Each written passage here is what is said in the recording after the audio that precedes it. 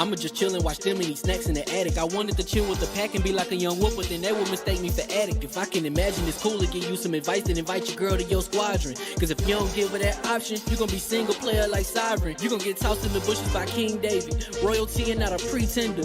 Detrimental to an elemental, what's an avatar to a knee bender? I gotta be me though. I know it's my destiny, work to Cognito. Who cares if you fly, if you still a mosquito? You swear you ain't something, but really be Steve-O. You like to collect stuff and that's cool, but I got bad news. Even if you really was that dude, King David still be the king of the statues. Since a juvenile, I've been cursed with a curse to be musical. And if you hate it, we'll meet in the crucible. Other than that, then it's cool and it's beautiful. We let you know that your dreams are pursuable. Whatever you wanna do, then it's doable. If you got work on a Sunday, it's suitable. Cause you can listen to this in your cubicle on the Lord's Day. Woo. If you got work on a Sunday, it's suitable. Cause you can listen to this in your cubicle on the Lord's Day.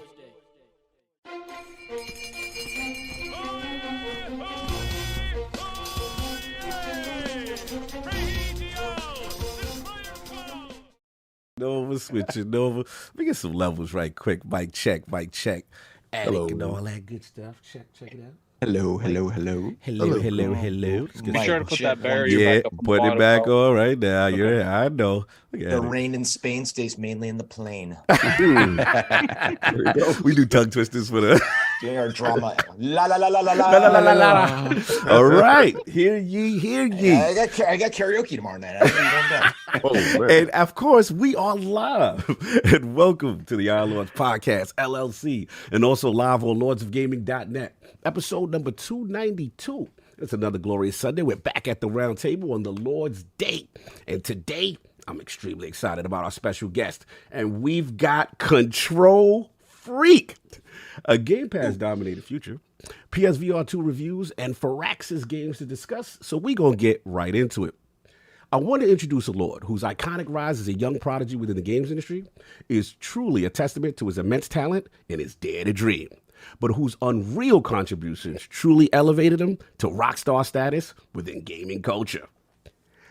Introducing the entrepreneur and designer of Jazz Jackrabbit, Unreal, and the GearsOfWar franchise, plus author of the insightful ControlFreak memoir, the Lord of Epic Adventures in a Mad World, who turned the needy into the greedy with great games. His success came speedy, live from North Carolina, and kind enough to make his debut into the realm of the Lords.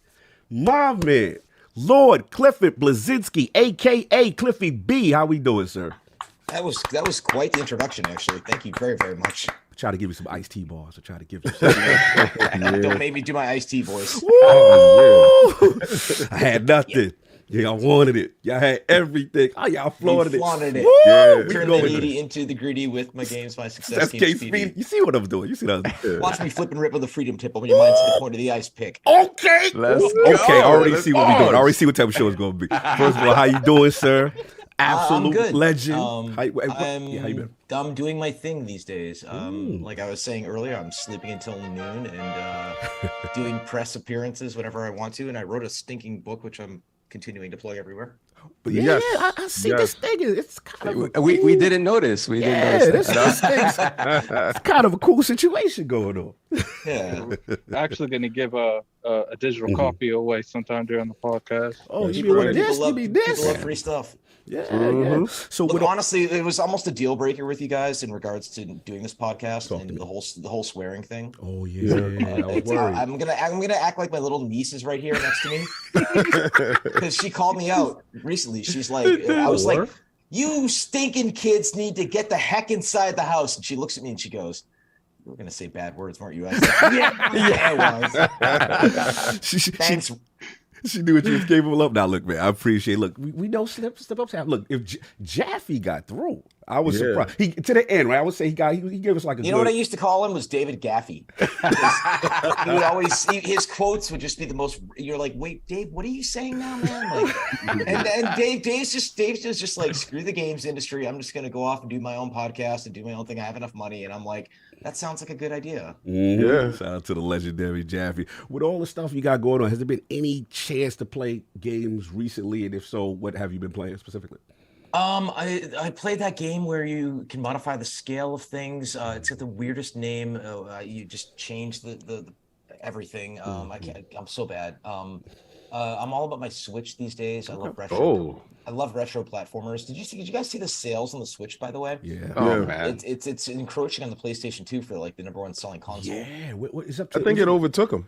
They're third right now, right? Overall, solve or no? It overall overtook PS4. Oh, so it's got to beat DS and PS2.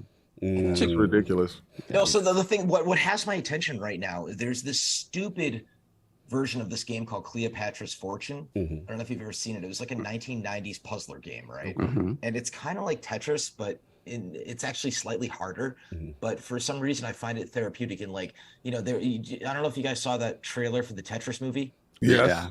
Like, Attic watched it.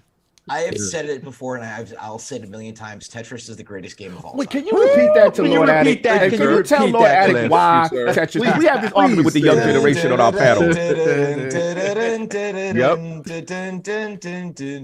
And I knew that I fell in love with my wife when we went to Mexico on a vacation, and we both had our Nintendo DSs, and she taught me what a T-spin was, because they added that to Tetris later on. Like, you kind of flip it around, and it was one of those things where she whipped my butt at Tetris. And I was like, I have to marry her.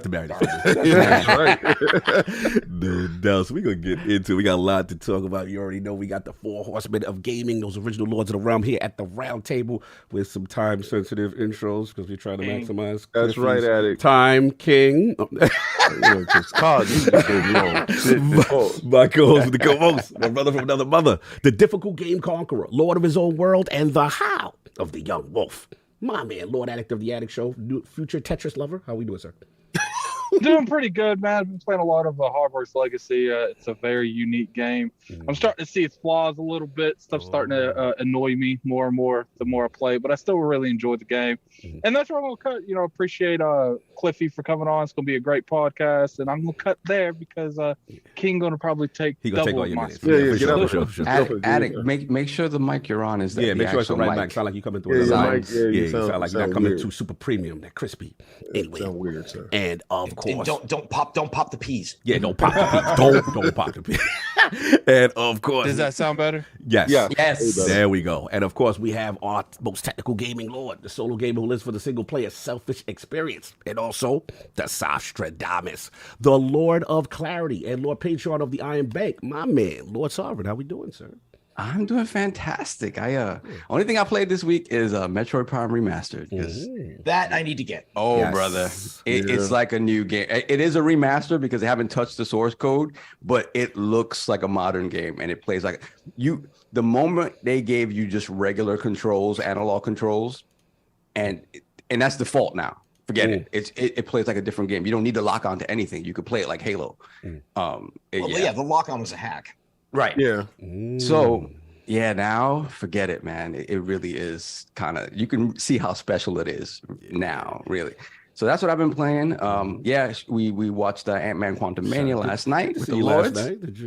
I know. You know how it is. Once every 3 months. Shout out to Quantumania. And it's usually a Marvel movie. Yeah, of course. The reviews aren't that good for it, by the way. I heard the reviews are bad. I will just say we enjoyed it generally as a group. I just think it felt like it was weird for an Ant-Man movie to be that bombastic and feel kind of like a Star Wars movie. Yeah, a lot of tropes. Yeah, a lot of tropes in there. And then I just also felt like the strength of Kang and the fact that he's supposed to be this big bad overall for this entire sort of arc of the MCU.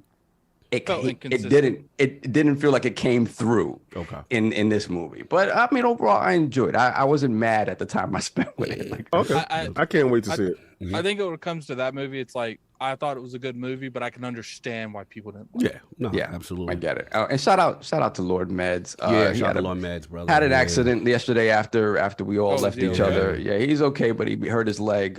So Well, he Shout fell out to down the you. steps? Yeah, Matt's always used. What is that thing? He uses that unicycle thing. Yeah. And He Oh, gets that's like like, a- that's he like pulled we up have in those, that we have the thing. scooters in North Carolina here, and like Really? it's a death trap. it is a Yeah. death trap. No, Oh, listen, man. it's not even a scooter. He has a real unicycle. Yeah, It's one of those electric How unicycles. hipster is this man? That's funny.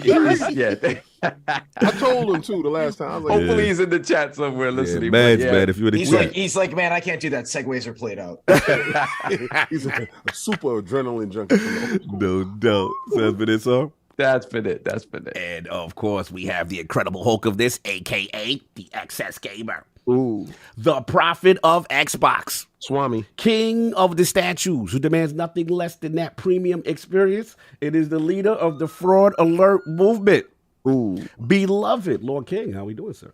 I'm doing fantastic now that I have the creator of Marcus Phoenix in the building. I want to see what's in that shelf behind you eventually. Oh man, I'll definitely send you some pictures. I got to tell you. I'm not seeing Decepticons there, am I? Or Oh no, we gonna have some Decepticon is Transformers upstairs. talk, or we gonna have some upstairs. Transformers. I got to sneak a little in on that game because I know about you. Team Autobot here. Oh, forever. Team Oh yes, for Robot. sure. Oh, definitely, for sure. No Decepticons on this side. No Decepticons. No. Because Decepticons be snitching. They be snitching. Listen, man, I was a little kid when the Constructicons first came, and I saw Oh, Devastator. I was mind blown. But anyway, Yeah, and continue. I like the Predacons because that's it. salute.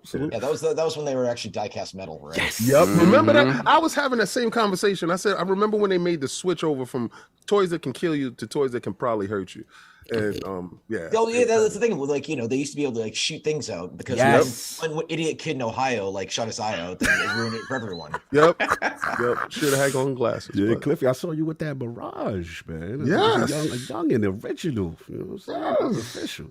Salute. I grew up with Transformers, and I always loved Transformers. I have in my lower level what I call my Optimus Shrine. Oh, Because like nice. Optimus, for those of us of our age, I don't know how old you guys are, but No, like we're in the same Optimus pocket. was like We're all in the same pocket except for Adam. Except for he the young. okay. Well, Optimus was like our dad, Yep. And then sitting there in the theater, what was it like 1986, 87? Yeah, man. Oh.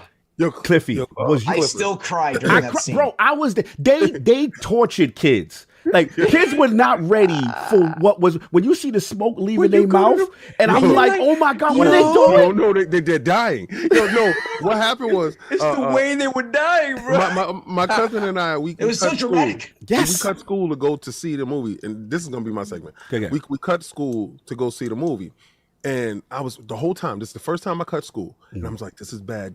But we snuck inside the Whitestone movie theater. Oh, To the Shout out back. to White Stone. Sat in there, quiet, sitting down, and the movie started, and they started killing Transformers. Yo, I said, Such my mother heroic warned me. nonsense. This is what happened. This is what happens when you defy. I said I cut school and they're killing Transformers. And when Optimus died, Oh god. my legs was weak. I couldn't leave the aisle. I said, oh my god, no. I said, this is what And the way his happened. head turns. Oh, the head turn and Cliffy when the body face goes gray. They lost the color. They lost the color. I said, no, this is it. No. So, okay, what I've been playing this week, Fortnite, Hi-Fi Rush. You said the F word. Yeah, You had contributions, that's Cliffy. the Come real, on. That's the real curse word here, Kane. Yeah, it's a bad curse word, but it's still good, Cliffy. We gonna have a clip to talk to. Also, I've been playing The Last of Us remastered and The Last of Us Part 1, right? I know it sounds stupid, but I was going back to see the differences, right? Just because we doing the show too.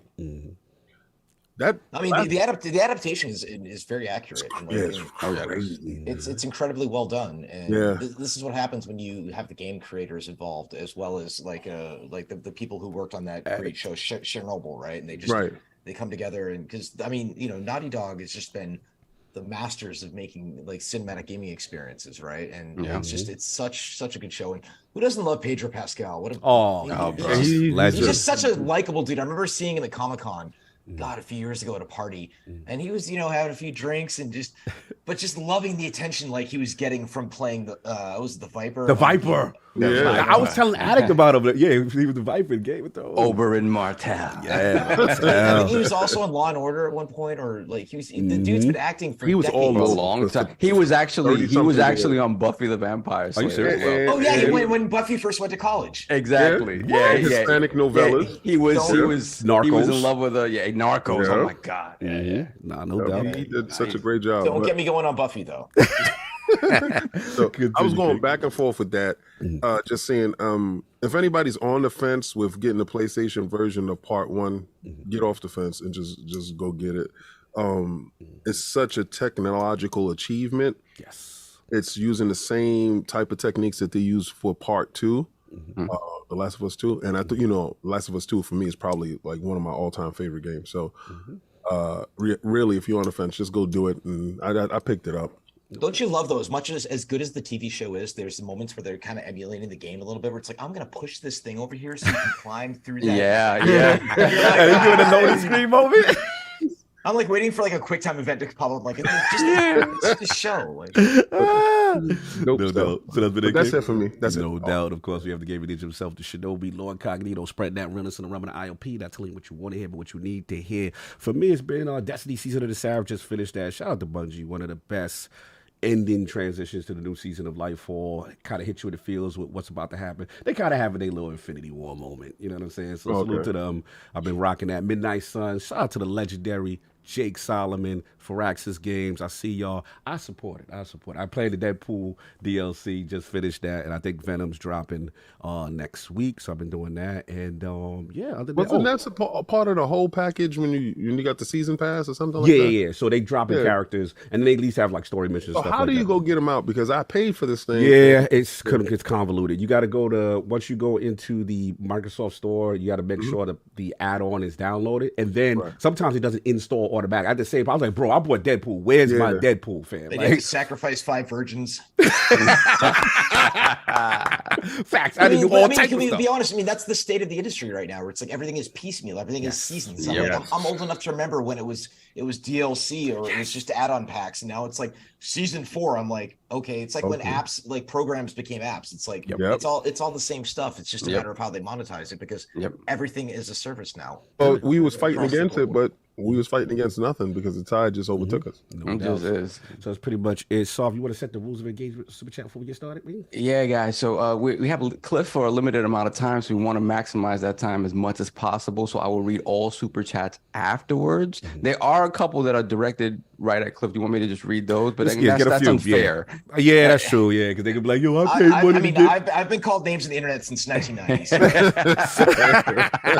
It's up to you, so depending. We will not be doing that here today. It's up to you, so how you want to handle. I'll leave it. All right. I mean, okay. Let me see. Just read the ones that are directed towards. We actually have a pretty. What's what I'm looking for? Reasonable chat, Cliff. Yeah. Come back and fix Gears of War, Cliff. You're the magic bullet to fix Gears of War. You know, that's coming. It's gonna be bad. So first, let me read Hardgate Sydney. Shout out to Hardgate Sydney. $10 super chat. Salute to the Lords and welcome to the realm, the legend CliffyB. And he put in a bunch of codes for the realm. Thank you once again, Hardgate. He got Bulletstorm in there. He's got Gears Ultimate Edition. He's got Hogwarts Deluxe. So shout out to you. Appreciate you, brother. No doubt. I snatched up that Hogwarts. So come on, man. It looks really solid. Yeah. Then we have Free R. Kelly. Oh, they let him out. They let him out. Too soon. Oh no, Cliff. We've been doing this for quite some time. This is years of Free R. Kelly. Yes. What Kel said. Cliff, did you guys ever anticipate the shotgun in Gears would determine the way the game was played in multiplayer? No, we never anticipated that, because I mean, it's literally on the box that it's the Lancer. Like it's a chainsaw gun game. It's a chainsaw gun game, and then when you give players the ability to explode people in a second, they're going to take that ability. Yeah. And so it wound up becoming a shotgun game, and we fought that for years. Until by the time Gears 3 came around, Lee Perry, who's my co-designer on it, he's like, let's do a sawed-off shotgun. and you can just make like 5 people explode at once. And I'm like, ship it. That sounds great. I mean, that's proof of like, you know, at some point you have to give the people what they want. Yeah. Right. You can fight it all you want, but then, you know, it's kind of like when you go see a band, you know, like you go see like, and showing my age, going to see like Def Leppard, and like, you know, you want to hear the old school songs, you know, you want to hear Pour Some Sugar on Me. You know, you don't want to hear the new stuff, right? Classics. So exactly. So you just, you know, gotta listen to the audience and the wisdom of the crowd, as they say. Respect. Exactly. Respect. So I'll get both of you.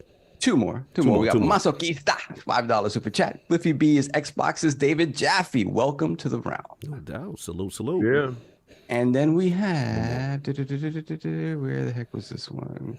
Cliffy and Gears defined. This is Simon Brandy with the £5 super chat. Cliffy and Gears defined the 360 era for me. There's no showman in gaming anymore, and nobody like Cliff. Phil should tempt him back. Oh, we'll get into it. Well, he is working on Phil and I are amicable. You know, he still slides into my DMs once in a while. Ooh, and Dominus pulls through. Let's go. That's why he's Aurelius. The thing is the gaming companies and the powers that be don't want there to be any video game rock stars anymore, because in like, you know, the last remaining one is Kojima. Yeah. You're correct. And so, like, you know, I enjoyed stepping out of the spotlight for quite some time because it gets nasty out there. And is it just me, or is it feels like gaming has gotten like exponentially more toxic the last like 15 years? Sir. Yeah, oh yeah. We'll definitely Yeah. ask you details about that and how you feel about it. People losing the fun. You can say whatever you want to me. You say something about my family or my wife, and I'm coming for you. You know, Facts. Of course. No doubt. but game. I mean, it comes from passion, right? Like, you No, know, it they just comes from say ignorance. they say the crap because they care. True, but I just feel like social media, we ain't gonna get into it, but social media allow people to Social say media stuff that they wouldn't say to nobody face. I got a question. All right, quick, let's go. for Clifford. And the only reason why I call him Clifford is because of the book. Because I was ignorant coming in going call him CliffyB. No, it's Clifford. What is this Android versus iPhone thing? Oh, come on, kid. Yes, people are. No, I don't know what it is, and I'm very So ignorant to it. there's this thing with my in-laws, right? My Louisiana in-laws, they all have iPhones, right? Right. And except for my brother-in-law, he's an engineer and he has an Android, right? And so we have that group text thing, right? Yes. Right. And there's the green bubble and there's the blue bubble.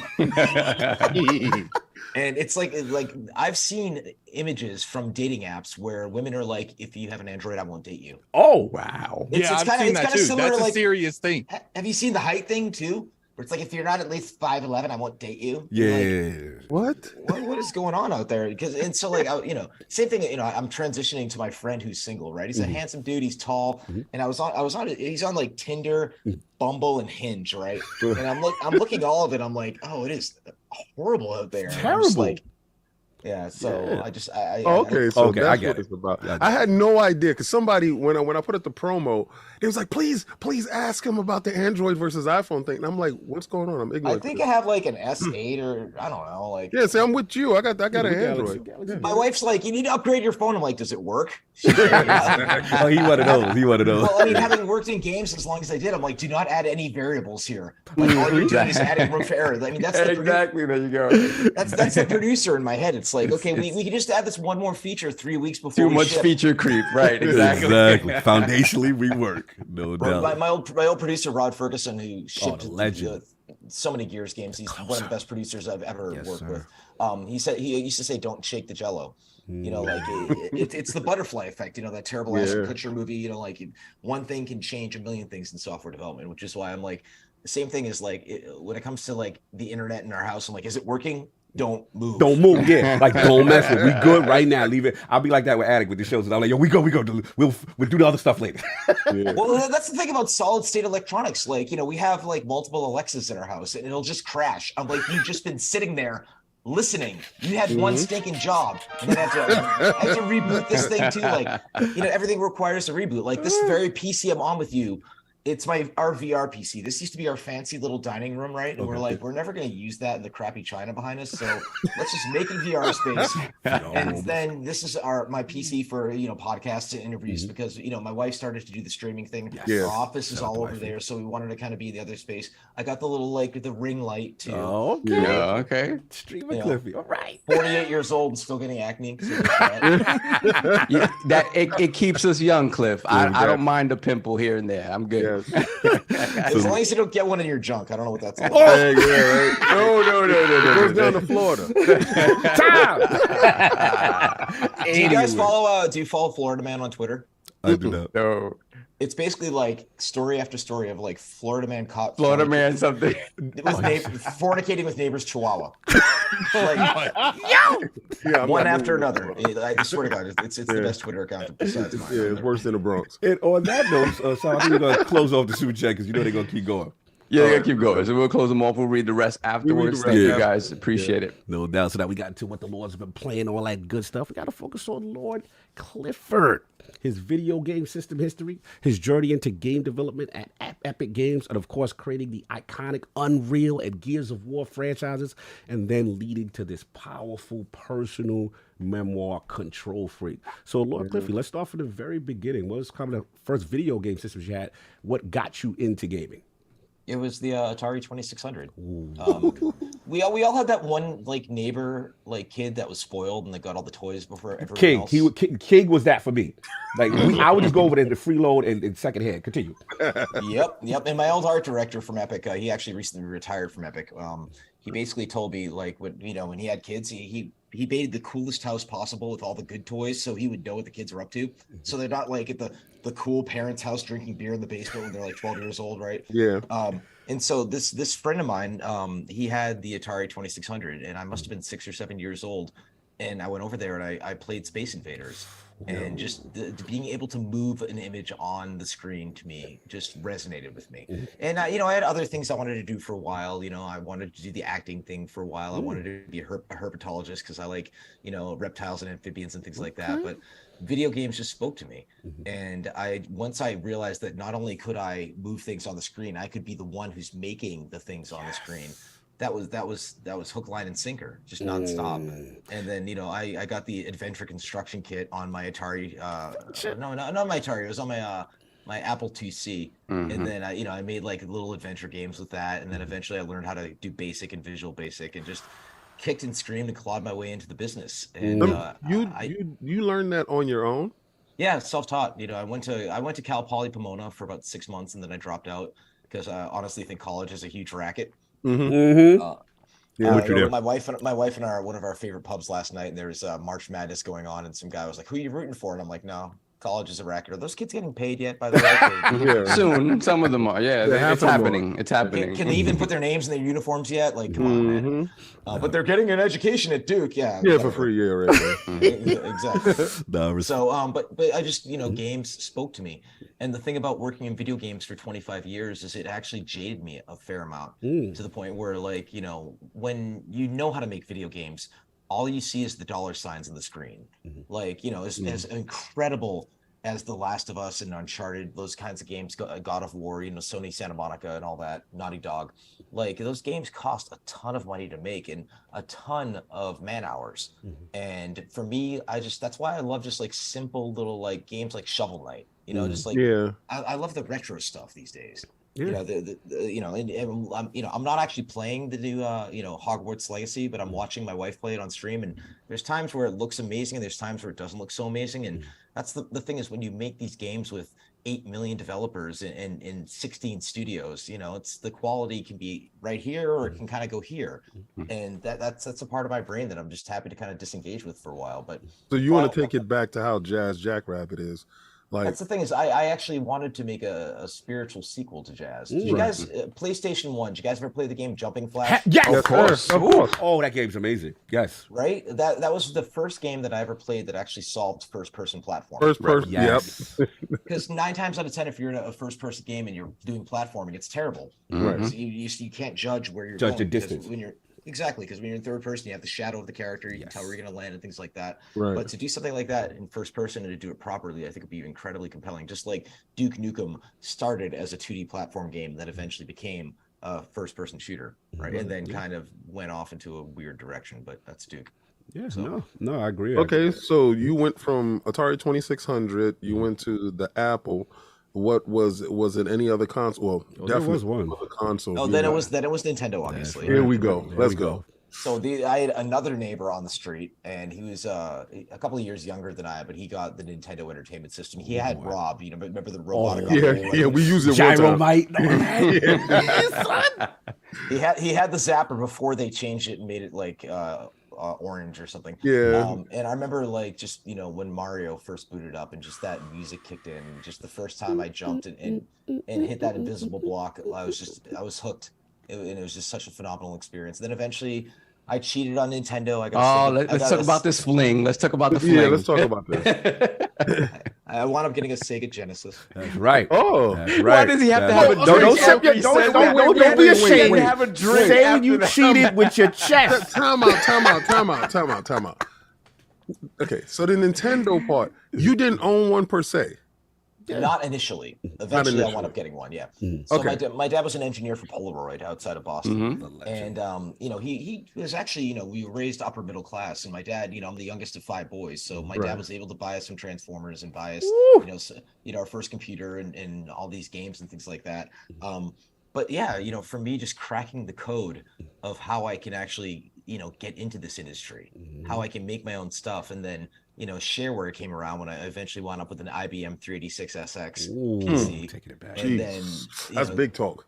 Companies, and then a little game like Wolfenstein came along, and that was after Commander Keen, and I was just like, I didn't like the world in which I lived, so I wanted to make my own virtual world, essentially. Right, because at this time, okay, so me reading the book, and I know we're gonna get into the book later, but I was growing up being bullied too at certain points because I was too tall for my age, right? So I'm 11 years old, but I got 15, 16-year-old, grown kids bothering me. Yeah. And now that's an asset. Like, you want to be tall. Yeah, right? But so it was I was a Nintendo nerd at this point in time. And I know about the, you getting off the school bus and running. Bus story, it hit me hard. Bus thing, it hit me hard.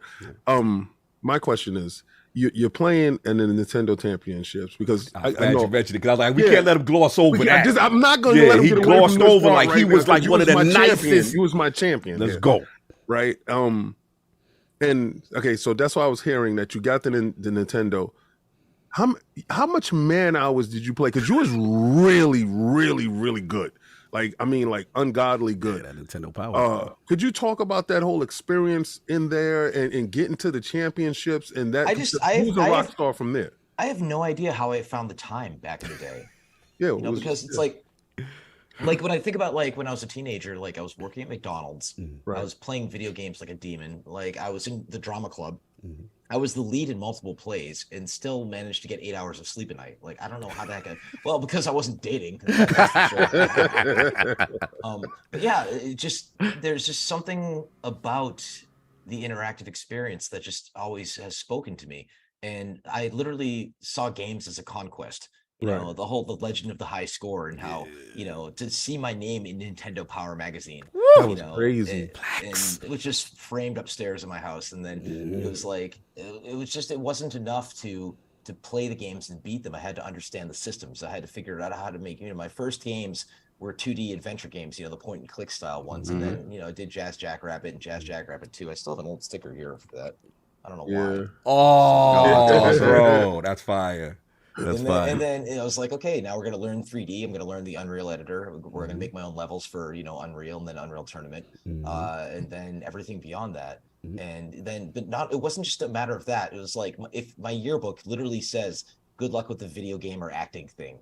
And somehow I figured out a way to do both by being the spokesman for Epic for many, many years, where I worked in the games. I made my fair share of what I could do, but it wasn't just enough of that. I had to actually go and do 8 million interviews and do press tours and things like that. I had to be the hype man, the spokesman in the company. And it was a lot of freaking work. And, you know, it's funny, when I first started dating Lauren, God, we've been together for over 13 years. And she'd sit there during these press junkets and just hear, you know, they'd ask me the same 5 questions over and over again. Like, how many weapons are in the new game? And I just eventually just get bored and be like, there are no new weapons. Like, really? And it was always those like lost in translation moments when I would be interviewed by like a Japanese journalist where they'd ask me a question, you know, like, what's the theme of the game? And I'd say something for like 30 seconds and they'd turn to the journalist, the translator, and they'd be like, blah, blah, blah. And I'm like, I said a lot more. Or they'd be like, how many guns are there? And I'm like, 12. And then they turn and then the translator would talk for like 40 seconds. I'm like, I just trying to see the equivalency. Yeah, it's not balancing out here. Again, I think the era of the rockstar game designer is kind of dying, and it's kind of sad, you know, because I think, you know, the people, the powers that be that have the money and own and control these studios, they don't want there to be one person seen as it, because it very much is a team effort. You know, so whenever you see an update for Valorant or Apex Legends or Fortnite, it's signed by the team. Right. You know, Donald Mustard is the main creative behind Fortnite, but not a lot of people know that. Right. And he was the one, you know, responsible for Infinity Blade, for Shadow Complex.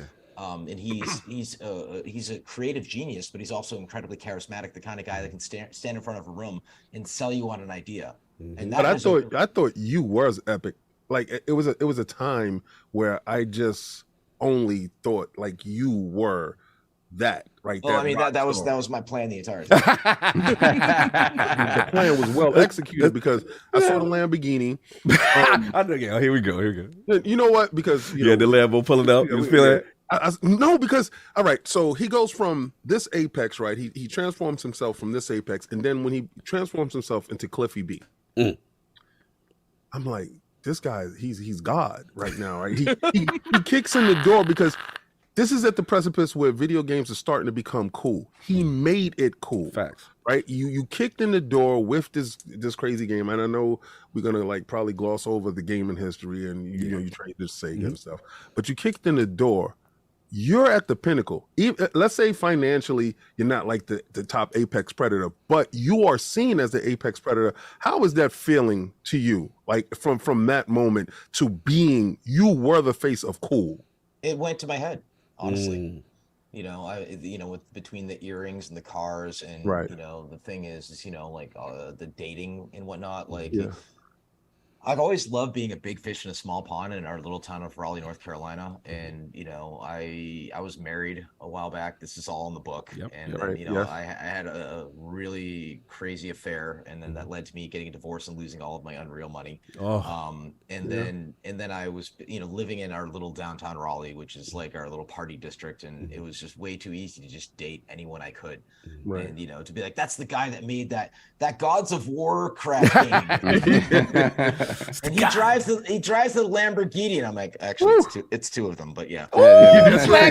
This is my Tuesday car.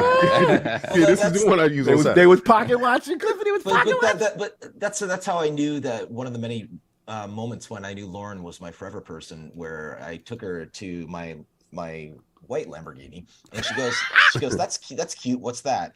And she didn't know what it was, you know, because she wasn't a gold digger at all. You know, she only knew who pro gamers were. She didn't know who any of the game developers were. That's actually, to transition slightly, the world in which we live now. It's like we're in a world of Twitch streamers, YouTubers, and OnlyFans people. And they need to stop firing women who are on OnlyFans from their regular jobs, because if they were paying them enough in their regular jobs, they wouldn't have to do OnlyFans. They wouldn't have to do OnlyFans, right? Tell the truth, the devil. Don't sex shame these women. They're doing their thing. Not at all. But I'm just honestly, when it comes to the car thing, I respect cars. I like them, but I'm totally over it. I mean, you get to the point in your life when you hit over 30 or 40 where you want assets that appreciate and don't appreciate, right? Very, very few cars, you know, appreciate and value. And some people get like the car bug. You know, I have some friends of mine that I worked with back in the day that have a bazillion of these kind of supercars and all that. And I'm like, you know, can I just get some land? I feel that. I feel that. I want to back up just for a second. And with Unreal and Epic, and I would probably want to set Solve up there, because like part of the way I've visualized you coming in the game was like the young upstart. I'm coming for the top dudes, like, you know, Carmack Romero, you know what I'm saying, and the Unreal and the Quake energy. Like, was your mindset kind of like, yo, that's the enemy in a sense, and I'm coming for them kind of energy? It all comes back to Ice-T, honestly. I had nothing and I wanted it. You had everything and you flaunted it, right? And that was the thing is, you know, seeing the, you know, the Wired articles about, you know, Carmack and Romero from id and how they had, you know, these crazy cars and mansions and things like that. And I was like, you know, I looked up to them, but I wanted to dethrone them.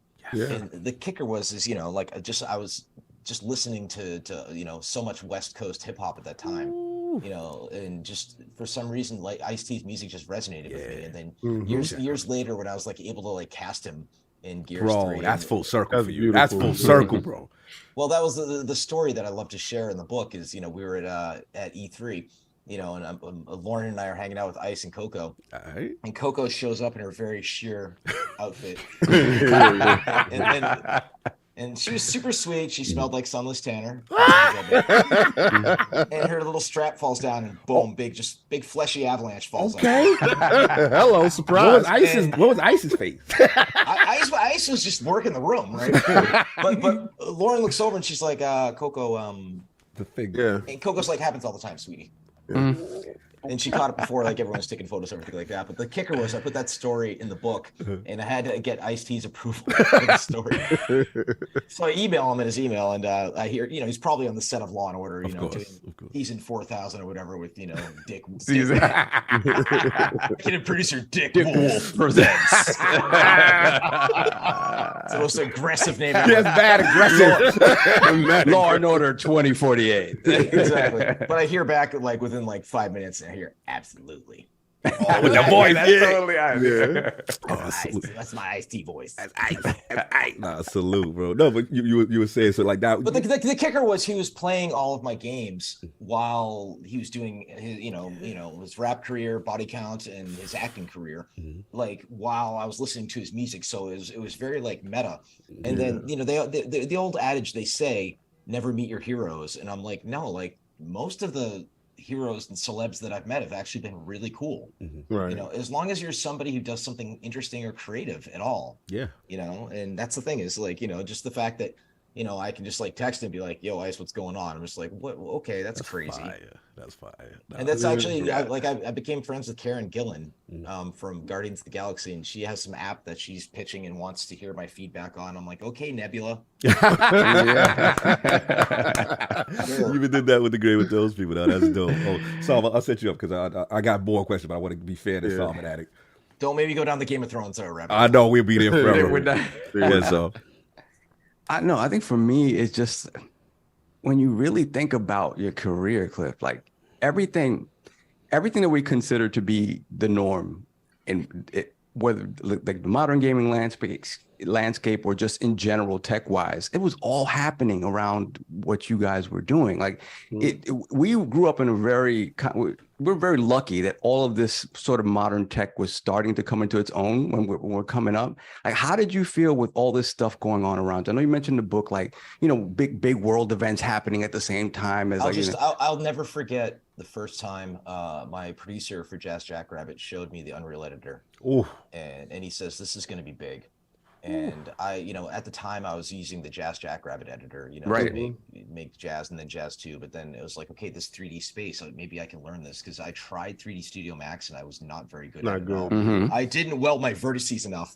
But then, you know, the thing, one of the keys to what Tim Sweeney understood was making these tools easy for creatives, so that you could, you know, facilitate the vision. It's, you know, a better paintbrush, right? And then make it, because there's so many friction points. There's so much going on with game development that if you can make it easy for your average person who has an idea and has a vision, and there's a person that I'm slowly working on a movie project with, and he has a saying where he says, and it's a pretty common saying where it says, sometimes you just will things into existence. Right. And, you know, that's the thing is like, you know, I'm like, okay, now I'm going to write a book, and, you know, I'm working on a comic book as well. And, you know, I'm going to produce stuff on Broadway and then, you know, the restaurants. And when you realize, you know, this is one of those moments, you know, we were talking earlier about Manhattan and New York. And it's, you know, I remember thinking New York was such a big, scary place. And then years later, learning to love it and realizing it's all just systems interacting. That's the entire world. Everything is systems. And if you can figure out those systems, you can, you know, like learn the Matrix, because I firmly believe we're in the Matrix, but that's another conversation. Yeah, I'm with you. It's real talk, especially, you know, how the Unreal Engine kind of shaped things, and from the standpoint of then licensing it out, getting, you know, a fee, and other people utilizing this kind of standard. I wanted to, I'm sorry, just real quick. When you look at Epic now, right, is it a little bit disappointing to you that they kind of don't make games anymore? They just, it kind of feels like it's a Fortnite and Unreal machine. I mean, okay. Technically, I'm still under NDA. Okay. So never mind. But the thing is, you know, they you know, they have to go where the money is, you know, and Fortnite's been making money hand over fist for years now at this point, right? And there was a time period where, you know, I'd like go to the state fair or I'd go to the mall and I'd just see Fortnite stuff everywhere. And it just it was really frustrating for a while because, you know, Epic was very good to me. You know, they took care of me fiscally, but it's not like certain other industries where if you leave, you get residuals off things. Like I don't see a dime on Fortnite, even though I worked on it in like the very earliest phases. And that's, you know, business is business. It is what it is. But I think Epic to some extent has kind of become like Valve. That's that's the comparison that I make, where it's like they have so much money, you would think you could make whatever you want, but you decide kind of not to. And I mean, that's the thing is like, you know, if I was still in charge over there of creatively, I would make sure that there are multiple projects being incubated. Right. Because, you know, yes, Fortnite, they've done a fantastic job with keeping it as a live service. They have updates after updates and seasons and battle passes and all that stuff, right? But the thing is it always going to be evergreen? Is it always going to be cool? Yeah. Right. And so if I was a creative working in that environment, you know, there's the cash cow of that, but just take 10 people, 10 of your best game developers and just put them in a room. I mean, that's what birthed Fortnite in the first place, was essentially, you know, the remnants of a game jam.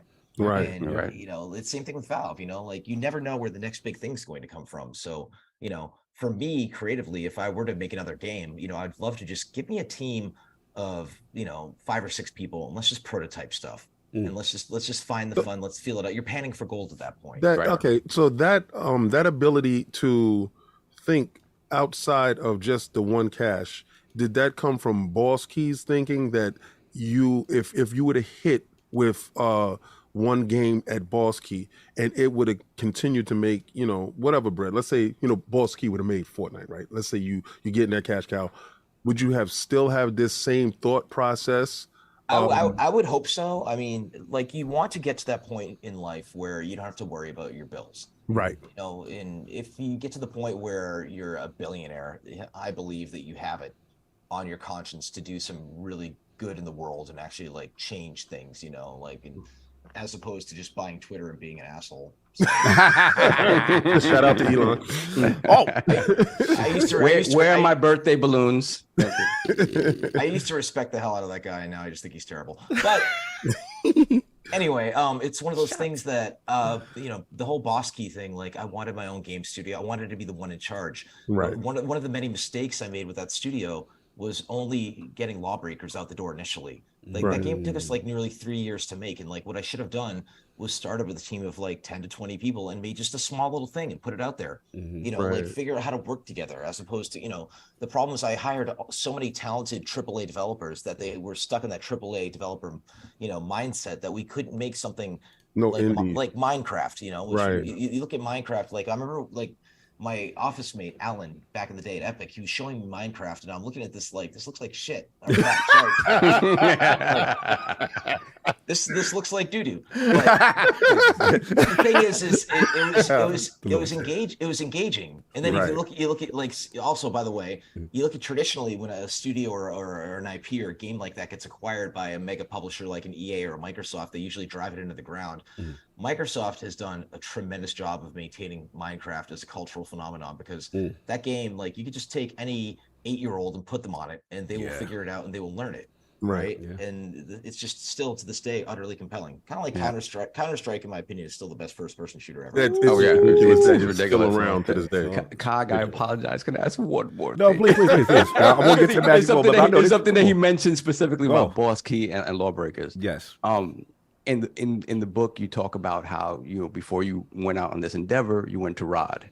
And Rod said, I'd love to come on with you, but it's going to be a me and you thing. And at that moment, you were like, no, I want it to be, it's a me thing. Like I want to be straight up in charge. If you guys have been able to work that out and sort of work in collaboration, knowing how Rod is, the closer and somebody who can kind of keep focus at a game studio, do you think things would have been different at Boss Key? Absolutely. I still, again, like I said earlier, I think Rod is hands down, if not one of the best producers in the video game industry. And he's a hardcore workaholic, and he somehow makes the balance work. I don't know how he does it, but Rod always kept me honest. Rod would, like people act like I was just the guy on Gears. No, it was the combination. Myself working with Rod Ferguson, working with Chris Perna, working with Lee Perry, working with Ray Davis. All these other developers, we were like the Beatles, and you have to have that kind of group like synergy. But the thing about bands is bands can't always last forever. True. Eventually Yoko shows up. Okay. Throws a wrench into everything. That's a good one. Yeah. No, I mean the thing is, deep down, a part of me misses making games. And the thing is, I'm still doing things creatively. You'll see some news in the next few months of some stuff I'm working on. Cool. One of the biggest highs for me as a creative is typing up a description. Okay, it's a world that's an alien planet, blah, blah, blah, and then you set it to a concept artist, and then a few days later you get like a sketch of it. And then, I sit there and I turn to my phone, I show Lauren, I'm like, oh my God, that's exactly what I was thinking, like that's the beauty of gaming, brother. Right there. But then when you make something that is such an impact on people that they'll actually get tattoos in their body of it. Yeah. That's crazy. Speaking of which, I hate to interrupt. We got to transition because I'm dying. I'm chomping at the bit, and Saul's keeping me. And you talking it now. No, Cliffy's talking what I want to get to, and I hate to interrupt him too because he's talking about the tattoos. He's talking about those moments in gaming. We've got to talk about your magic moment, brother. We've got to talk about you, this young kid, the earrings, the hair, stepping on that stage in Hollywood. This is Microsoft's big IP, lot of pressure, and then we're talking about Halo at the time gets delayed for the 360, so it wasn't necessarily ready. There's a lot of pressure on Gears coming in, this big IP from Epic. So I want you to paint that picture. Give me the energy of the studio coming in. Like, did you know you had it? And then going on that stage where, let's be honest, everything could go wrong. You're from an era. It usually does. Yep, and you're from we're from the era, King, where it's really the vertical slice BS. Let's be real, right? Where dudes don't grab that controller and really do that thing. And Cliffy's up there with one of these, 360. Yeah. You know what I'm saying? And he's out there. So like paint the picture leading up to that moment and then the moment itself. How was that? I was going through the separation and divorce with my first wife at the time. Wow. And I was living in a really cheap apartment, like basically a stone's throw from Epic. And everything was riding on my shoulders at that point. I had a new girlfriend at the time, and she was very supportive. And it was one of those things that if I had known like how important that moment would be for the rest of my life, I might not have been able to have delivered. But I was young enough and cocky enough to been like, screw it, I can do this. And I credit that to my drama upbringing. Like, I grew up with Saturday Night Live always on. I watched Carson and then Leno with my parents every night before bed. And the ability to step on stage and to be a public figure, to put yourself out there. And you get that little nervous thing in your stomach, right? When you're about to do something you haven't done. And there's a phrase that I also like. It says, do one thing every day that scares you. Yep. And if you can take that knot in your belly and turn that into motivation, I think it's a beautiful thing. And that's why, I love doing like karaoke at least like once a week, very mediocre at it. But the thing was, that was a seminal moment to establish myself as a public figure, in the face of Epic for the foreseeable future. And the internet loves it and they hate it. They love to build you up and they love to tear you down, And so I think that's only here in America, but go ahead. Well, I mean, the entire internet loved it when Bosky folded, by the way. No, we didn't. I didn't. Well, but he's right. A lot. The internet, they those don't like cocky. Like devs is the only like genre you can't be the cocky devs for some reason. Did you read that quote for me? Because I've said that in every other medium. If you can be a politician, you could be a musician, you could be whatever. You can be cocky, right? Yep. If you're a game dev, no, you can't. Can't be. You can't be confident. I don't know what it is. I championed you for that. Like, because all right, we came from, and you remember it, where video games was shunned, right? And I guess that whatever animosity that you built up during that period of time of whatever vitriol you were getting as a child, because we all got it. If we had a Game Boy in our pocket, the gamer wasn't cool back video then. games, right? Because you were supposed to be outside doing bad things and playing with women, playing with girls. If you're not doing that and you're playing video games, something's wrong with you. And that's what we was looked at. You took us out of that. So for anybody to champion your demise off of Boss Key or something, a game or something that you didn't perform well, I think that's bad on them, because were our figurehead. I really appreciate that. For me, it was like, when I was coming up and looking at, like, mentioning earlier, Carmack and Ramiro, right? We all remember the debacle of when he had his own studio with Ion Storm. Yeah. Katana. Katana. And we were like, I was like, I wanted to see that guy fail. And like in hindsight, years later, Ramiro and I, we became friends. And, I asked him one time, I was like, so what was the whole deal there? He's just like, I just wanted to make a cool place for people to make cool games. That's all he wanted to do, and years later, he's still doing his thing and he's still thriving. He's happily married to Brenda, who's also a video game legend. And it's so funny for me also to take my wife around to these video game events and introduce her to some of these video game legends I've known for decades. She actually worked at id Software. She worked with Carmack. Carmack would hand her like the iPhone version of Doom, be like, give me some feedback on that. I'm like, you worked with Carmack? Like, what? She like didn't even know, but it's one of those things, like, it's the whole Schadenfreude, and I compare it to, it's like Britney Spears, right? Like, everyone loves Britney, right? And the thing is Britney, had that phase in about 2007 where she kind of maybe went a little bit. Right. There was the conservatorship, and her Instagram is still kind of weird. That was crazy. The thing is she was born to be a performer. Yeah. Right. And for me, like, that drama nerd me, I need the stage. That's why, going back to the karaoke thing and going back to, I could, doing a keynote and things like that. Like, I love for it. It's like Lady Gaga says, I live for the applause. So is that you microdosing weekly to get your fix of the crowd, of the adulation? Well, the kicker is we do it. So there's a few spots in town that do karaoke, right? Right. Karaoke is such an art form. Like, I have a whole screenplay I want to write called Mic Droppers, about a guy who's a software engineer and his studio's failing and then eventually finds his way through karaoke. But we do it I co-own the Raleigh Beer Garden in town. And every Monday night at 8:00, we get a really, really good crowd. And I'm sitting here thinking, these people are all buying beer and buying pretzels to see me sing, And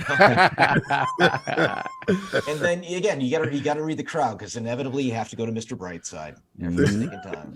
No doubt. I want to get Attic in, man, real quick. Attic, about Gears, or maybe just any questions specific that we may have missed during this revisiting history.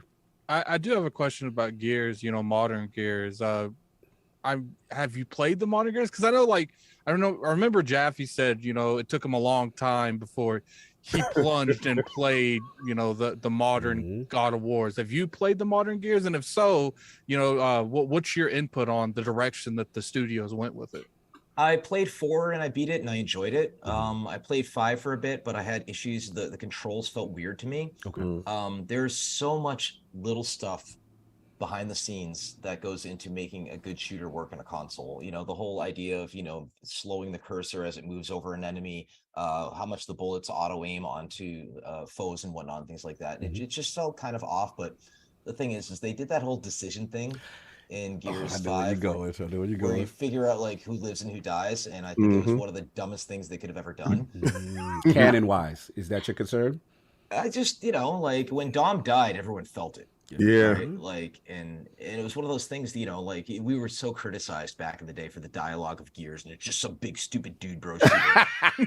And once in a while, you know, I'm sitting there in the afternoon, maybe I'll have a mimosa and I'll go to YouTube and look up those videos, and every single comment is like tears. You know, as I was playing this with my best friend, and then Dom died, and I just couldn't recover for like 4 days, and I'm like, yes. That's exactly. You know what it is? People like to criticize things that come off as corny. But we're human beings. We love corny. Like we love corny. Yeah, we love all of that. The hero story, the arc, the sacrifice. We love all of that stuff. And I will give, you know, Cliffy and the team your credit in the sense that for me, what I really miss about Gears was more of like the horror aspect and being scared. That was actually one of Phil Spencer's main notes when they acquired the IP that he wanted. He gave the marching orders for Rod, was they left out, you know, kind of the horror. And the thing is this something happened also with the Dead Space franchise where, you know, Dead Space 1 and 2 were great, you know, survival horror games, and then they just doubled down on the action aspect. And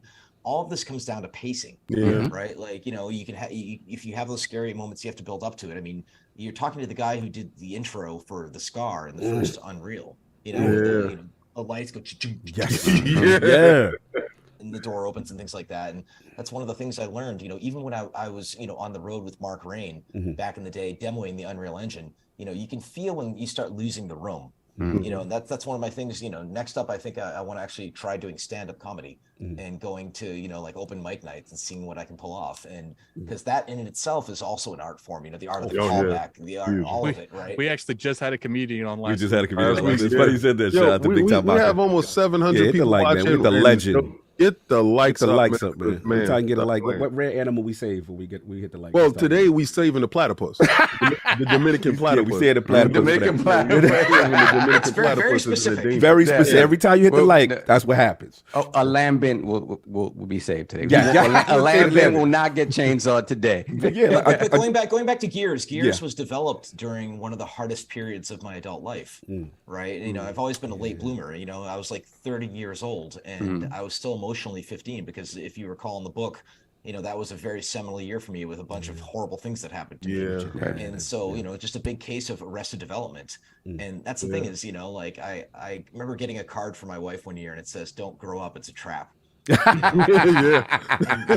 That's kind of true. You gotta stay young at heart. And you know, I don't want kids, but one of the things I've gleaned from people who have kids is you get to kind of relive your childhood through their eyes. You know, it's like looking at my brother who just has two wonderful children, and like for him to introduce his son and daughter to, you know, the world of Transformers, and, you know, crazy, all I want. And that's what I call a forever IP, by the way. Like once it transitions to a new generation, that's when it becomes the thing. And like, you know, we're gonna be hearing about Pokemon for the next 5,000 years. Right. Oh yeah. What are your thoughts on Michael Bay Transformers? Oh God. Be careful, Cliff. Be careful. I'm not allowed to curse in this podcast. Thank you. Good answer. Enough said. Good answer. That's what I'm talking about. To be fair, the Bumblebee movie was great. No, yes, and that was callbacks to G1 and sensibilities. So I respected it. But when your character designs look like a bunch of shaved metal pieces that have been glued together. I mean, that's one of the greatest things about Generation 1, especially of Transformers, is where you could kind of tell what the robot would turn into, right? Like, you know, and that's, you know, Optimus Prime, you know, this big barrel chest that was the truck and things like that. Because Transformers started off as Diaclone in Japan. Yes. Yeah. And then Hasbro took it and they gave it an IP, the heroic Autobots and the evil Decepticons and Cybertron and everything like that. And as a generation of kids, we were just hooked. And so much of that was an influence, like that G.I. Joe, Thundercats. Oh, let's go.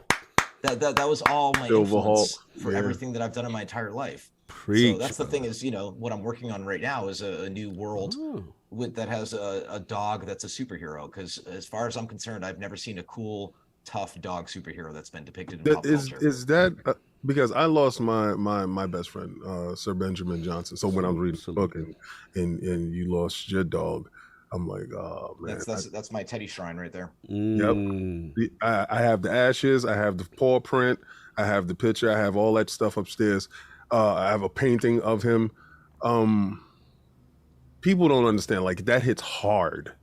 It really, honestly, the thing, the internet thought it was so freaking hilarious that, like, I started my studio and I'm this cocky celebrity game designer, and, like, you know, I employed 80 of my friends for 3.5 years. I knew their spouses, I knew their children, I knew their pets. They brought their dogs to the office, right?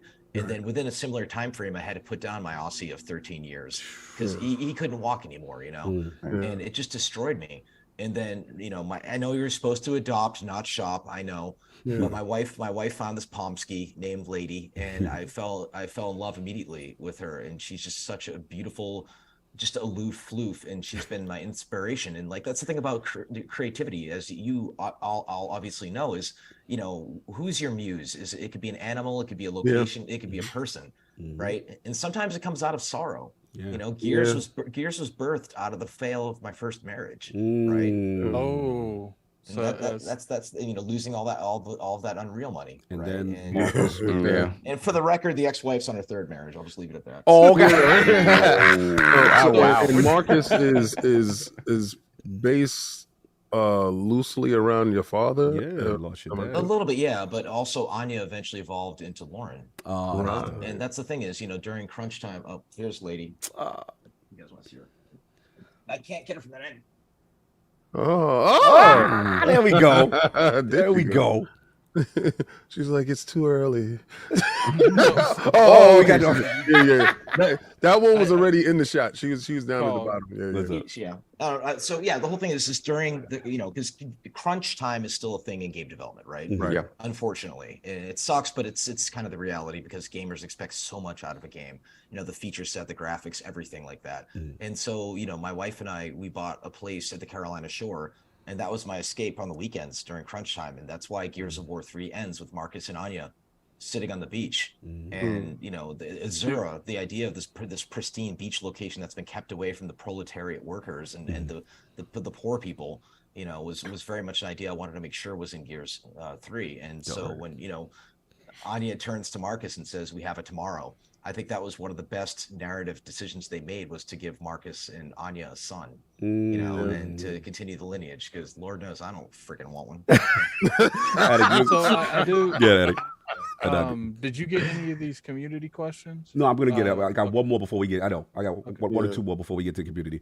I did want to ask, during the 360 era of Gears, and I know you spoke very highly of Rod, right? And salute to the legend.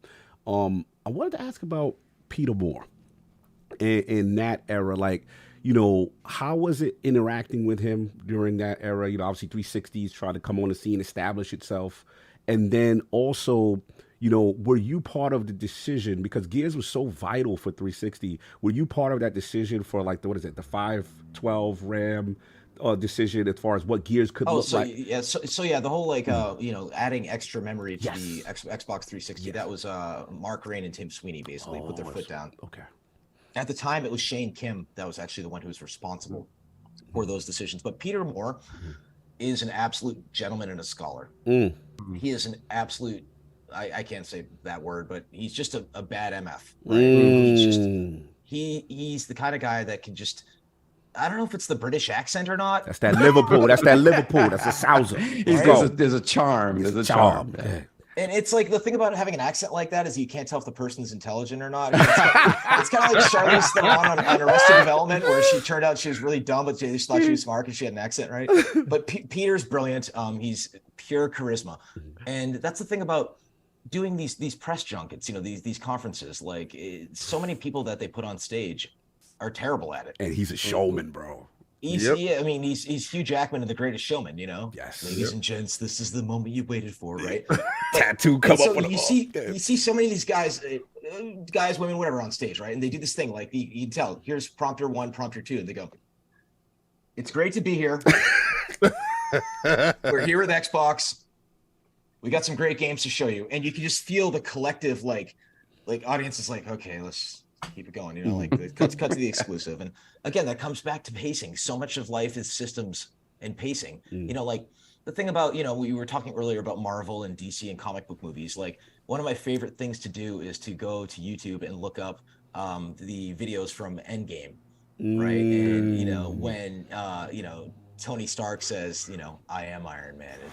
And then just, I'm getting chills even saying it right now. And I'm not even that huge of a Marvel fanboy, but like, you know, it's the same thing with musicals, right? Like when, you know, getting into Broadway and being a Broadway producer and, you know, talking to one of my producing partners, Kayla from TBD Productions. And she's like, well, you seem pretty good at what you're doing with this. And I'm like, you can't fake the goosebumps. Yeah. Right. And like when the music, it hits that crescendo, it's the same thing with a good concert. It's the same thing with a good video game. It's the same thing with a good dining experience. The same thing with, you know, being in a good relationship, pacing and cadence. It's all of it. It's everything. Same thing with stand-up. You know, it's all systems. And I'm pretty much freaking all over the board these days, if you haven't figured it out. You're micro dosing all around. This is what I'm noticing, because like you were at the apex. So that level of adulation is not going to be supplanted by something small like karaoke here, but you will still get those nods when you're about to do the song and you're still filling the room. I think you're still in that moment, that shining moment around all the things that you do from Broadway to Can you be my new therapist, please? No, well, I mean, once you said that you went to therapy because your father died and stuff like that, I'm like, I'm really reading the book. I'm really understanding you more, because before then I didn't, right? Before then, you were just the alpha and omega to me, right? You came from the bottom and you raised to the top. You were at this point with Nintendo, because it seems like I knew you, but I didn't know you. And the book Control Freak allows me to get to know the person, the humble person, the person that found that medium, right? Because you were here to me with the Lamborghini, and you were also here to me with the Super Mario stuff. Mario Brothers. I'm just saying, now you're at a space, but you're still crave that, you know, from me boxing and fighting people and hearing the crowd outside the ring, you never walk away from that. You always feel that. And I'm seeing you get that little fuel from all the endeavors that you're doing now. Yeah. It's fantastic. I think that's really, honestly, really, really appreciated. I really appreciate that. Yeah. I think what I got from the book was the fact that all the stuff that you mentioned, King, is back then it felt like Cliff, like you needed it. Yeah. In turn, because that's how you were kind of drowning the sorrows and the things that were going wrong in your life, and kind of just enveloping yourself in other things and sort of drowning that out and not addressing it. And now you have the hindsight of time and just distance from it. And wisdom. It's like now, and wisdom, exactly. And it's you kind of can process it and take everything that you need to from it and learn from it. And you're just is a place where you enjoy it and you know you can do it and you're good at it, but you don't need it anymore. You want to get to the point where you feel like your life is an RPG and the world is finally open to you. Yep. You know, like New Game Plus. Exactly. I mean, without the weapon degradation of not the degradation. Oh, brother. Let's get this guy off the show. I mean, that's the funny thing about, like, somehow I've managed to amass this really interesting network of people, like, and just, you know, so basically, at San Diego Comic-Con for a few years, Justin Roiland from Rick and Morty, and again, that's a hot topic. Totally different. He's a good friend of mine, but we're not going to go there. Absolutely.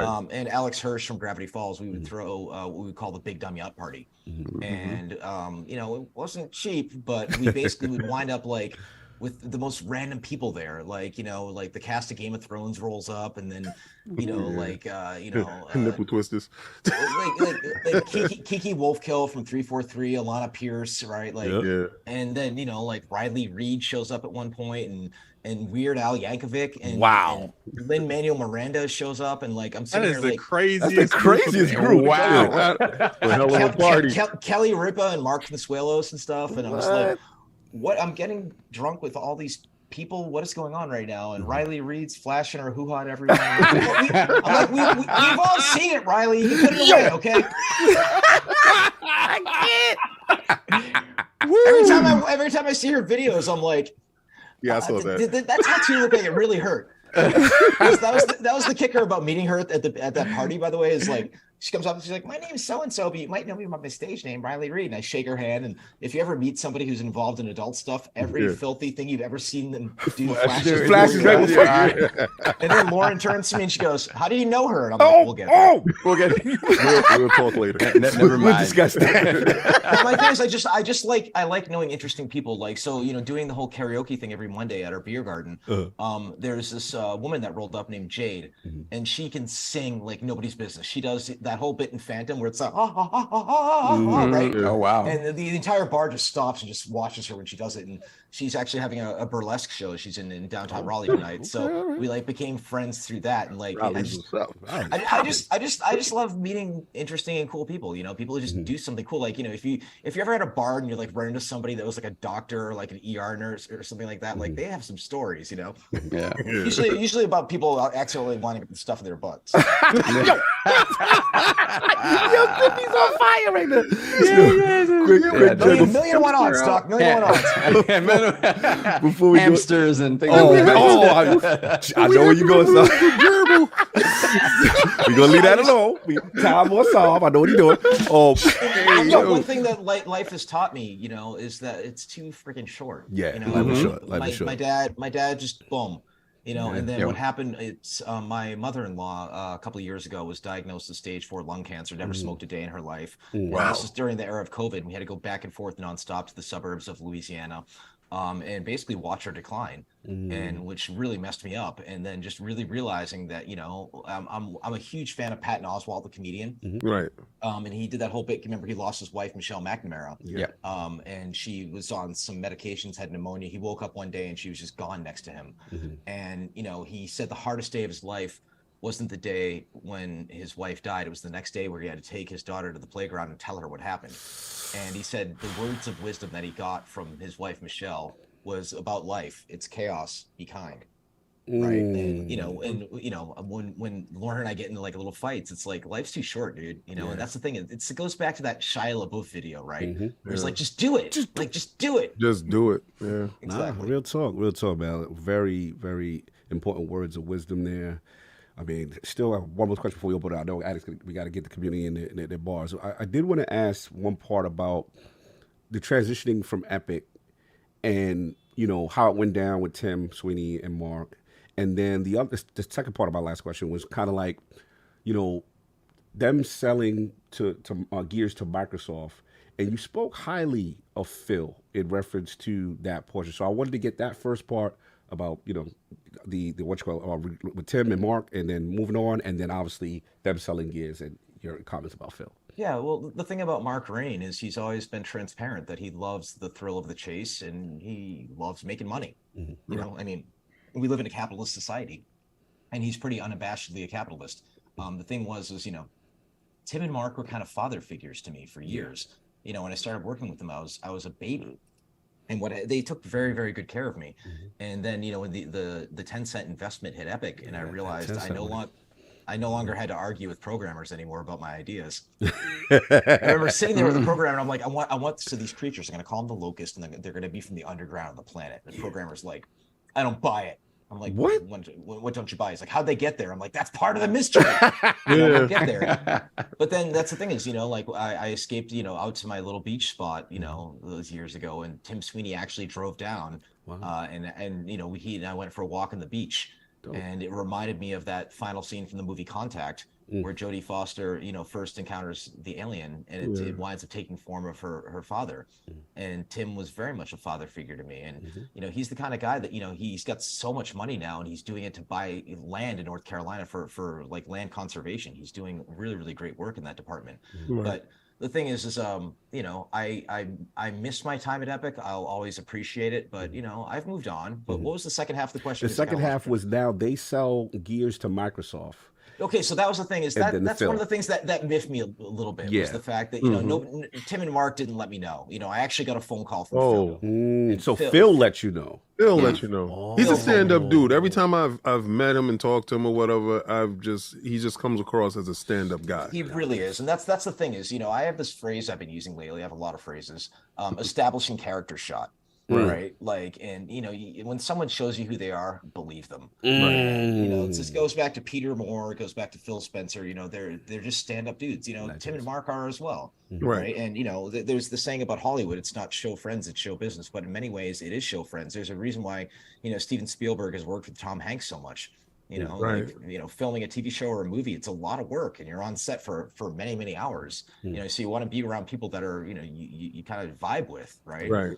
But in regards to the future, I'm working with Alex DeCampi. She did many graphic novels. She did one with Duncan Jones. Duncan Jones directed the World of Warcraft movie, Source Code and Moon. And we're working on that dog project together. And there's other things that are in the queue. But I love engaging with the creative, and that's the thing is like at Boss Key, when I started the studio, like I felt like I was in charge. I felt like I had creative control over the project, and then I just gave the team their ability to do what they felt was right. And we wound up with a really good game, but it wasn't in my heart of hearts the kind of game I originally really wanted to make. And so you live and learn. It's even Will Smith had Wild Wild West. Okay? Right. Yeah, true. And I think he turned down the Matrix. I think. Yeah, thank God he did. Thank God he did. Yeah. It's funny. We got to see Salma Hayek's butt though. So there's. I actually sent King.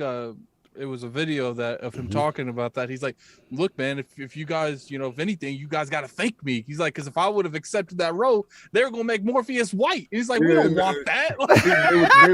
They would have messed up the movie, but thank God he did. He was like, in the long term of things, I saved the Matrix. Okay, so as Spike Lee says, we always have to have the magical Negro, right? Yo, shout out to Spike. Yo, Spike Lee on that.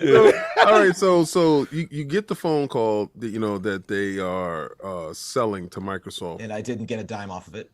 Wow. Yeah. So is it what's the thought process there? Because this is pretty much your collective baby. So we can take the money and just put that over here, right? Right. Yeah. Put it to the side. Just go about the family. I just don't mess it up was all I wanted, right? Okay. And I think the coalition has done a good job. I feel like there's a little bit of that je ne sais quoi, that little special sauce that's just kind of been missing the last couple of games. And I've been very, very obvious and open about the fact that I'd be happy to consult. That's what I was about to say. If they brought you in with all some consulting, so is it the heart that you feel that is out of it? Because I felt, and the first three had that horror, but also had heart, right? What do you think is missing? I don't know. Honestly, maybe me. Coalition, what's up? The thing is this goes back to again, this is another person in Hollywood who's had a rough patch as of late. It's Joss Whedon, right? Yes, right. Yes. I'm a huge Buffy fan. I just, my wife looks just like Sarah Michelle Gellar because I had the biggest crush on her for so long, and then I'm like, oh, okay, this is all making sense. When I was talking to Joss at one Comic-Con one time, and he said to me, we learned, years into making Buffy, Buffy suffer, show good. And Gears of War was made in the wake of the George Bush administration's, stupid wars, right? And you had Iraq and Afghanistan and all that going on, and it was very much a criticism of the American military-industrial complex. Right. So many people didn't get. It's like the game opens with oil pumps. People right. Hello. And they're like, no way. And Sarah is Aries spelled backwards. Oh my god. I'm like, but yeah, it was one of those things. I think game developers and creatives in general should make their work personal. Right. And that's the thing is, Gears was incredibly personal, for me coming out of the failed marriage and I made the Berserker the only female in the Locust. Bro, like that. What kind of messed up misogynistic thing? Bro, I love that. The unstoppable feel and that was true fear in that room when you when you was in that room. I'm like, you had to get out of there. Where's what is it? The hammer of hammer of dawn. And I think she killed me like 4 times before. I'm watching The Last of Us and enjoying it, and then the bloater comes out. I'm like, okay. And one thing I want to give you a props before you continue is shout out to you for the krill or whoever was helped you with the krill, because I feel like that fear of going from the light to the dark. Oh yeah, like, yo, you gotta be safe, be careful. Like I just missed that little aspect of it. But continue. So that was inspired by Pitch Black, obviously, right? Pitch Black. Yeah. Continue. But I mean, everything is a remix. That's the thing is, whenever you consume a movie, TV show, comic book, it's all grist for the creative mill. I read a book called Hitmakers. that basically says, you know, the key to success is to have something that feels familiar but different, right? And that's the thing. You know, the new season of Mandalorian is about to drop. It's a freaking Western. Yeah, you know, that's what Firefly was, you know, and that's the thing is, you know, Star Wars was Hidden Fortress, kind of redone in sci-fi. Yeah. And you know, Gears of War was, you know, that game Kill Switch meets Resident Evil 4, right? So take something, you know, like the dog thing I'm working on. It's like, you know, I want to very much tap into that generation of kids that love Paw Patrol, but what happens when Paw Patrol is no longer cool, right? And they suddenly start turning 10, 11, 12, and they want something that's kind of PG-13 with a dog that can really mess stuff up, right? So hopefully that drops in July, but okay. Yeah, well, you heard that here. You heard that here. Exclusive. Can I ask one last selfish question before we move on? We got to get a community, but after this interview's done. So, Cliff, I'm a Broadway boy as well. I love that stuff. It really, I just ever since I saw Phantom of the Opera, I was hooked. That was my gateway drug too. So tell me, like now, you know, Tony Award-winning, you know, producer of Hades Cliff Blezenski. When they said they were shutting down, was there anything from you like, I'm Cliff Blezenski, I'm going to try to save Phantom of the Opera? Was there any thoughts of that? It all comes down to money. Right? Yeah. And that's the thing is, I think Phantom had like a 30-year run at this point, right? And you know, we're actually, when we're up there in April, we're actually gonna go see it right before it closes. And they know it. They gouge us in the ticket prices. But the thing about like, I love like live performances. Like the thing is like before COVID, you know, at the end of Hades Town, you know, there's a line where they say we raise our glasses and toast to Orpheus, you know, because maybe the story will turn out different next time. And they actually would cheers people in the front row, right? And there's, you know, the moment where, you know, Orpheus is, you know, following Eurydice out of Hades, hell, and, you know, he turns around, you know, like, and basically like, you know, she gets doomed to hell forever. Right. And, you know, a woman in the front row is just losing it. And Andre de Shields, the Broadway legend who played Hermes for a while, like took out his handkerchief and handed it to her. And these are those moments that you can't get with streaming or anything like that. And then, you know, for me to infiltrate that world and to be able to like go backstage and then also to see how things are capitalized and the machinations of how Broadway's made, it's not that different than video games, to be honest. But I have a tremendous amount of respect for anybody involved with that.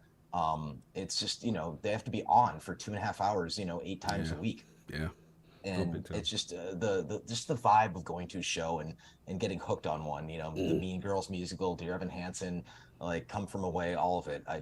I believe it's a universal kind of thing to kind of unite people. But the thing is some people just can't get into musicals. They can't buy the fact that they can't suspend their disbelief, the fact that these people are just going to start singing. It's just go with it. You know? Just go with it. Exactly. I was the first time I went, I sat in the very last row. It was a school trip. I didn't want to go because my 6th grade teacher had just messed up my mind because she forced opera on us. So I heard Phantom of the Opera. I'm just like, it's opera. I don't want to go. And the moment the chandelier comes on and I feel the heat from the chandelier and you hear dun, dun, dun, dun, dun, dun, I was like, what is this? And that's it. I was hooked and I never looked back. And it is that thing that you mentioned about how it's just every single performance is its own little thing that is going to be lost to time because it's your personal memory. It's your thing. I have such a soft spot not only for game developers but also for theater nerds. You know, to infiltrate that world and become friends with them, like the types of people that perform in these shows, and they're so good at what they do, and like they're actually somewhat underpaid, but it's just such an amazing art form. And I just there's actually going to be a big announcement in a couple months of one that I'm involved with that's coming on. Ooh, okay. I told you he has his hand in a whole bunch of things because he fuels that adulation. I'm telling you, it's therapist king. No, because if you really just listen and pay attention to what he's doing, you can't come from the apex and just be medium. It's just not going to happen. And he was the apex predator. He was the big gorilla in the room. Like Cliff walks in the room, you're like, that's the guy. That's it. Quick, we got to get the community question before we wrap. Yeah, we get let's close get to these end, and we've got to respect Lord Cliff's time. So, quick question from the community. They said, what was the goal as far as decision to make Gears a cover-based shooter? And they say, I say this because Gears has a very unique gameplay style that seemed very risky at the time. Yeah, I mean, it was basically, you know, I love games that fail. because you can see what they tried to do and then take it from there and make it better. And that was, when Lee Perry showed me Kill Switch, and I was like, there's something so compelling about the character, like actually interacting with the world, right? And then, Perfect Dark came out. I think it was Perfect Dark 0, and you could take cover in like 4 spots. Yeah. And I was like, no, let's make this like a universal thing, and let's, let's combine it with the rolling, let's combining it with everything. And the thing is we had the graphical advantage. And when you have that graphical advantage, you can take the player's controls and say, here's how you're going to play now. You're not just going to run around like an idiot. You're actually going to have to take cover. And of course, they all wind up rolling around. Run like an idiot. Rolling around. Salute to them. All right. But that's the thing is, there's very much this kind of like directorial, like back and forth that happens with the game design that you make as a creative with, the players, and you're kind of teaching them. You're actually, in a lot of ways being a teacher to the player. And, it was a great time. It was the best of times. It was the worst of times. I think the cover based thing, when you made them have gravitas, because when Marcus slams up against a piece of concrete, it's like like you rodeo run into it and you slam against it. It feels very visceral. It gives you that real world tension. That's just feedback in general. That's just good game design. It's the same thing, the term of gun feel. Like you play the new Call of Duty, does the gun feel right? Does it feel crisp? Does a reload pop, right? Right. Actually, you guys follow that guy Commander Carl on social? He does those like reloads where he reloads ketchup packets and stuff. It's the funniest stuff ever. Trust me, it's great. It's good content. But yeah, I mean, that's one of the things. Like, so to nitpick one of the newer Gears. So I was watching my wife play Horde in Gears 5, and the camera, like when you play a Gears game, the main character and you zoom in should be the bottom left of the screen. And like I'm watching her play as Anya, and like it's the entire left side of the screen, and I'm like, no, this is the kind of stuff that I would fix. I'd go on a multi-city European press tour, and I'd come back and like the camera would be all messed up, the blood would just be like hosed, and I'm like, no one noticed this. Like, it's still in him, kid. You see, it's still in him. I told you, I'm just like, it's still in him. It's just job insurance, but also that's the thing is learning all these systems. The same thing about learning how film works, and like I'll turn to Lauren like during a movie, I'm like, that was a really great shot. Did you check that was actually one take? And she's like, oh yeah, it really was, right? Or the music kicks in, or somebody's line delivery, and that's going back to the whole Marvel and DC thing. By the way, if your entire movie trailer is just CG stuff, I don't want to see your movie. Not at all. My favorite movie, my favorite Marvel moment was Tony Stark sitting there with Cap, and they're at the cabin, right? And they're chopping wood. This is during an Age of Ultron. Cap is ripping them. You can see Civil War kind of brewing, building, right? And just breaks the to remind you he's a superhero, but no CG, no outfits, nothing, just two people having differentiating ideologies, and you don't so when the big Act 3 CG stuff happens, then you actually care, as opposed to so much of it these days just like throw CG at them, and everybody in China will go and watch it. Last community question was, Cliff, would you ever work for Xbox and create a small team similar to the team that made Hi-Fi Rush? I mean, I'm open to anything at this point. Oh, Phil, get on the phone. The thing is, this is another one of those other phrases that I learned is don't sit at a table that you can't walk away from. Right. And so that's the thing about me being financially independent, and I have full creative control over the multiple IPs that I'm working on. Right. And if somebody wants to come and fund it and do some stuff, I'm all ears, honestly. Nah, brother, salute, man. Tremendous journey. I mean, man, we could go on with you for hours, brother. This is amazing. A true honor. One thing I respect about you is just your brutal honesty with a little bit of the self-deprecating humor, but you always come full circle. And I love the passion that you put in your projects, the personalization, the heart. Obviously you've been through a lot, say with your dad. And listen, I highly advise people. Please read the book. Read this book one more time. Exactly. Control Freak, brother. A couple things that woke me up, as far as the kid alluded to the bullying and the abuse situation really hit hard. And for me personally, I guess my personal final question for Charlie is why put yourself out there like that? Why? This is really vivid stuff that a lot of people would never share. As men, we don't share that generally. So I want to commend you on that. But why? What motivated you to put that out there? It was therapy. There's basically therapy that I make a little bit of money off of, honestly. But I believe, like the thing, the elephant in the room is, me talking about the fact that I was molested by a guy that I met on the internet when I was 15. And these are things that we as dudes don't talk about. Right. And this is the kind of, we were talking about Boston earlier, right? And there's a certain type of dude who goes out to a bar, right? And if he's not going to get a hookup for the night, he's picking a fight. And half the time he winds up sitting on the curb crying because his dad didn't love him enough, or whatever happened, right? And that's the thing is, we as dudes, we have to be in touch with our feelings, and that's the funniest thing about my Louisiana niece, right? When I watch something entertaining with her and I get a little misty eyed, she thinks it's hilarious that I actually cry at like an entertaining movie, and I'm like, and for me, I'm like, as a male figure in her life, for her to see that I actually have feelings, I think is healthy. Yes, very healthy. And, I think that's just incredibly important for dudes in general. And I think, if we start going down the flow chart of why we have so many mass shootings in America, I think that's one of the many variables that are leading to this kind of thing, and also, an entire young generation of men that have no idea how to communicate. Yes. When you live online 24/7, you have no idea how to make eye contact. If you're a young dude, it really is. If you live on 8chan and 4chan 24/7, and your existence is memes, right? And it's just it's messed up out there, And I just, for me, as someone who's gone through the losses that I've had, the highs and the lows, if I can share it with somebody out there and hopefully inspire a new generation of people, then maybe I'm doing God's work. Doing the Lord's work. Yes, exactly. That was a callback. That was a callback. See, that was a bar. Those are bars. You brought it full circle. I'm studying stand-up comedy.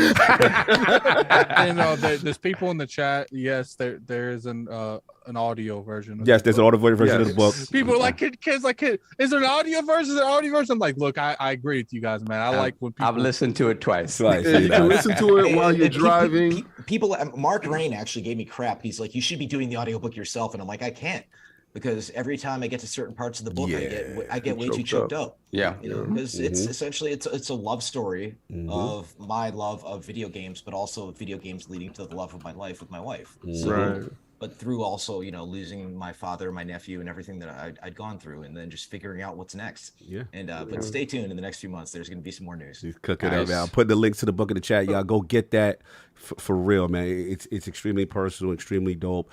The tradition that we do before we get people out of there. I just put the audio. I got you. Deliver X. It's in there. ControlFreak. Look at the link. It's in there. They're like, where's the book? Come on, I want to get it now. We got you. And the link's in there. Go get it. Go copy. They got the audio and all that. We do the tradition. We ask every guest before we get them out of here. We need Lord Cliff's top 5 video games or franchises of all time and your favorite console of all time and why. PlayStation 2, because it was just such a golden era of gaming for the console. I remember being at E3 and playing God of War and just being like, wow, that was just amazing. PlayStation 1 was terrible. I'm sorry. It doesn't hold. Cliff, I'm about to kick you off the show. Now you was doing good. And you going to do this slander? After the jumping flash, you going to do this slander? But part 2 was better. Jumping flash holds up, but come on. Warhawk, come on. You talking about fidelity. There's nobody cosplaying Battle Arena Toshinden, okay? Oh, see, now I got to get him out of here. We got to get him. We got to wrap him up. We got to wrap him up. Best games. Virtual Fighter was better. Tetris is GOAT. Street Fighter 2. Okay. The Halo franchise. Okay. Counter-Strike. Ooh. And then Resident Evil 4. Ooh. That's crazy that you didn't pick anything of yours. But this is you. Every time I dissect this onion, it gets a little more deeper. Thank you. Hopefully, the onion doesn't make you cry. Oh, now do salute to the legendary Cliff Blezenski in the realm. An absolute pleasure, brother. We can hear you talk video games all day. You are a legend. You're an icon. One of the last rock stars of the industry. Brother, not dead yet. Not dead, you're still alive, right? Still looking good. You know what I'm saying? That's right. Salute. Soft Addict. Let's give him our outros. Get him out good, man. Addict, anything you want to say to the legend before he heads back to his day? Yeah, I definitely appreciate you coming on because I remember I was talking to Cog and we were actually in the process of setting up the Hi-Fi Rush interview. And I was like, you know what? I'm gonna go on Twitter and just shoot our shot for CliffyB. Shout out to Addict. And he's like, I mean, yeah, man, go ahead and try it. And then like 30 minutes later, you respond. I'm like, yo, we didn't know what to do. We he did. Because you was always like one of the on the bucket list. I got to get Cliffy on, Well, it's man. the whole Wayne Gretzky thing. You miss 100% of the shots you don't take. Yo, Attic is That's the right. epitome of that, bro. We would not be where we are if it wasn't for Attic. The way he shoots his shot. So thank you, but I gotta say that to you live. People, he is very critical to the success of IOP, and that's my bro. Salute to you, bro. Well, thank you for having me, guys. I really appreciate it. Soft King, outros before the legend. Yeah, I got him. Yeah. Listen, Cliff, I listened to your book as soon as it came out, and I listened to it again this past week to get ready for the show.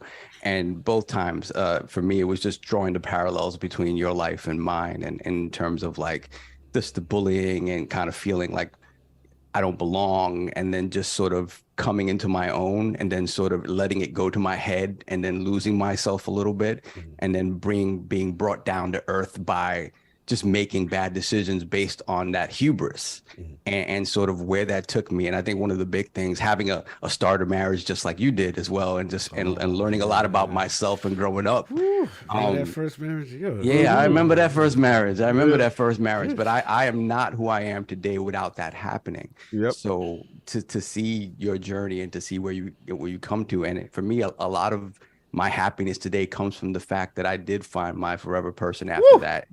And it could not have been without the struggles that I went through. So just drawing those parallels between what you've done and what I've done and experienced, it just kind of made me have a whole new level of respect for you. So again, Thank you. I'm just so happy for your journey. I'm excited to see what else you do.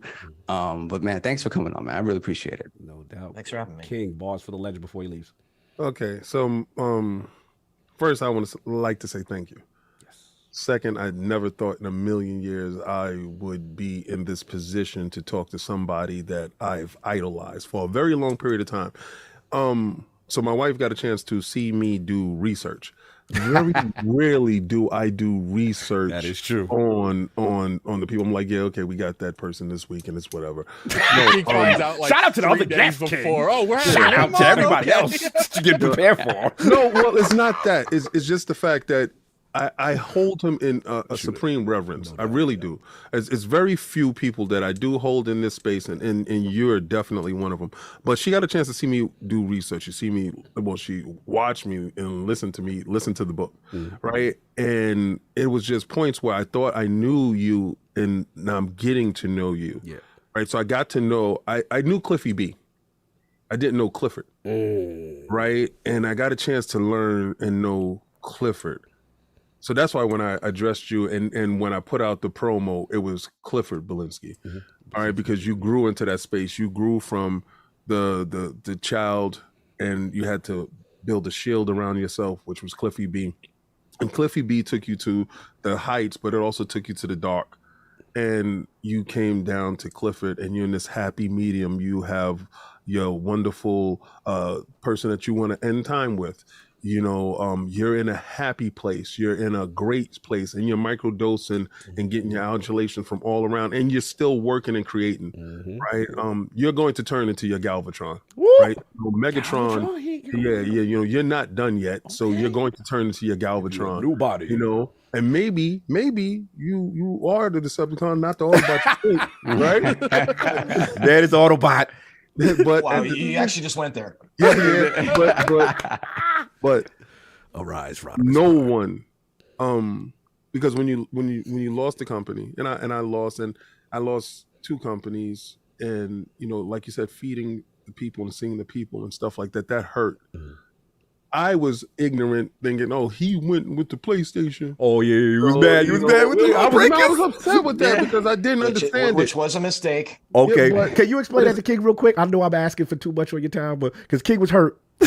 No, I was really hurt because I was like, he's the Godfather. They just had the bigger install base at the time. Right. Okay. Business. Right, So, business. okay, it was just business. Exactly. And I respect it. No doubt. But I also love the journey and the person. And I can't wait to see the stuff that you're gonna do. So it meant so much that I was early. They called me. I was up early. I was watching the pre-show. I was doing everything.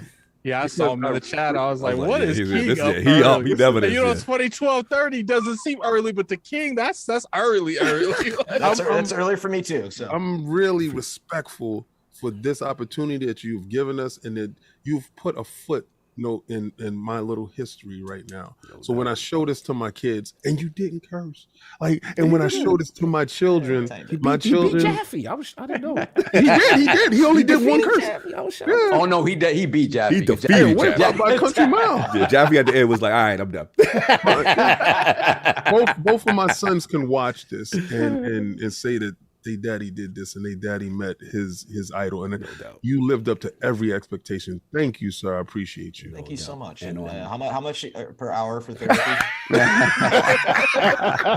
Cliff, the legend. Enjoy your day, brother. Thank you so much. You're welcome in the realm. Thanks, guys. Anytime. Again, the legendary Lord Clifford Blezenski, the rock star. Enjoy your day, brother. Have a good one. Thank you so much. Thanks, Cliff. Have a blessed day. No doubt. So, you want to get the super chats? Yes, sir. Hold on a second. Oh, we got some spicy. Yeah, I saw it's extra spice. Extra spice. That wasn't even really for me. It's just like wow. For real? All right, let's go back to the beginning. You know what I mean? Should I do the poll question and give you time? I think you're going to do the poll question. While you're doing that, I think the only other person that I would really love to have on the industry, besides obviously Phil Spencer, besides Cliff, is Todd Howard. I got good things, Peter. We got to talk too. I got Reggie. Yeah, Reggie. Definitely I like having Reggie. Phil. Yeah, Phil. I don't think we'll ever have Mayamato. Yeah. I think I'll die that day. Kojima, Kojima. We got to get him on the Leilu live. I gotta get him on one for the Leilu. But Neil Druckmann, please, Neil. If you're listening, Neil Druckmann. I gotta have a conversation. Yeah, we got ask Abby Colin, talk. Yeah. I can see that. No doubt. I'll read the poll while you get some time. So last week's poll was also in the people have spoken with the overall success of the Nintendo Switch, third best selling console of all time, but recent declining numbers in last quarter. What do you think is the right decision for Nintendo regarding their current hardware? The winner of the 4-way ILP poll at 58% of the vote was next gen Nintendo console group. They want the next gen, want a full-on new start, new hardware. Coming in second place at 21% of the vote was Switch Pro upgrade. And then first time in a while, last place was tied. So it's keeping status quo that the Switch is fine.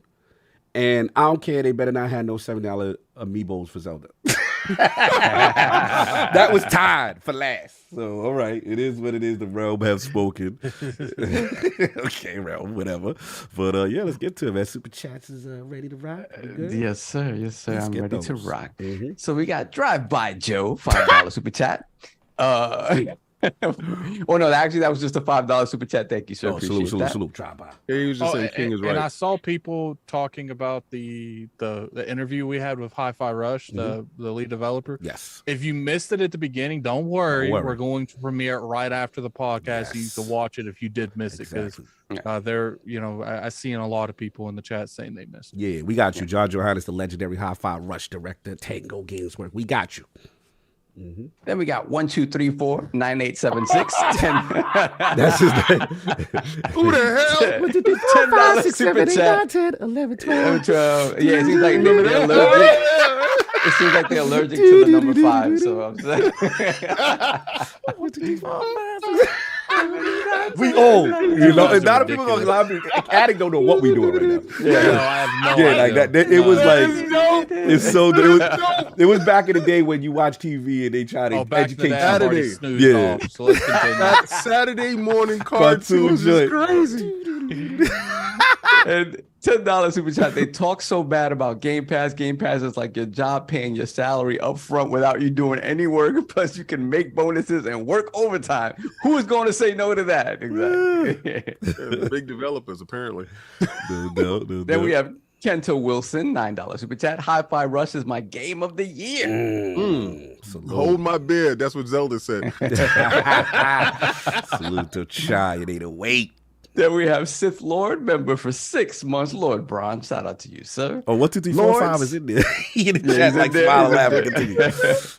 Lords, it's race day. It's almost time to get ready for the Daytona 500. It's my family's biggest enjoyment. Have a great show. I'll catch you all later. Shout out to Daytona. I was told by that from Sith Lord. Yeah.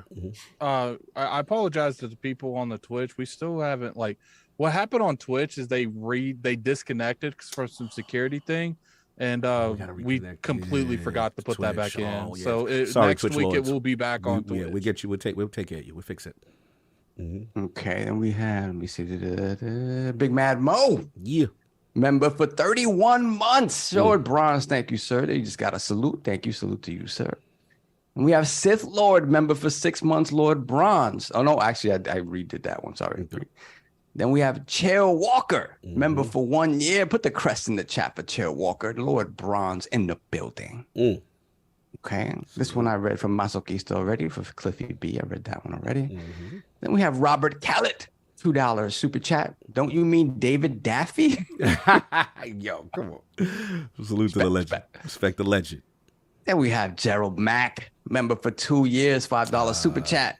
All hail the ILP, salute the lords and the Lord of the real GOW Gears. Yo, Gerald Mack was on the Gaming Circle podcast yesterday. If you didn't get a chance to check it, go back and watch it. Yes. Shout out to KSRT in the chat. Shout out to That's Everborn. what's up. He made his debut, but man, Nice. the legend, the OG made his podcast debut. Salute. And we have Simon Brandy, £5 super chat. Cliffy and Gears defined the 360 era for me. There's no showman in gaming anymore. I know it like Cliffy. Phil should tempt him back. I did read this one before as well. I'm sorry. No, you good. I think it goes a lot of stuff with that. Is, he wants to own his IPs and control his IPs. So he learned, when you sell something that he created and he was with, without any compensation, anything. That kind of hurts. Especially how much intertwined, especially being like the person out there in all the interviews, the person like kind of the face of the company. Man. I can understand their mindset. They're like, look, we don't legally owe him anything, but I think morally you should have paid him. It did kind of feel like, if you read the book, it kind of felt like when Cliff decided to walk away from Epic, that it was like, Tim Sweeney was like, okay, you're now my competitor, straight up. And what sucks with that is, I guess his mindset too is he's gonna feed someone that's gonna take that money and put it into his own stuff too. So, but that's not how. That was a father figure. You understand? So there has to be a level of, damn, bro. It has to be there. Right. And the fact that he said, they're capitalists. Yeah. Oh, I hear you. It's I wouldn't like it, and I understand. Oh, he definitely did him wrong. I wasn't saying it was a tough situation. No, I'm not saying that. I say wrong, but it's business. It's business, and very quickly it became business. Very quickly, and that sucks really bad. Yeah, that's when the friendship it gets. It's a strain on it. Sticky. Right? Yeah, it gets sticky. Then we have THX1138, $2 super chat. I'm on the fence of not repurchasing The Last of Us a third time. If you got a PlayStation 5, I'm going to tell you, do it. Do it. It's completely different. Do it. Then we have Echelon 7, The Darkness, member for 25 months. Why not the darkness. It just reminds me of Charlie Murphy. Darkness.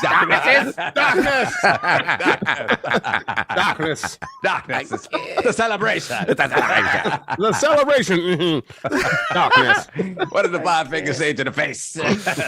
Smock. Then we got KO3 Black Truth. $5.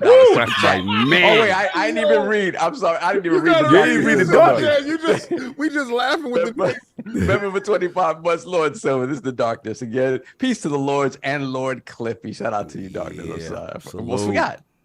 Then we have KO3 Black Truth. $5 super chat. Tell 'em. I was a PS dude until Gears dropped. Shout out to the OG. Yeah, a lot of people thought that way. That's the one thing I wanted to bring up, but I knew we were running out of time. It's like, as it felt to be part of a franchise that people put in the same line as like Halo. Yeah, he became a pillar. Like this, Halo, Gears, and Forza. Exactly. He was the pillar. Yeah, facts. Then we have Mr. I'm sorry. Then we got Dreadpool, $2 super chat. Can I get a birthday song from Cliffy and ILP? I'm sorry, we're not gonna say brother, but happy birthday. Let's give him a happy birthday. That's my happy birthday to you. Bunch of dying cats. Happy birthday to you. Happy birthday, dear Dreadpool. I bet you in Florida you cool as hell. Happy birthday to you. So you didn't get it when Cliffy was here, but you got it. I'm sorry, and I'm sure you didn't want that version. You didn't want that version. I apologize. We apologize. He's laughing. He's in there laughing. The strangling cats version. Yeah, the strangling cats. Many cats died. What it is, man. We have too deep of voices, man. I'm sure he would have liked a little bit higher voices. Than I'm more of a baritone, Then we have Mr. Irishman, member for 19 months, Lord Silver. Shout out to you, sir.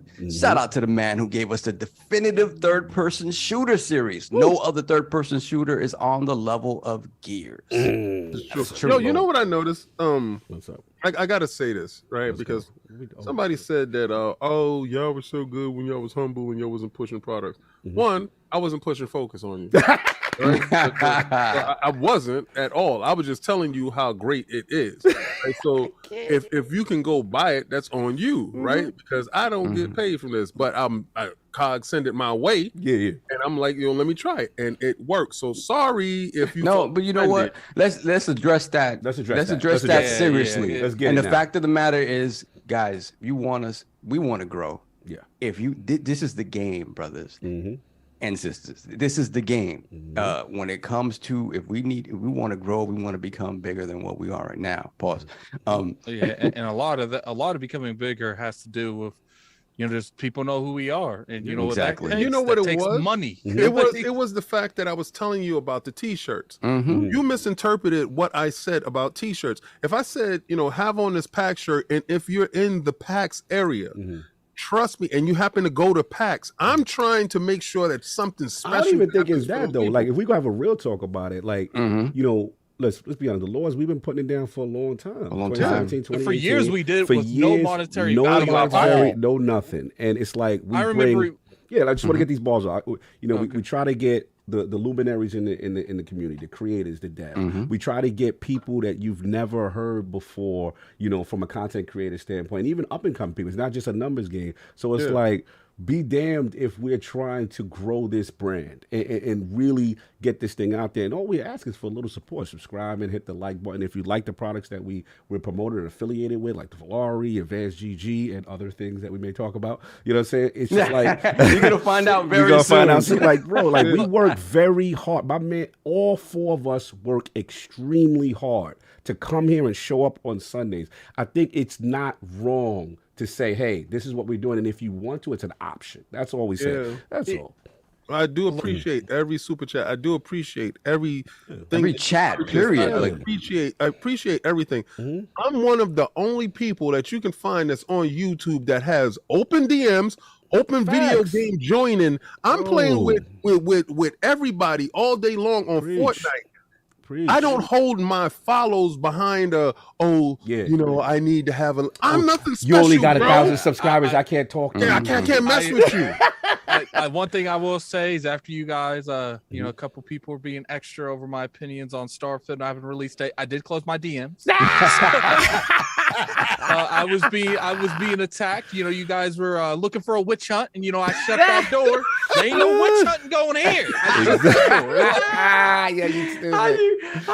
How you shut out the people with the stakes at the door? Like, nah. Not today, Satan. They sitting there walking towards the door with the door wide open with some pitchforks, some rope. I'm like, not here, buddy. Not here, buddy. We Lock good. the door with a vibranium lock. Look, I get it.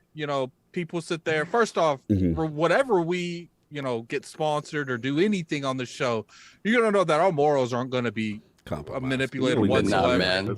And the thing is like, look, we got to do what we got to do in terms of monetary value. You know, it's like I said, the more money we get, the more we can actually promote ourselves, the more we can get in front of more people. Because a lot of this is, what's happening? No, I mean, are you pushing the product again? I'm pushing this game.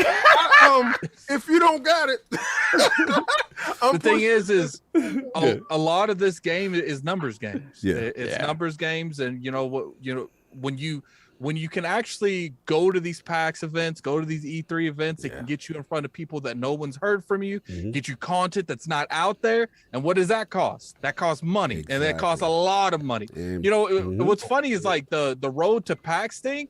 I don't want people thinking like we pocketing that money. It actually is costing us more money to go to PAX than I put on there. Actually. And when we tell you guys that everything for E3, oh god, had a heart attack. Oh god, you never gave me the date. Could you give me the date, please? I'll give you the date. And for the record, the Lords go to these events in person. Where your people that go in these events? Exactly, bro. Like that's all. But the thing I can honestly say about us too is like, look, man, we're gonna do our little sponsored post as you'll find out. But it's like we always gonna make it funny, man. You'll find out. We're gonna do we're gonna push our sponsored posts in the IOP way, man. We're gonna make it fun when you hear sponsored posts. And unlike we utilizing the things we promote, we actually use the stuff. Yes. You know what I'm saying? So anyway, continue. So I'm sorry. Just have to get that out. Public service announcement. Yeah, public service. PSA. Yeah, PSA. So we're gonna get there that Friday. I'm trying to figure out. Yeah, the 9th and 9th and leaving the 16th. The 16th. All right, 9th to the 16th. Yeah, for sure. All right, then we have Free R. Kelly once again, $20 super chat. One more thing, Cliff, I gotta give it up to you're the GOAT. Gears of War 2 was the best game I ever played in high school. Then Microsoft murdered the franchise. Only you can save it. Oh my god! I am really glad he came on. You know, I thought it was a long shot when I sent that. You know, and shout out to the realm. He never would have saw that if you guys didn't share it. If you guys didn't show interest, because you guys shown interest in those tweets. That gets the attention. Now, what's this, man? Every time I come on Twitter, there's 30 notifications. What is this Iron Lord's podcast going on? Putting the pressure on, like, nah, Cliff, you gotta come through. You gotta come through. And he did that for sure. And that was a great conversation. Pick up his book. Yeah, for sure. I don't want to, break my arm off, pat myself on the back, but we did a fantastic. We did that for sure. Yes, for sure. Shout out to Attic for his hustle. Yo, no question. I got that for half the price, B. What you doing? Like I said, they fluctuate. Nah. Oh, you did lights? Yeah. Okay. I got that. Okay, make sure it's the seat you fit in. Make sure, no problem. Once I tell them, then I can move it around. Okay. But we got that. We understand. Once I tell them I can move it around, he ain't moving. No. See, I always do it. I always move it to the egress. I like to have my feet out, and then I have probably one dude next to me. That dude, the last time he's putting. Yeah, but they charge you for that. They charge. I don't care. Okay. $30. It ain't 400 extra. I feel that. Anyway, let's get to some chat. We got some. Okay. What do we have here? I got the birthday song. Then we got Hector the Macho Man. $5 super chat. All hail the Lords. This man helped me love Xbox because of Gears. So I'm here to give him his flowers. Side note, Slytherin gang or no gang? Slytherin, you an addict. Yeah, I'm Slytherin. Yeah, I actually... They tricked me. Okay, so there was a couple people asking, where's the Legacy, Hogwarts Legacy review? I'm going to be real with you guys. It's going to be a minute because most likely I'm going to be reviewing a game in the next week. And that's got to come priority because they actually sent me a review code. So I got to take theirs a little bit more serious because, when you guys don't think you guys realize having these games day one or before day one is so vital to growth. It's unreal. And, I might be reviewing a game that you guys been talking about. We ain't going into You're an NDA dude?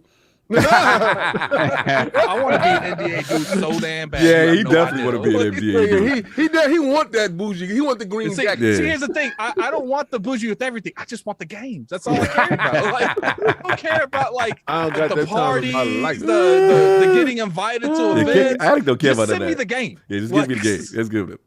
Give me the red carpet. Continue, so. Then we have Slow Mo Backslap. Member for 2 years, $5 super chat. Cliff, here's a question for Cliff. I'm sorry we didn't get to it, but did Epic view Gears of War as a way to license Unreal Engine to other developers? Was it an earlier version of what they did with Fortnite? No. There was a really good question about the story narrative. If there was anyone else that they internally was going to kill, but ended up not going through the story. It's like I said, guys, like we only have a certain amount of time with these people. And then when he said the NDA thing, I got real nervous. I got nervous with him too. And I was like, I got to fall back on certain things. But the Unreal Engine, remember, there was a game called Unreal. We never got to that part, but it was a game called Unreal. Yeah. Right? I mean, that was. And when listen, he said very early on when he was doing Jackrabbit that they showed him the Unreal Engine build and said this is going to be somebody that copped that little man.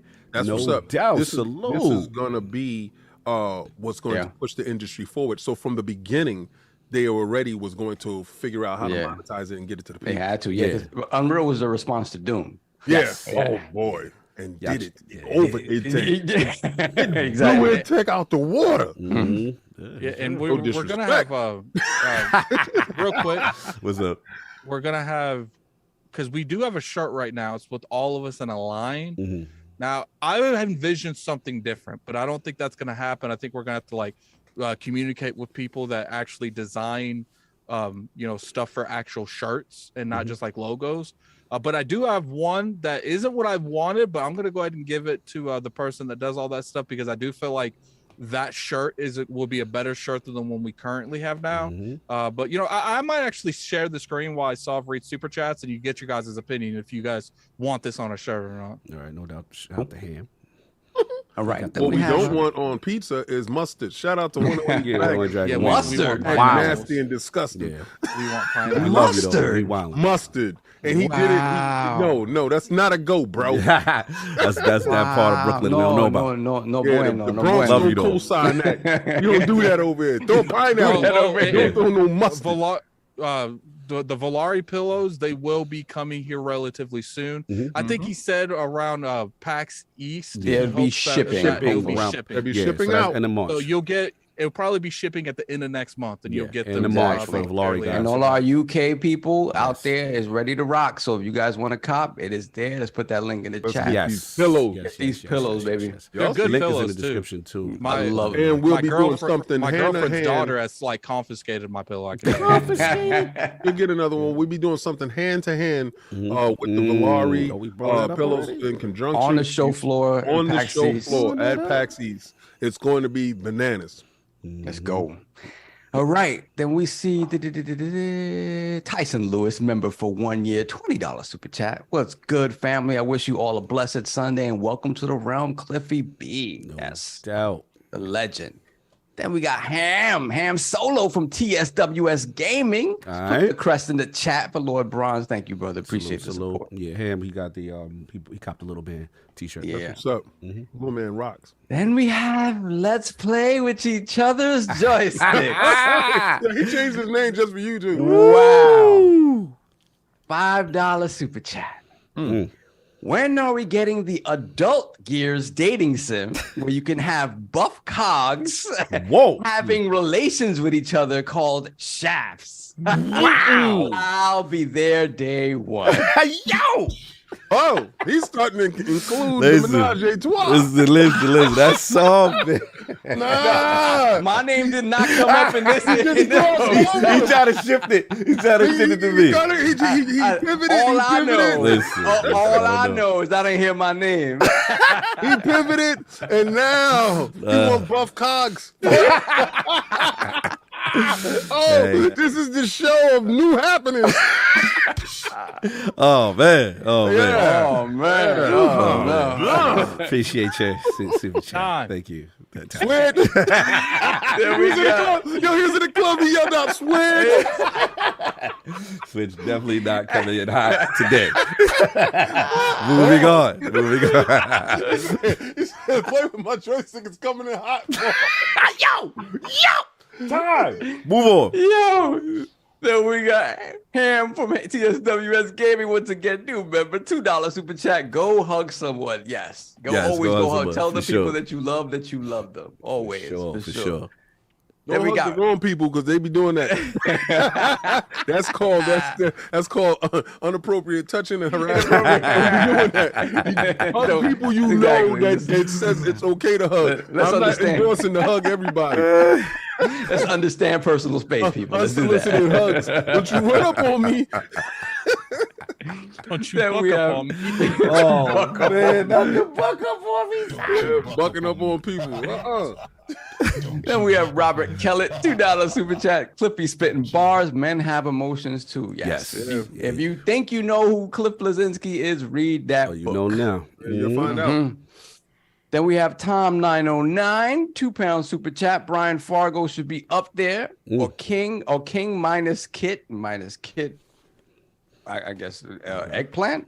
Okay. He's like, no eggplants for me. King of the eggplant. Yeah. No, we don't. Yeah, let's do that super chat. Hey, yo, I'm out of here. Why no, you turn your camera off. No. So there we got Black Boxing Kings, $5 super chat. Okay. Salute to the podcast. Love the show. Hashtag 305. All right, salute. That's what's up. Then we have Nintendo the Otaku, $5 super chat. They want to scream support the devs for games they don't buy, but they don't want to support the podcast they listen to every week. Shaking my head. Listen, we know it's not the vast majority of people saying things like that. We know the vast majority. It was just one person. It's just, it really, we just want to put it out there. Like, when we tell you that everything that comes into this podcast goes right back into content for you guys, it's the truth. Yeah, it's 100% truth. 100%. I'm going to share this picture while you finish this. These are the ones that I'll actually do want to put on share. Okay. Then we got Hargeet Chani, $5 super chat. It's sad you have to justify trying to make money. Keep hustling, brothers. No need to feel bad about it. Growing a business is work and needs money. Thank you, brother. Appreciate that. Appreciate you, for real. We have AKW with the £5 super chat. Hit that like button and save a little puppy with one eye. And that one eye is crossed. Damn. How you have one crossed eye? Crossed eye. I like that one. We gonna get that done? We gonna get that shirt done? Yeah. See, originally I wanted this to be a design that went on the entire shirt, but at this point it's like let's just put it on a shirt because we do have a shirt currently. Why Saul look like he giving King the side eye? Side eye. Like yo, he's feeling what King's saying. About that. We talked about that a long time ago. But I'm cool with the side eye. Because King looking back at him like, I'm standing on it. Because what happened there, this is what I talked about. Because we at the time round table, we talking about playing my joystick is outside. He's back. Oh man, he's back. He just put something right there. Oh man, he's back. So I will be slowly getting this into the Teespring. We'll probably take down the one that has all four of us because I feel like this is a way better one to have on that. Like my grand plan is to replace the one where it's just Cog and him have a like. My grand plan is to get Cog out of here. My grand plan is to replace Cog. My grand plan. Hold up, let me finish my statement. All right, so as of right now, we have a shirt that has all four of us on it, and then we have individual ones that have us on it. So what I plan on doing is this is the one that's going to replace all four of us, and I want to get shirts that's going to have us individually drawn kind of like this in their own scenarios, like Cognito with the shinobi. Maybe he's in like some ninja pose on top of a mountain or something, and I want to replace all those because my goal is to get to make shirts that you guys will want to buy, not only to support the podcast, but you would rock at, like on the movie. Yeah, but what's up with that thing that's under Cog's chin? What happened? Oh, that's my breastplate thing. You know what I'm saying? Yeah, the breastplate comes out. So like if somebody go to swing at your neck. Yeah, make sure I got my throat. Okay, you got a neck protection. Don't come for my throat. Neck. Because this is protect like the neck. This little gold piece. Yeah, the gold. Can you see about 49 the drip? Iron. Yeah. Well, the drip is dope. I'm just talking about that little. Yeah, that little piece. Just when they try to come for my throat, Okay. Deflect that. Wow. Yeah. Don't come for his throat. Don't do that. Moving on before it goes left. Moving on before it goes left. Time. Dragonheart Yobi, member for nights. He was Lord Gold. When it comes to the gaming podcast space, I honestly believe Iron Lords is the place to be stamped as official. Thank you for existing, gentlemen. You are all legends. Hashtag peace, love, life. Thank you, brother. Appreciate that, man. I really do. And we got one bad mother. $10 super chat. Amazing interview, friends. There's a lot to learn from these stories to inspire and learn from in our own endeavors, more than just a gaming podcast. Thank you. Thank you. Shout out to Cliff, man. I'm proud of that, man. Like I honestly had little hope that he could not like censor his. Yeah, I thought we were done before that. Like I thought it was okay. This is gonna be a PG-13 show. It is what it is. Yeah. Like, but that man came in here. He's like, yo, this isn't something I feel comfortable doing, but I respect your guys' your guys' hustle, so I'm gonna do what I can. And it was a great talk. Man. He's a professional. Salute. And he has grown. Yes. You can see that's the thing, right? That's the thing that he's such an evolved version of CliffyB. Yep. Like it's crazy. Man, we need someone let that man make games again, man. He gave us the bars. Right, coming out in June. Yeah. If anybody pick up the phone, it's going to be on his terms. And on his terms, exactly. Then that's a smart move. I personally feel like he has. I get it. Like studios don't want to take risks on projects they won't own and stuff, but it's just like, man, I honestly feel like someone in this industry can make a fantastic game. Just let Cliffy be Cliffy. I mean, he did say that he's still conversations Phil be in the DMs. Come on, Phil. Listen, like you said, he's under NDA for certain things. And Phil Dominus Maximus Aurelius Spencer has slid in many DMs. So you never know. I see him on that Summer Jam stage. He told you the PlayStation bag was a mistake. I see how you felt that. I know he was so vindicated in that King moment. Was so vindicated. He was like, yes. Lawbreakers shouldn't have been down. Yes. I'm not going to lie. It broke my heart. I remember. When he did it, it broke my heart. I remember when the announcement came and me and you got into an argument about it on the phone. He's like, nah, son, I'm not feeling that. Like, why he over there? Nah, I didn't like that. But because we don't see certain people do, cross-pollination either. I didn't like that. But you get a chance to understand things. Yeah. But he understood, and he said it. It was a mistake. I was chasing the numbers. There was a market leader. I should have rocked with who I was rocking with. and you know what? Honestly, I'm gonna tell you this. I think if he would have rocked with us, he would have rocked with him. Think that LordCognito would have did? Yeah. Okay. No, they didn't have Game Pass then. Oh, Game Pass didn't exist, yes. It didn't exist then. But I'm going to tell you right now. Imagine if Game Pass would have existed back then. I'm going to tell you now, if he thinks about it, he can re-up that Lawbreakers. I'm thinking he's going to inside Game Pass. Go with another name, do whatever. But the same formula, because I was looking at the game and the gameplay is good. Yeah, the gameplay is tight. It was a movement game. Yeah. Mm-hmm. If he does that same formula and throw it aside Game Pass, the level of success could be there. In chat, feel free to put it in the chat. Just make it brief. But if Microsoft did pull up and was like, "Yo, we want you back," would you want him to go to Gears or would you want him to have his own little studio? His own show. Yeah, put a poll. We gotta get these chats. Come on, we got to show them. I know we haven't started the show. We haven't started the show yet. That's what I'm saying. Like we have full conversations.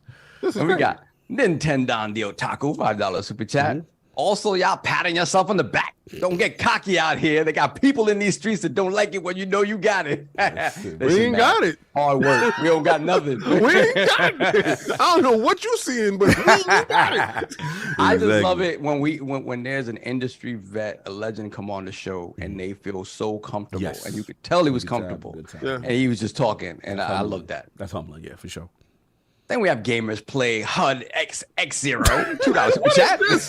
I think my bad for real. Review codes are priority over other reviews. Yeah. Let's get them codes in. Well, that's the truth because the game didn't launch yet and it has to come out. It's very different when Addict has to go spend $70 of his own money because he asked for the review code and it didn't show up. No, we're gonna give the respect to the people that shot it over that respected Addict. So yes, Addict, you're right. It's not even that. It's I would have no issue paying for it if I just got it when the reviewers got it. Like it's that makes it hard, because once especially something like Harry Potter, having to play it for 2-3 weeks, at that point I'm still going to release it because we want the coverage, but I'm going to get a fraction of the engagement and a fraction of the traffic that I got if I had it on launch. You know, I'm not entitled to one. It'd just be nice if I got it. Like, yeah, that's right. And we have Lord Metroid, $2 super chat. King is eating Popeye's biscuits. Get a Malta. A Malta with some Popeye's biscuits is no bueno, man. Well, first of all, this is not a Popeye's biscuits I'm playing with me. This is a macadamian white chocolate. Ooh, I said, oh. Because King didn't have any lunch. So instead of crashing, I'm here. Then we got Hollywood Rules, $5 super chat. Happy Sunday, fellas. Welcome back, King. One Away Dragon is inaccurately portraying BK. Yeah. I want him voted off the island for putting mustard on pizza. One away the homie. We gotta take his BK stamp on that. Nah, his car got to go mustard away. on pizza, bro. Mustard. Nah, bro. That's you not wildin', it. bro. That's disgusting. Yeah, no bueno. No bueno. Let's not do that. No, you wouldn't wait. I love you, but you gotta cut that out. Let me see. Also, we jumped a little we bit. are. And they jumped. Okay, give me a second. Now you go. And we have Hollywood. Soma King. Okay, yep. I just You did did Hollywood. Hollywood, yeah. Soma King, my fault. Okay, Soma King with the £4 super chat. Cheers, gents. Cheers to you as well, sir. Appreciate that. Salute. And we have Let's Play with Each Other's Joysticks. He's back. $5 super chat. Sorry, Cognito. I know I said Cog in the chat, and I respect you're sexy, but Sav is the only one for me. You know what? Good. I'm glad. I don't want to stay in the middle of that. I'm glad you've identified where your true love is. I'll play my position. I'll play my position. I can't fight it, man. He's not gonna fight it. I can't compete with Saul. You know what, Sav? I'm starting to think maybe you should fight. We gonna do. So I gotta say, shout out to Crazy Lou Gaming. Oh, what's up? All the way from the Dominican Republic. DR? Ship me something crazy. What's We got some Brugal. What do you got over there? Oh nah, got the cigars. Ooh, DR? very nice. Crazy Lou. Thank you. Salute. Yeah, good dude. This is one of the gifts that I got so far. So this is Crazy Lou. We'll get to the That's next cool one. time. Keep going. I thought about that. Stop hating. No, I'm not trying. We ain't started the show. Yo, then we have Amazing Neil, $2 super chat. I need that shirt. Okay. Yeah, that's what's up.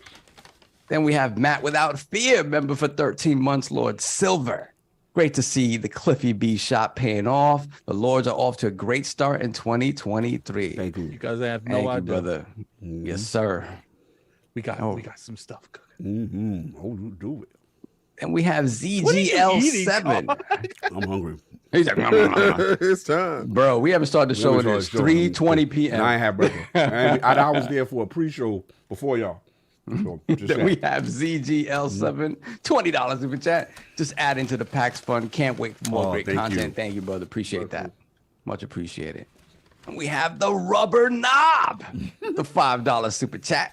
This is the only podcast I choose to financially support. Show some respect and hit that like button. Save the kittens from the spiky bushes. Yes. Thank you, man. You're really doing the Lord's work. Appreciate you, you, brother. Appreciate you. Hold on, let me roll back because we did get jumped. Okay, we have Clutchman 01, $5 super chat. Can someone make a basketball game or mode with these hilarious NBA, Instagram, TikTok edits? I might actually play it. Have a great show, fellas. Thank you, bro. That's funny. And this comes from Rip Snorter. Okay. Whoa, what's the name? Rip Snorter. Go follow these guys. He sends me, and I have to go take it and get it. What's a boxing? Put in a plaque. Yeah, it's a signed autograph Manny Pacquiao. Oh, that's picture. fire. That's fire. This is definitely. I'm going to Michael's and going to go put it in. Beautiful. Wow. Frame and put that up. I do appreciate it. This came from a very far place. I'm not going to give you his coordinations. You know what? Totally respect everything. the only good thing I ever got in the mail from this podcast was King's knees. They came shea butter in hand. You got the shea butter version. Then we got Fonz Gaming, $5 super chat. Mustard on pizza. What the hell? Yeah. Anyways, proud of you, brothers. Salute. Yeah, he's been excommunicated. All complaints to 108 Dragon TV. Yeah, excommunicated. He out of here. John Wick, he gone. Then we have Gamers Play HUD-X0. Once again, $5 super chat. Lord Saab, it's pronounced zero. Okay, HUD-0. Excuse me, HUD-0. Okay. Love you, Lords of the Realm. The baby has grown large. Getting CliffyB is a huge get. Hashtag stay awesome. Hashtag game on. Salute. Thank you, brother. I will not mess it up again, Lord Zero. We got him. We good? We good. We're caught up. All right, let's go. Get this show started. Yeah. Actually, there's still one more thing you got to do. I forgot. Patreon question of the week. Dip down games and anime. Is there only one, though? There's only one. There's only one. All of the lords are trapped in a room due to reasons. We're trapped. Due to reasons. There's only one way to get out. All of you have to come to an agreement. Which one of these is wiped from history, past, present, and future? Bungie, Rockstar, Epic, or the Legend of Zelda series? And only way we can get out this room, of all of us have to agree on this one. This ain't fair because I feel like I'm not saying Bungie, so we ain't getting out this Bungie, room. Rockstar, Epic, or Legend of Zelda series. I gotta go with Rockstar. I gotta go with Epic. Ooh. What? Well, I know something. We're not getting out. What are you talking about? Wait, we just had what? Oh my God! Wait a second. Okay. What? Look, Bro, with all due respect, I love Gears. With all due respect, All due respect, I love Gears. We gotta kill Addict. Listen. I think our best way out this room is to get Solve to agree, but he never gonna agree with Rock. I think we can all three of us can survive without Rockstar. Yeah, we can live without Rockstar. We need to convince Solve. Yo, the super chats are getting ridiculous. Whoa! Let me play with King's joystick. Whoa! Nah. £2 super chat. Addict takes his knees, but let me take his Yo! Nah. And he made a name. Let me play with King's joystick. No, we gotta get that over here. We gotta get that over here. You bugging. They supporting. We're not supporting that. So son, what would it take, man, to get you to? We gotta get out this room, and you holding us up. Y'all are bugging. I'm gonna go with Addict on Epic. No, we don't have the engine. That's yo, bro. You know what I mean? Yeah, you got to. Yeah, we don't have Unreal Engine without Epic, bro. I gotta take that back. You absolutely not. Here's the thing. I feel like someone would rise in its place. No, Unity? Hell no. You don't want to live with a Unity full world. Listen. Rockstar could die tomorrow. It would not hurt. Listen, millions of developers. They take so long to make the games anyway. Yeah, right. It's 10 years, 20 years a game. Let's get out 20 years. Why can't it be Bungie? Nah. Why? Wrong with you? Nah. Listen, ain't no Halo. We won't have Destiny. Nah, you fucking man. Xbox would be Xbox without Bungie. And is that my problem? That's not my problem. But you gotta think about it. All right, so what about modern shooter. Let's come for Addict. What if we say Zelda? Hell no, I'm not gonna go for that. With no Zelda in existence. No, bro, we're not getting out of this room. Rockstar got to go. Rockstar got Rockstar's the weakest link. What I'm gonna do? How is Rockstar the weakest link? Hold on, let's they don't make games. Let's rein it back. We're going different directions. All right, so we're not getting out of this room. We're dying. We're dying in this room. We're just, okay. But what I will do. I'm stubborn. We're gonna die together. That's it. What I will do is I'll put it. I will put it in. I will put a poll in the chat. And the realm would decide. Yeah, let the realm decide. Let the realm decide. But the realm ain't in the room. Yeah, the realm ain't in the room. The realm ain't in the room. The question was us four. But here's the thing: we're not deciding that. Let's be honest. I have decided we're not gonna get out this room. Zelda.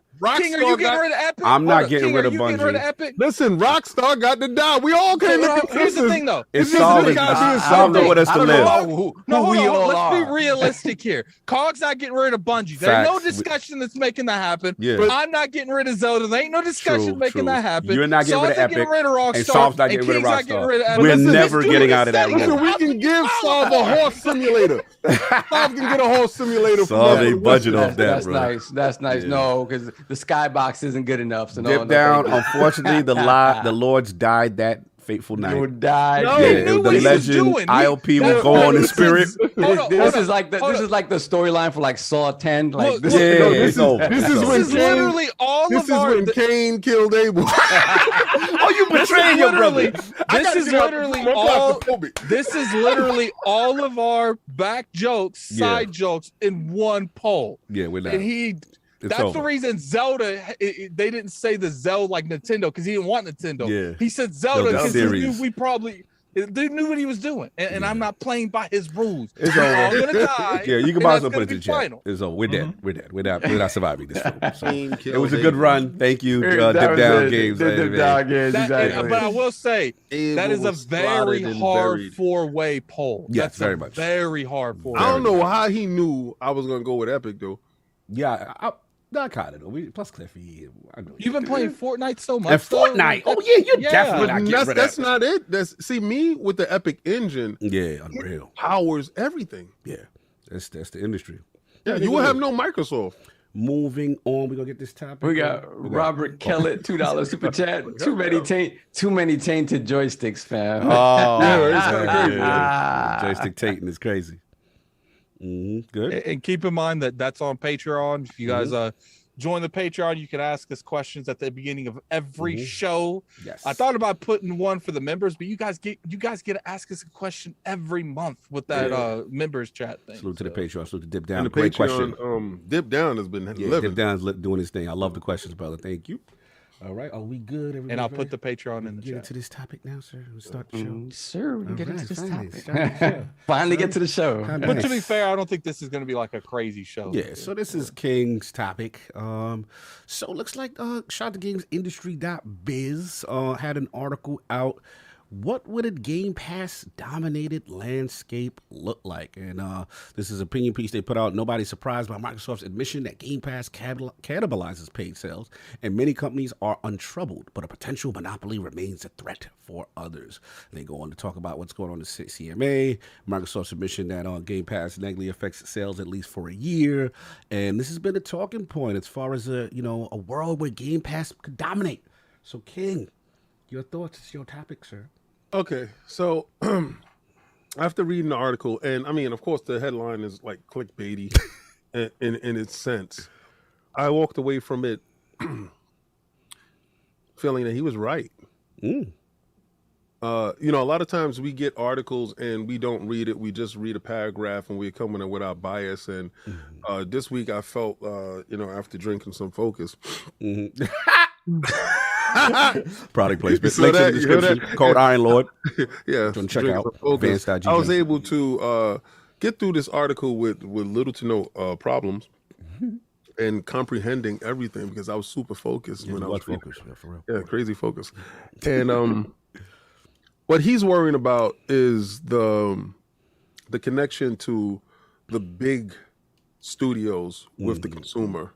Right, because he brings up Steam as Steam is a storefront that people get to peddle their wares, but Game Pass is really the service, and their wares are in there, and they really don't have any control of what's inside the service. You just purchase the service, and there's a disconnect because Microsoft becomes the proprietary owner of how you get the service. So he feels that is a fear of once Microsoft controls that, and it becomes successful, it changes how we see things like sales of games. Same thing with movies and how we purchase music. Remember when Eminem would sell 10 million copies of a song, of an album? That'll never happen again, right? I'm seeing artists now sell 40,000 and they view that as a success. opposed to before you had to sell 1 million copies of an album, and that when you went platinum status. So we won't have these artists go platinum. They will have to go platinum streaming. They won't ever go platinum on direct sales anymore of physical copies. And that's going to be the decline in the physical copies as the companies start to fix themselves and right themselves. My question is, when y'all read this, what was your opinion of the piece? It was a very well-written piece, in my opinion of it. And I tend to agree with all the stuff that he said by the end of the piece, and I'll give my rebuttal at the end. No doubt. Attic, you get a chance to read, or just the whole idea of Game Pass potentially cannibalizing sales and discussion about Game Pass being dominant? I mean, look, I do think that, I mean, I've said from the start, Game Pass does cannibalize sales, but it's what Microsoft wants. You know, they've encouraged you multiple times, subscribe to Game Pass. Why would you realistically buy any, especially first party stuff in the platform when you could just get it on Game Pass? And that's okay, because Microsoft wants it that way.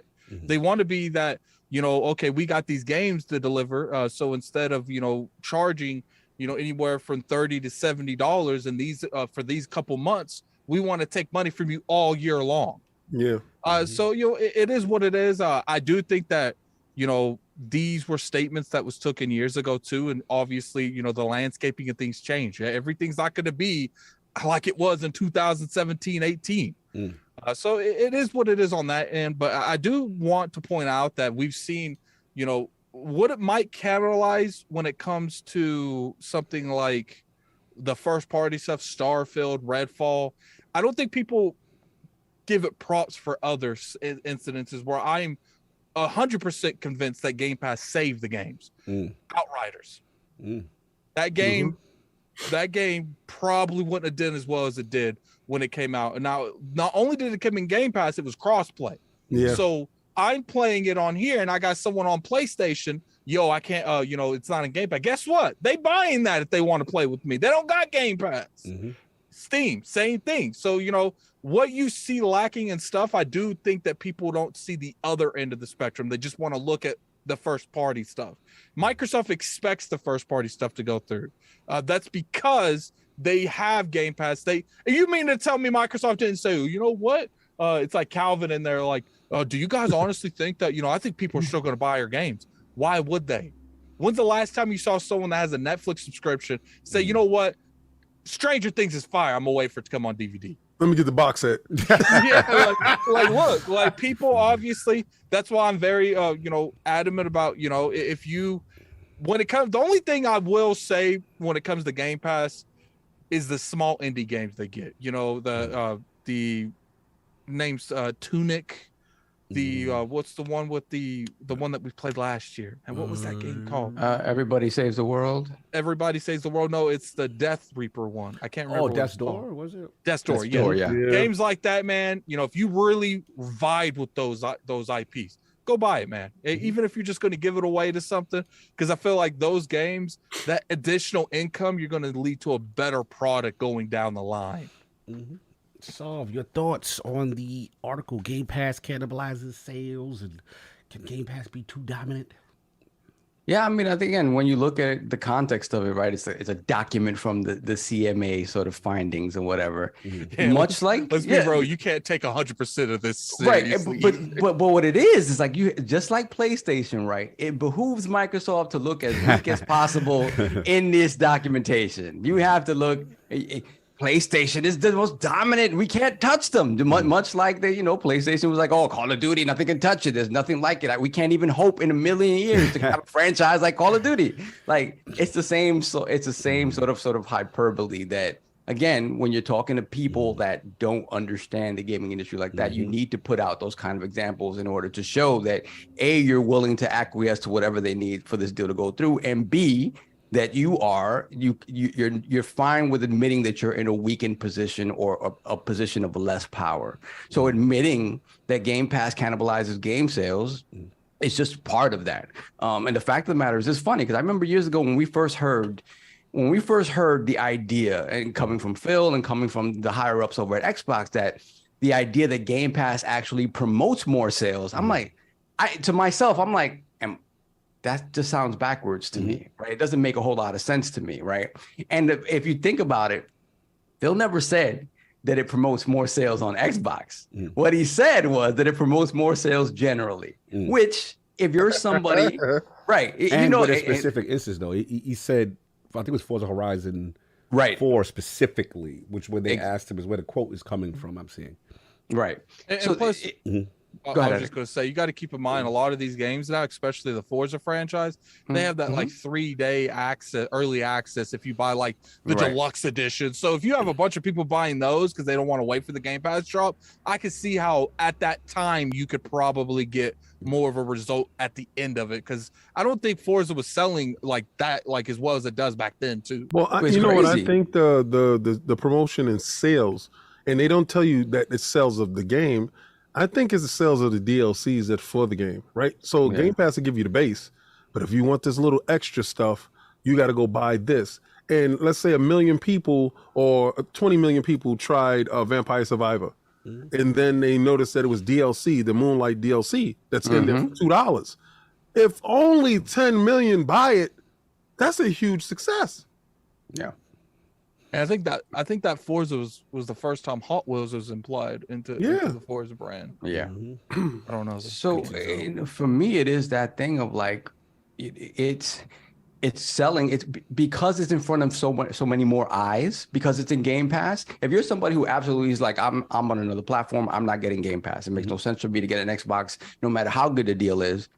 But if you're hearing the buzz about the game and there's so many more people talking about it because of Game Pass, you're going to buy it on another platform. It's just what's going to happen. So in general, I can understand the idea of Game Pass promoting sales elsewhere.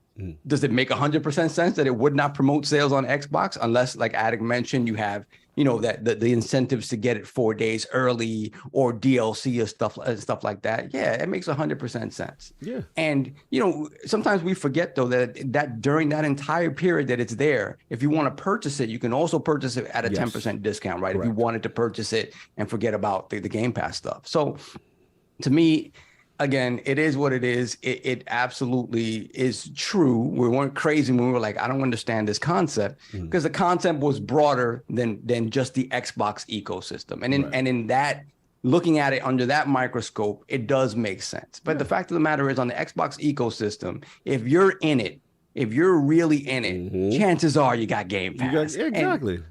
And that's, like, to Addict's point, that's what Microsoft wants, because in the long term, when you do have a successful subscription service, long term, you're ending up paying for games over a 10-year span that, little by little, that money goes to whatever. It doesn't specifically go to certain games, but when you add it up, you paid for these games that are $60, $70 retail games 5 times over, whatever, during the course of. So it's just, they're playing the long game, right? Yeah. And the hope is that they can sustain the long game with a $70 product. Because I think the difference is, when you talk about the difficulties and the things that people see about how it could change the gaming industry for the worse, right? A lot of the criticisms are that it's going to change it for the worse. It's just the fact that it's not the same paying a subscription service for a movie that whatever would cost you however much money to pay for it, to watch it in a movie theater, whatever, $30 or whatever, as opposed to a $70 product that's cost $200 million to make, and there's a certain amount of revenue coming back that's expected, and does that work in the long term for a product that requires that much money going into it? And I think those are valid concerns, but again, we won't ever know the answer to that till it plays out. And that's it. No, absolutely, well said. Pretty much the same thing. I thought this was kind of funny to me. I mean, I saw the whole thing about cannibalizing sales, and to me it was just like a no-brainer. Of course it's going to cannibalize it. It's a digital subscription. They've changed their model to a subscription service that, one, is twofold. One is to get people to subscribe to it. So if Hi-Fi Rush launches into a service, right, and it's a quality game, of course people are going to subscribe to Game Pass, and the majority most likely will do that. Now, yes, you will have instances where people will buy the retail or buy the Steam and other stuff that could promote other sales and based on the virality, but that's what's to be expected. I think the thing that's funny to me is like I'm seeing like there's this gotcha moment. See, in 2018, yeah, people are reaching with this. Yeah, like, and I don't understand that mentality because like Phil Spencer's lying. Yeah, because it's like, all right, in 2018, he's talking about Forza Horizon specifically in that instance, and that it led to more game sales. But we know, and I don't think that applies to every game in Game Pass, right? So my thing is, for each situation, it's different, right? There's going to be some depending on the developer relationship as far as the Game Pass deal that they got, because the way it's explained is that they enter the service, right? And let's say, for example, like, so, oh, that game looking real fire that you got over there. That's right. You know what I'm What's your saying? projected sales? So if you're a developer and you know the amount of risk and cost, right? And you're hoping that your game goes viral. You're hoping that it sells all these units, whatever. And then Microsoft says, like, here's our projection. We'll give you this bag. That's a security blanket for devs to say, okay, you're giving us a bag. We can relax, right? Then on top of that, we throw it in the server, making the game. Right? And we finish the game because we know the cost of development. So if they get it into the service, and then you got, what is it, 30 million or 25, whatever it is, that's in Game Pass, and then they say, okay, you have the potential virality of all these built-in subscribers just by launching it into the service. That is attractive to some. Now, on the flip side, let's just say, for example, you take Two, right? And you like, yo, we got, Grand Theft or whatever, right? And Mike's like, yo, that game look good. And you might say, oh, Mike's, we good. You know what I'm saying? We want to sell everywhere. We think our bag could be bigger, right?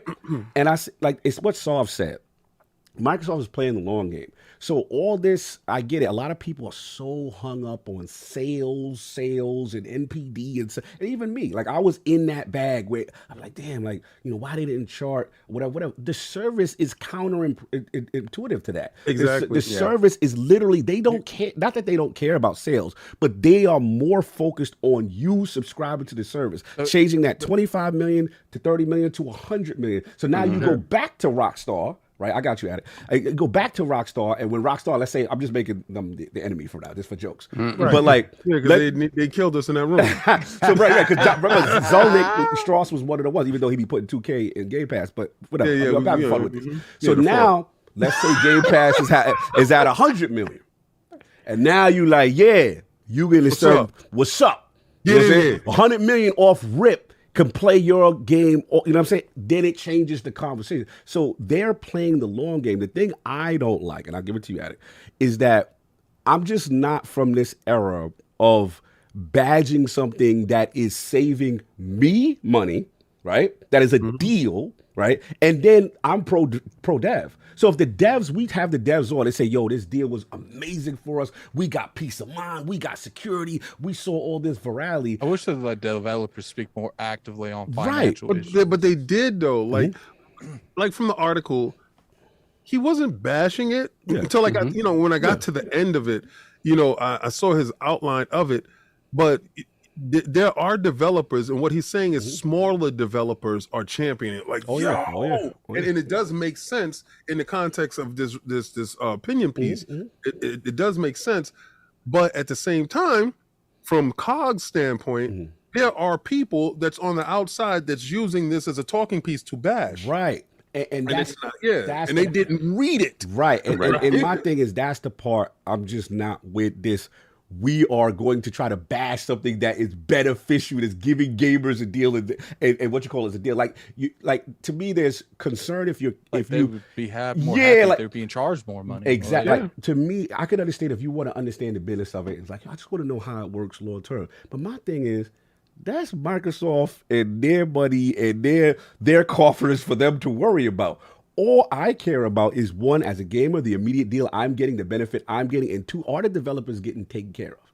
That's my main concern. If those two check boxes are happening, it's up to Microsoft to fill it. It's the age-old expression I've used before. I don't go to the car dealership and say, yo, this deal is too good. You giving me this month, and I need to find out why it's $100 off this month, or why you giving me 6 months free this month. Like, no one's doing that. So to me, people it's like equivalent to like signing up for Netflix, but like, I want to pay you the first month. It's like, to me, people have let's be real, there's some people that have a certain agenda because they don't like certain platforms, right? And all of a sudden there's this concern we got to see. No no one's doing that with no other product in life. You go, somebody say, yo, you getting this deal for this versus this? I'm getting that.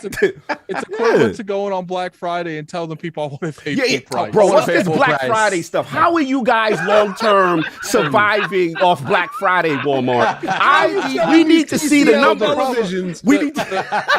How is these TCL televisions for $20? The problem that's going on here is you can sit there and compare them all you want, but what you don't do, and what I see people get confused is you're not comparing the actual business practices, because it's two entirely different business models.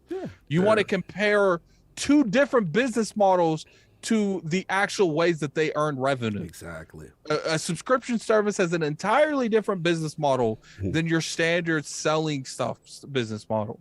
That's the funny part. It's like they want to compare the two, and when you bring it up, that doesn't count. What you mean it doesn't count? Like, look, I get it. In defense of this group, look, I get it. We from that era, like, sales, software sales means they're everything. The MPD means everything. Hardware sales mean everything. Done, that's not the game Microsoft's playing. Even Sony's going away from it. Microsoft has changed the game from the beginning. Let's be real. Yeah. Like they've forced you to have Ethernet connection. They forced a hard drive on you. Yeah. All these stuff they forced online on you. All these stuff that y'all was raving against. No, we don't need this. No, I don't want that. Why do we have to have Ethernet in the box? Why is it on always? They're spying on me. They have cameras.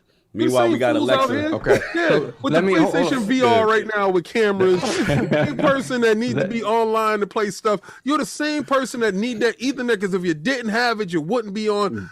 I need to be hard lined in because the way my connection is, I can't do the Wi-Fi. You people. You people. What do you mean? What do you mean? I think, you know who I'm talking about. You people. I think the part that annoys me, King, is they're having the wrong arguments, the wrong debates. Instead of talking about something that saves you no money, say, I'm concerned subscription models is going to, encourage them to make games more grindy because they want more microtransactions at it. Like, they don't have the right conversations. Well, Addict, we growing up in a decade or age where when we show you our stack, it meant something. When it show me your stack. Whoa. That's a whole natural situation I don't need to know about. I don't want to see your stack. I don't want to see your stack. But we come from he who has the show me the build. Want to see my stack? Whoa, we don't want to see that build, bro. He who has the most toys win. Right? And Microsoft flipped that on his head. You can have all the toys in the world. All we want is your eyeballs. All we want. That's how this insinuates. Just give us your eyeballs. Give me your eyes. That's all we want. It's your eyes. I mean, I can take your eyeballs in the next pin the knee. Oh, God. Here we go. So listen, all they want is your engagement, right? Yes. And when Microsoft said engagement, people said, well, it's because you're losing. Right? Of course. Yeah. So what? Y'all winning at selling stuff. All right, we gonna win at having people view our stuff. See, and this is what Sony has to capitalize on. They have to have that subscription service mean something. It has. I talked to Cog the other day. I said, "Yo, I'm playing The Last of Us right now," and I said it's $9. Right? I got it confused because I had jumped out the window. Cog right there on the phone. I heard him. It's there. What? Wait a second. $9. Hold on. Let me get that now. When there's value, there's going to be purchasing. When there's value, there's going to be engagement. Cog wasn't pulling up that app until I said that. Yeah. So if the word of mouth means that there's value inside your service, then the people will gravitate to it. Yeah. What I'm saying for Sony is stop being all hung up on selling sales numbers. It's a talking point for you people. So remove that away and get back to the engagement, because they're turning into the engagement now. You guys are just fighting against the storm. And real quick, so the funny thing is, like, they talk about the negatives that Game Pass has done, cannibalizing sales. Let's not talk about the fact that Game Pass is probably the only reason the original Final Fantasies came to the platform. Let's not talk about the only reason that Kingdom Hearts came to the platform 1 and 2 is Persona. because they were All the able to Yakuzas. use Game Pass Persona, all the to Yakuzas. leverage. All the What about Yakuzas. Persona? What about Yakuza? All of these Mhm. were never on Xbox until Game Pass because it's been a Trojan horse. Microsoft was able to use Game Pass as a leverage to get people, I know you guys' games don't sell the greatest on our platform. We'll give you a bag and you'll have access to millions of people to hopefully gain a following after this. Right. You was gonna say something. So let me play devil's advocate. All right, let's go. Let's say, I hate the devil's advocate. let's say for reasons, Mm-hmm. Game Pass plateaus. Okay. Right, and it stops growing. Right. Oh, me and Dirt had this conversation. I know where you going. Yeah. And then then it's not sustainable anymore, right? You can't sustain these humongous first party games or whatever. You can't really sustain it. You're not bringing in the money to bring in the big third party games, and the small stuff isn't enough to keep people engaged, and you start losing subscribers. Then what do you think? And again, it's a hypothetical situation, but hypothetically that happens. Do you think the people that are arguing that Game Pass is killing the industry because it's teaching people not to want to buy games? Do you think in that scenario they were right? Or do you think that it is a situation where, like King was talking about, the value just wasn't there? Again, and the idea that it's going to plateau may be a little far-fetched, but imagine if you're anything can happen. But if you're let's say you're in it just for the first party stuff. Right. And let's say Microsoft just drops the ball at damn near every single Good first point. party thing and you don't see the value in it. And the third party stuff doesn't appeal to you as much because the games aren't as big or whatever. And the small stuff you can find on other platforms, whatever the case may be. So that's because, again, that's the opposite argument that's being made, right? Absolutely. That you're teaching people in the long term, no, I'm not buying that. I'm not giving them money for that. Right. So what are the thoughts there? No, it's a good point. Look, we don't know. We can't predict the future, right? We don't know how this thing's going to play out. Yes, we know the coffers are big. They got the Scrooge big duck money. You know what I'm saying? We understand that. But at the same time, it's an obligation on them to continue to put quality products in the service. And that's why I'm Lord Acquisition, because the reason being is you have to have studios making games. We just saw what happened with them in 2022 when everything fell on Bethesda. And then we saw the 2 delays, Starfield Redfall, and then nothing else was ready. But imagine if you have studios, right?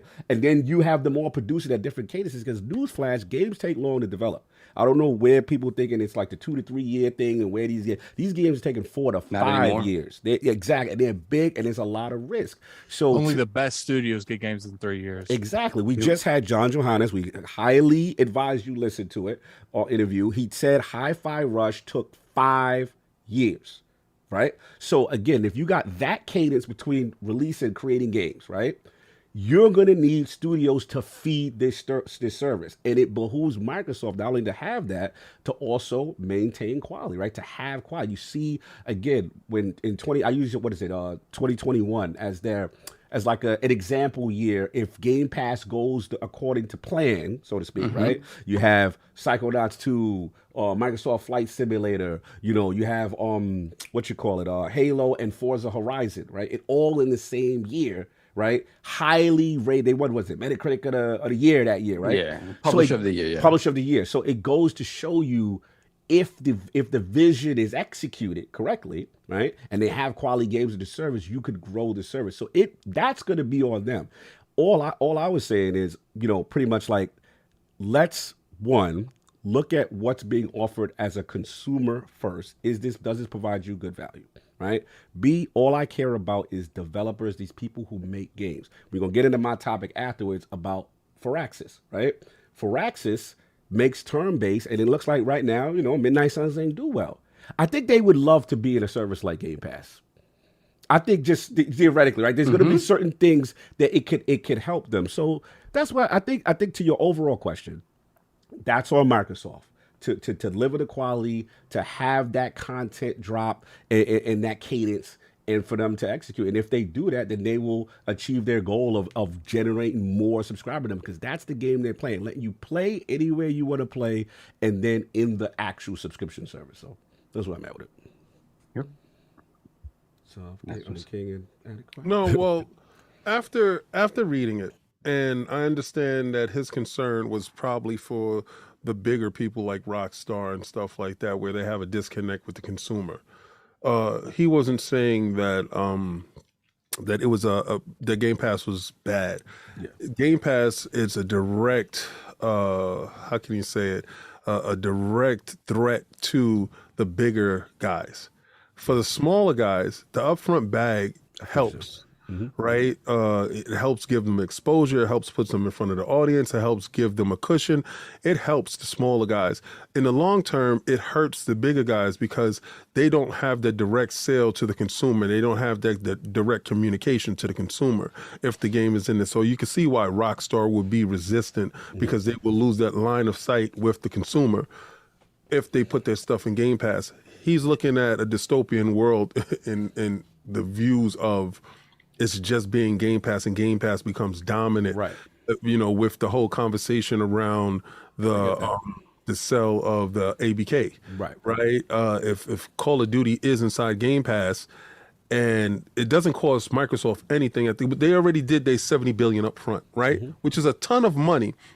But over a period of time, that would pay for itself. Right. Now, if they give Sony, which I heard, it was a misinformation that was put out yesterday, where they offered Sony 15 years. No, the information was they offered them 10, they offered them 5, then they offered them 10. You know, and somebody came up with the number 15 and said Sony turned it down. No, they're in quiet talks in the background trying to iron this stuff out.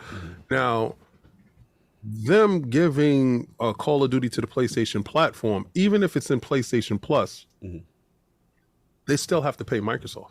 Right. So those sales still is going to generate revenue in Microsoft ecosystem. That's the conversation here. Once Microsoft is the owners of something that big that would generate that type of revenue, do you continue to support this thing? Do you hold out in hopes that your favorite game, because this happens to me all the time, ends up in the subscription service? Right. Because how many times have you purchased something and then a week later inside, and that forms a reluctance in purchasing? I get that. That's fair. So yeah, there's a cascading effect of Game Pass and how it forms trepidation in purchasing, how it forms a barrier between larger conglomerates and the consumer. And in this body of the piece, this is where he gives you his opinion on how it's affecting. That's fair. And I'll just jump in real quick. I know I went again. Right. But I agree with that. That's something to monitor. Also, to monitor that I don't think no one's talking about is that if Game Pass gets to that level of success, right? And it's this curated list that goes in and out. You know, some state people get a 1 year deal, 2 year deal. The concern I have is maybe for the indie guy who doesn't get the Game Pass back, right? And then how does it affect those who can't get in the service and you don't have those extra, lights on you, so to speak? So that's something, to look at long term. I know a lot of people been trying to get their games in Game Pass, like a lot. I agree. But no, that's a good point. Because it does make people say, okay, you know what? Damn, like if I wait, I might be able to get, you know what I'm saying, such game, you know what I'm saying, a couple months later, that type of thing. So yeah, we got to see. We got to see how it is.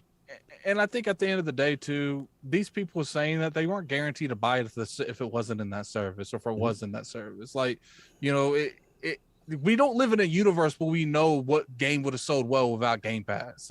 Obviously, there's things that could go into place that I think could really be beneficial. But like I said, do we honestly think Outriders would have got support as long as it did if it wasn't in Game Pass? Access to millions of people. And we don't know. And the positive standpoint is, let's just say you don't go in Game Pass, you kind of bomb, and now Game Pass can kind of give you a second virality.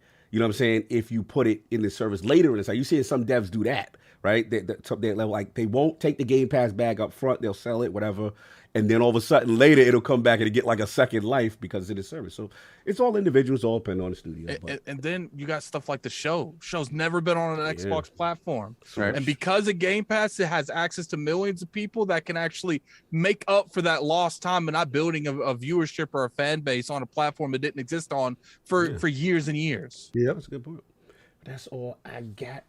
King's got more. No. Definitely, that was about it. I mean, I just thought it was a very well written piece, and for people to bash it without reading it was kind of messed up because I saw it and I said, well, let me see, because this week was light on news. Yeah. And I said, well, let me dig deep. Thank God Cliffy came up through. We would have made it work regardless. No doubt. So for the super chats, anything we need to do?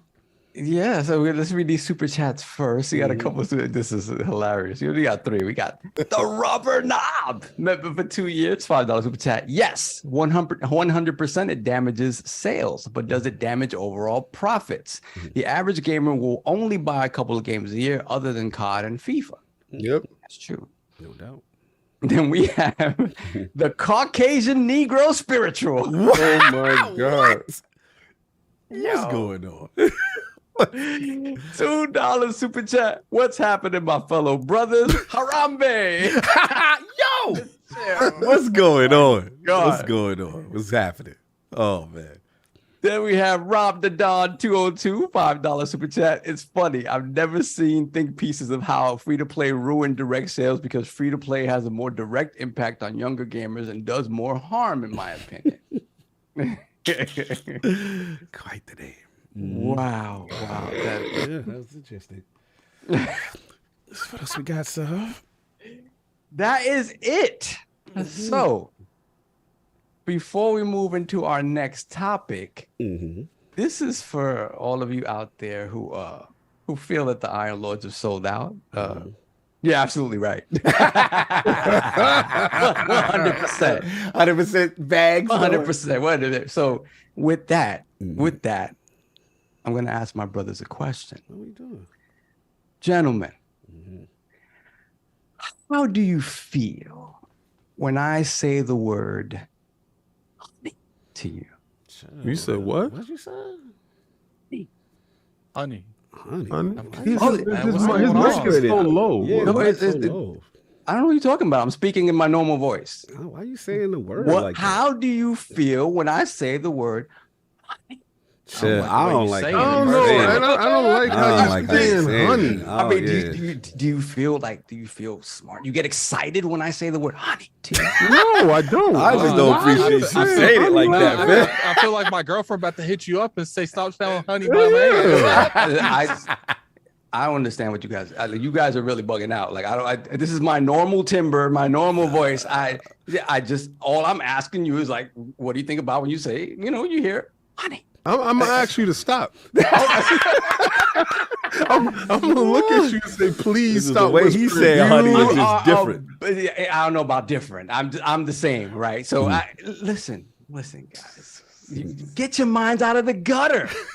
When I talk about honey, I'm talking about savings, 100% savings, because of course today's episode is sponsored by none other than honey. It better be savings. It better not be no other honey going on. Tell me more about honey. I have no idea. About this honey Look, thing? honey. I don't know. My voice just drops when I say it. So honey is the easy way to save when you're shopping on your iPhone or your computer. Thanks to honey, manually searching for coupon codes is a thing of the past. Honey is the free shopping tool that scours the internet for promo codes and applies the best one it finds to your cart. Now, let me tell you how it works. Imagine that you're shopping at one of your favorite sites and then you check out. The honey button appears. And all you have to do is click on the button that says apply coupons. You wait a couple of seconds and honey's going to search for the very best coupon it can find for the site that you're on. Then if they find a working coupon, you apply it to your checkout and that's it. Your prices are going to drop. So I'm going to tell you, for me, I've been using honey for a long time. And I know a lot of us have been using it for a long time. For me, 9 times out of 10, I'm using honey to buy food. Lady Saab knows that on the weekends, we have one rule. We don't cook on the weekend. There's no cooking in this house on the weekend, right? So what do? We're ordering out, whether it's pizza, whether it's Chinese food, whether it's sushi. We're going to go to our favorite delivery site, pick out what we want. We go in there, go into checkout. As soon as you go into checkout, Honey pops up. And it's either, it depends on whatever the coupons available are, right? But it's going to find the coupons available. It's going to pick out the very best one for you. And I'm going to be honest, man, I can save anywhere from $5 to $15. If it's percentages, it'll be a 10% discount, sometimes a 20% discount. And this is every single time that I go on and purchase food online. So how do I do it again?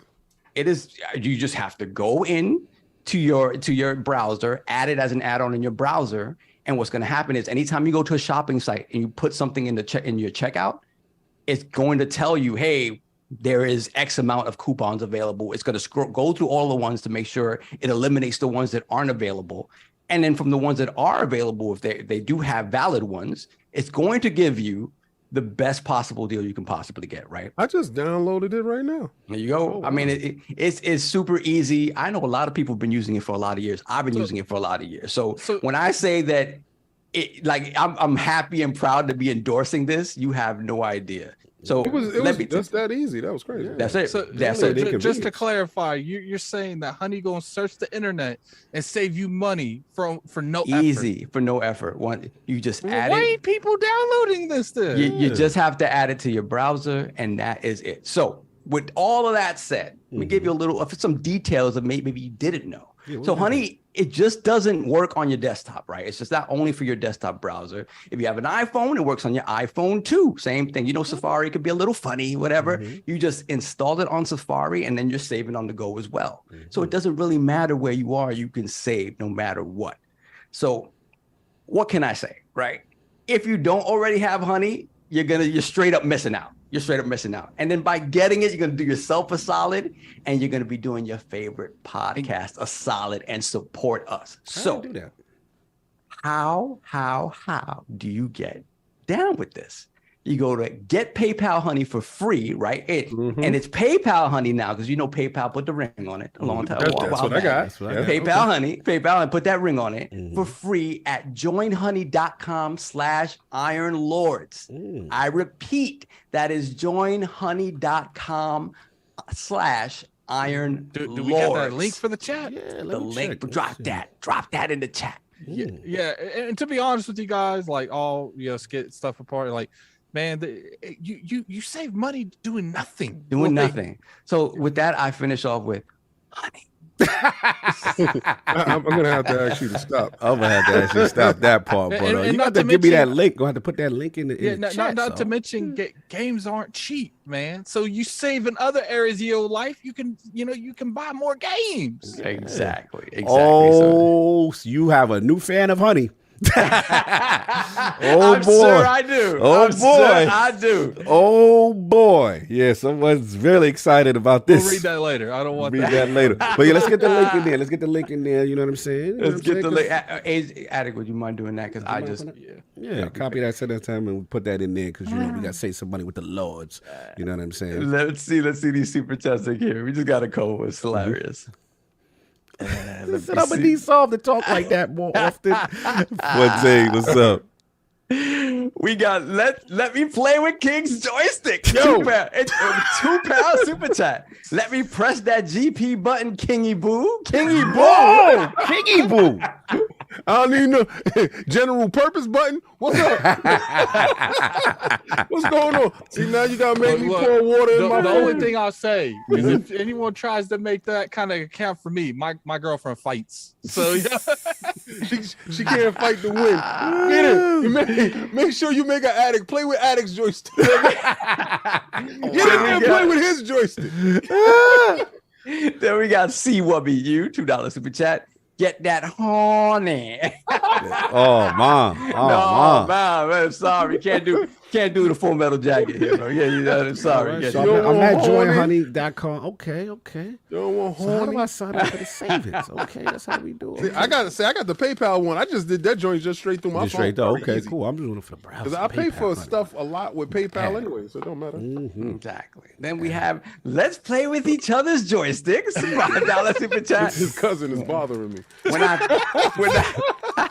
When I think of Honey, I think about licking the rim. Whoa! Of the jar. Whoa! Wow, it went somewhere. It went somewhere. I gotta mute this. You know, I hope to God that these are two individual people and this isn't the same person. Well, we're switching getting accounts. one of them is from the UK, so it's definitely two different people. Unless you're putting up a VPN or something like that. Nah, see, I'm safe. Solve is in danger. My person got to take a flight. Yeah, your Paxis dollars are definitely going to a security detail for me as I walk the floor. Yeah, he gonna need it. Yeah, but just it's like we said, guys, right there, man. At the end of the day, man, this is costing you nothing. It's gonna save you money. Go, rock with the honey, man. Rock with the honey. Yeah, no doubt. Like I said, I've been rocking with honey for a long time. When we got this, I was like, oh, okay, yes, we get to support things that we already use because honey, it's like the easiest thing. It just pops up and it's gonna give you discounts every single time. So again, I just integrated it into my browser right now with the extension. Beautiful. Oh, this is cool. No doubt. PayPal, honey. No doubt. Are we all set, sir? Yes, sir. We are set. Let's move on. Yeah, super chats are caught up. No doubt. Oh, this is actually you, sir. PlayStation VR 2. What happened, big? Yeah, man. Like, well, the verdict is out. PSVR 2 reviews are in.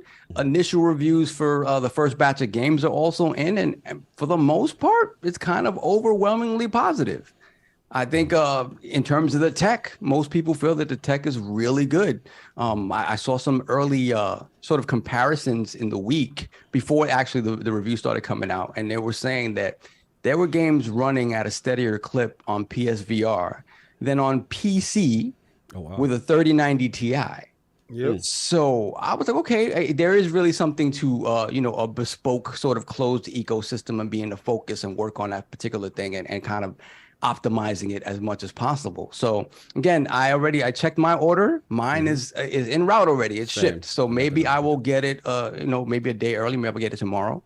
But I'm excited to try it out. I know that we talked about the potential that, their projections for how many they'd be able to sell off the rip were, and they challenged those sort of projections, but the fact that they may not be able to sell as many as they wanted to.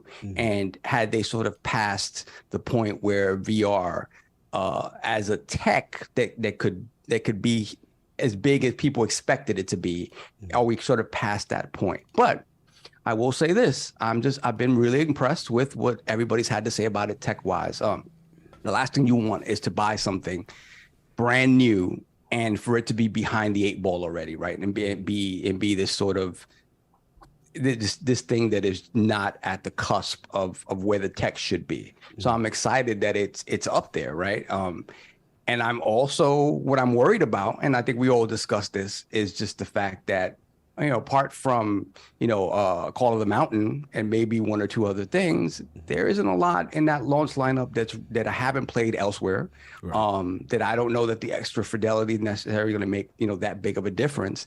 And I really want to see if PlayStation's going to double down and make some games and give people a real reason internally as PlayStation fans to care about the PSVR 2. So I'm excited, but again, a little tentative as well. I want to know where you guys stand with this. Alec, resident VR expert, how do you feel? Nah, man, it's a sin to talk about the VR. Apparently, I have no interest in VR whatsoever. The only thing that really got me even remotely interested was, the Quest 2. It got me a little bit, curious about the VR world. But I got obliterated for my opinions on VR too. Oh, so yeah. I'm gonna crawl up in my shell. I'm gonna lick my wounds. Abstain. Yeah. So I'm gonna stay in here, man. I stand down. I'd rather play Tetris before I play VR, but that's besides the point. Wow. Interesting. Lord, because Demio came out. I don't need the VR right now. I want one of these places to show me like a lot of games that make me want to play VR, and right now I haven't really seen that. Yeah, fair enough for you, Lord King. You had thoughts about okay, this, well, I had put out I think it was last week. I told people, no, last week I wasn't here. The week before that, and I told people, I have 3 statues. If somebody want to come up off that, they can get $1,600 worth of statues for the PlayStation VR because I'm not going to give them my bread. And then I had somebody hit me up in my DMs And they was like, oh, what about that Green Lantern? Because he wanted the Green Lantern statue I had. I said, no, I've been purged myself of the DC stuff. I just got, the Marvel statues. But then I forgot I have a whole bunch of DC stuff upstairs. So again, I'm putting this out there for anybody that want to get those statues. It's available. And I go into it saying this. Once Tencent shut down their VR engagement as far as manufacturing a headset or making video games or whatever that they were going to do, they canceled that. They was like, no, because the sustainability of VR in this environment is not going to be viable. It's a very small niche ceiling for this thing. And I've always said this, that the PlayStation VR 2 feels like a niche passion project for somebody that's there. I don't know who got this thing greenlit, but from what I've saw with the reviews, the single wire, like this wire that I have here, runs to it, and opposed to the cumbersome convoluted thing of the PSVR 1 and the Move controllers, which wasn't designed for it, but it did convey a certain level of immersion in it. I like the PlayStation VR 1. I thought the PlayStation VR 1 had a better launch lineup to begin with, and I thought it had the ability to go further. So it did have a better launch lineup. It did have other games that was with it, even though it was like half-baked because of the camera was made for the Move stuff. A lot of stuff was Frankenstein together. It managed to sell 5 million. And I know the thought process is the PlayStation VR 2, it's not Frankenstein. It's something that's thought out. It was something that was made for the PlayStation 5. That's i.e. no back compat. No excuse. No back compat. More reasons to gouge the public again. But they have to sell this thing, right? I feel it's DOA. Not saying it is bad tech. Not saying that it's not transformative in the controls. Everybody I saw said the headset was more comfortable. It was lighter, if you believe it, than the PlayStation VR 1, and it had more tech inside, right? The controllers was made from the ground up for this. So this is a console, because it's a separate console, made specifically for a target audience. And the games aren't there. Call of the Wild gets a bit repetitive in the climbing instance from what everybody that I've seen. I read that. Yeah. Very, very repetitive. Whereas after the first mountain you climb, you're like, yeah, I did that. But if majority of the game, 80% of the game is you climbing mountains, it's going to get a little bit repetitive. So you need to have a variation in the games that were available. Now, a lot of these games are available on other platforms for cheaper. This is the part, for cheaper, where the headset and there's no tethering is cheaper. This is a discerning consumer base now, right? Do you go get a Quest with lower resolution so you can set up anywhere in your house, anywhere away from your television, so you're not punching your television, busting your television up? You're in the foyer, you're in the living room, you're in the attic, wherever you want to be with it, you're untethered. Right here, you have to be in this situation, and it's $600, whereas the Quest is cheaper. The games are cheaper. I don't see the advantage, and don't tell me the 4K thing or per eye is 2K, man, and I have 100. That doesn't matter when you factor in the limitations and the limited software that's available to you. It doesn't show the wherewithal, and I don't believe Sony can stomach the loss. So after a year, I want to have the question, is it still around? Because we know they give you the 6 to 8 months, you got to work, you got to sink or swim, baby, and then they walk away from it, but they act like, they just stop talking to it. It's still there in the house, but Sony just like walks by and like, stops acknowledging the fact. And I want to see, where's the God of War VR? You did Gran Turismo. Where's these games that are readily available? Why aren't these things at launch for this thing? Give me, where's the Spider-Man? Where's the Iron Man 2? Where are these things that's supposed to start selling this console to the people? And this is the reason why you took a million loss. You stepped back and said, first it was 2 million. Now our projections is 1 million. That doesn't sound good from the rip. I'm sorry. Okay, get spoken. King has thoughts. Thank you for ruining my excitement. Keeping my hype level of my pre-order. right in the toilet. Look, Miles arrives, next week, and look, we saw the reviews. Mostly positive. The tech looks promising. I'm allowed to say that. The people can't comment because you're. No, I'm allowed to say that. Look, I will say only got different. I do like the launch lineup. I feel like to King's point, yes, there are people who have played a lot of those games other places. We get it, on Quest and other things. But there's going to be some people in the PlayStation ecosystem that have never and will give VR a try. So there's a part of me that wants to see how that does for them as far as the engagement, the attachment rate, and that kind of stuff. And then we got to give credit where credit is due as far as their first party lineup. So the hope is, obviously we see Call of the Mountain. They're known for the bombastic AAA first party kind of experiences. The hope is they will translate that into VR as well. So you ain't even Alloy though. True. I know where you going with Call of the Mountain. You a regular dude, and she come walking past like, "Oh, I see you in my game." Why you gotta say it like that? She like, yo, I see you made it.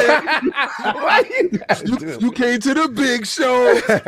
You are a little sidebar. Oh, well, listen. I mean, how you gonna have a sidebar game give you a sidebar character? I mean, we gotta take it to a fact. Listen, I'm tired of Aloy, so let's.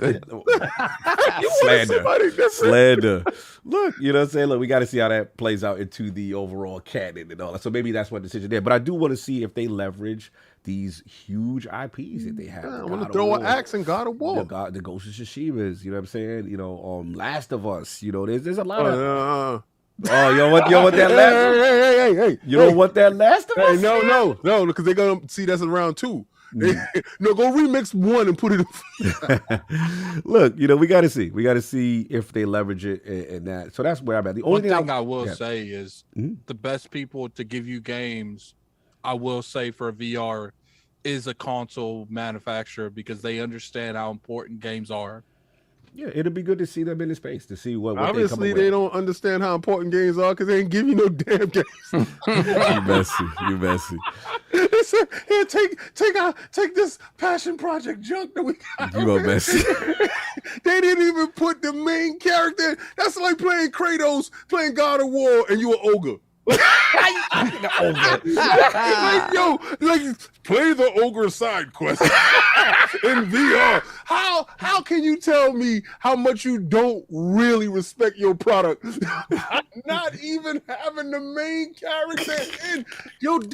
That's when I knew. That's what you do. Y'all didn't respect your own product. You don't have no faith in your own product. Y'all did not attach nobody to it. You said, what game can we throw out there? Somebody said, Call of the Wild. Why you gotta keep saying Call of the Wild? Call of the Wild. They said, what the hell is that? He said, yo, I have this little thing that I curated that's about Horizon. He said, oh, okay. Not the main character, right? He said, yeah. He said, all right, that'll work. So who we gonna do? He said, yo, put Calvin in. He like climbing Calvin. So you get a chance to control Calvin as he climbs mountains and he runs away from renegade robots. He said, that sounds dope. Put that in there. He said, okay, so we're gonna do the God of War. He said, yo, man, if you don't get the hell out of my office. You're messy, bro. You're super messy. They don't respect the product. How you gonna not respect it? You didn't put. This is the first time. This is like launching a console and don't put no mascot. This is how I knew Virtual Boy was gonna be trash, right? Because they put Wario. They didn't put Mario. They didn't put Yoshi. They put Wario. You don't remember that game? Yeah, I remember that. This is how you know your joint is trash when the company said, there's something that we don't use. It said Calvin, call it a You gotta stop calling him Calvin. Call it a while. It's not called Call It a While. It's Calvin's Call It a While. Jack London's Call It a While. Why you just completely butchering the name? Play as the sled dog. In this game, we climb mountains. I'm so sorry. Y'all don't want to stand behind it. Y'all don't want to put none of you call it how you see it? Yeah, you don't put a Ratchet and Clank. They would not attach. How you gonna have it as a disassociation to you? Like, this is the wicked step cousin of the PlayStation. The wicked step. And they put it to the side, and it was like, well, let's see if it fly though. How you gonna let it fly if you ain't give it no wings? You just threw it out the window. It said, fly, baby, fly. It's nothing there. There's no sustainability there. And these guys keep talking about, but it's 4K in each eye. You ain't seeing anything. So somebody DM'd me and was like, the God of War VR game is you play as Mimir and you just hanging off of Kratos' waist and your head is just bobbling to the side. You get to see Kratos' butt all day. Yo, I can't. Whoa. I can't with y'all messy. Anyway. What's up, man? The Xbox podcast. Yeah, clearly. Remember, these are the thoughts of King. Just remember. These are people that's hyped for a $600 joint with no games, man. Y'all bugged out crazy. Yeah, so that kills the enthusiasm for my pre-order. But yeah, me and Sam will be checking it out. Exactly. Real soon. So I got my notification. Cog will be back on Quest 2. Shout out to Cog. Listen, shout out to any PlayStation VR 2 owners. If you guys get DBO, hit me up. We'll love to trade test cross-play.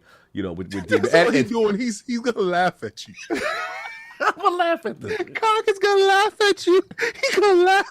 Look, PlayStation VR owners get a chance to play VR and PS5. If you don't have VR, PS5 has the DMO. Shout out to PlayStation for this, because Xbox, you got to get on it. Like, they got DMO, the PC version, but for the console, so you don't need VR as well, and we can do our cross-play. So hit me up. How they gonna make their own joint obsolete? How they gonna take the hardest game, and they said you don't even need the VR? That's how you know they don't really respect it. And if you don't have VR, you can still play it. This is the best thing you got, and they took it away from you. They don't like you at all. Can't with him, but I can't. Oh my God. Flush the toilet bowl. $600. Listen, watch your money go down the drain later. Yo, use the Honey app. I can't. When you buy the VR, hopefully you can get some money off. I can't with you, stupid. I can't with you. You are messy. You are so messy right now. Anyway, so that's all I got on VR. Then I'm going to move on before King continues to get more bars off of this. Actually, my last one. We can combine it if you want. It's up to y'all. Unless we got super chats we got to get. What, they're just Firaxis? Yeah, it's just Firaxis. It's just me crying. That's all. There's nothing else to combine. I'm crying with you. Yeah. So look, man, we already know what most of us know what happens. Shout out to FiraxisGames. Put out a statement. Recently, again, the legendary Jake Solomon, and I believe also studio head. Find the gentleman's name here. Steve Martin. That's funny. Steve. Yeah. So after 27 years and 32 plus game releases, he's leaving FiraxisGames as studio head. I'm tremendously grateful for the opportunity of champion led the work of such a talented group of people in the past couple of decades. I'm proud of the legacy of games Firaxis has created and its reputation in the industry. I still look forward to cheering on Firaxis in its next chapter. Stay civilized. Obviously, one of those ones responsible for the Civilization series and stuff like that. And then this one hits close to home for me, an addict. Jake Solomon, one of the legendary turn-based producers, XCOM, Solve's favorite. XCOM. That's my favorite. Yeah. After 23 years, he's moving on from Firaxis. He's a big dreamer. He fulfilled 2 lifelong dreams of making XCOM, XCOM 2, and War the Chosen. That's my favorite, too. And Marvel's Midnight Suns. I'm the luckiest kid who ever lived. XCOM was my favorite game growing up. It's why I became a developer. Marvel Comics made me a dreamer, and those characters feel like my extended family. I'm grateful to Sid first and foremost for teaching me. And then he goes on to say he's grateful for 2K. He's thankful for everyone that enjoyed XCOM and Midnight Suns. He never take it for granted. He's now for letting him do his job. And he said his brain is on fire with a new dream. Time to go chase it. So basically, you know, two major pivotal players, you know, after leaving Firaxis, right after, you know, Midnight Suns. And we know the story of Midnight Suns. It was not a commercial success. You know, the heads of 2K came out and said, you know, they were disappointed and that maybe they put some blame on themselves with the release date, be it at December. So, you know, this is COG's emotional moment. And, you know, obviously I'm a huge fan of the turn-based genre. I don't want it to go away.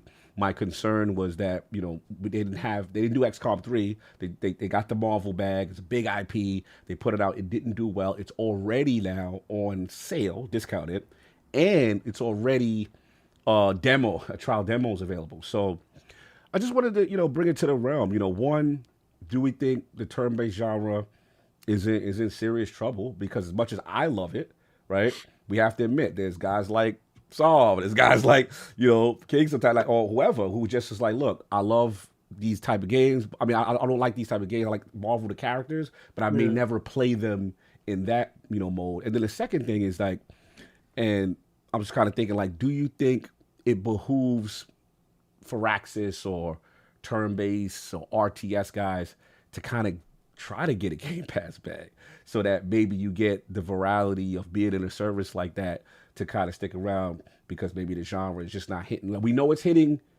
for PC, right? PC seems to be the place these genres live, but maybe console gamers are just not giving my beloved turn-based. So I'm gonna give it to you, Attic, because this hits home for us. And even though you're an XCOM guy, you didn't really like Midnight Suns like that either. So No, I know. it. So yeah, so let's talk about, you know, these two departures and the future of turn-based. I think the issue, I think, you know, hope Jake finds success. It seems like he's gonna develop his own studio. That's what's being conveyed to me. I don't know if that it goes through with that or not, but you know, the good thing about it is I don't think that this is going to, you know, determine whether or not turn-based is successful. Like, this isn't just a turn-based game. It's a card-based combat with turn-based mechanics. And, you know, people don't like to play the card stuff in general. People don't like to play turn-based in general. So when you put them together, you know, I know people like BG that really loved XCOM. And, you know, when it came to Midnight Suns, he was like me. He's like, I'm not feeling the card-based combat. You know, we expected more of an XCOM traditional with the Marvel characters. And even though I don't think that would have worked out entirely to its core, I do feel like they could have found a way to make it work.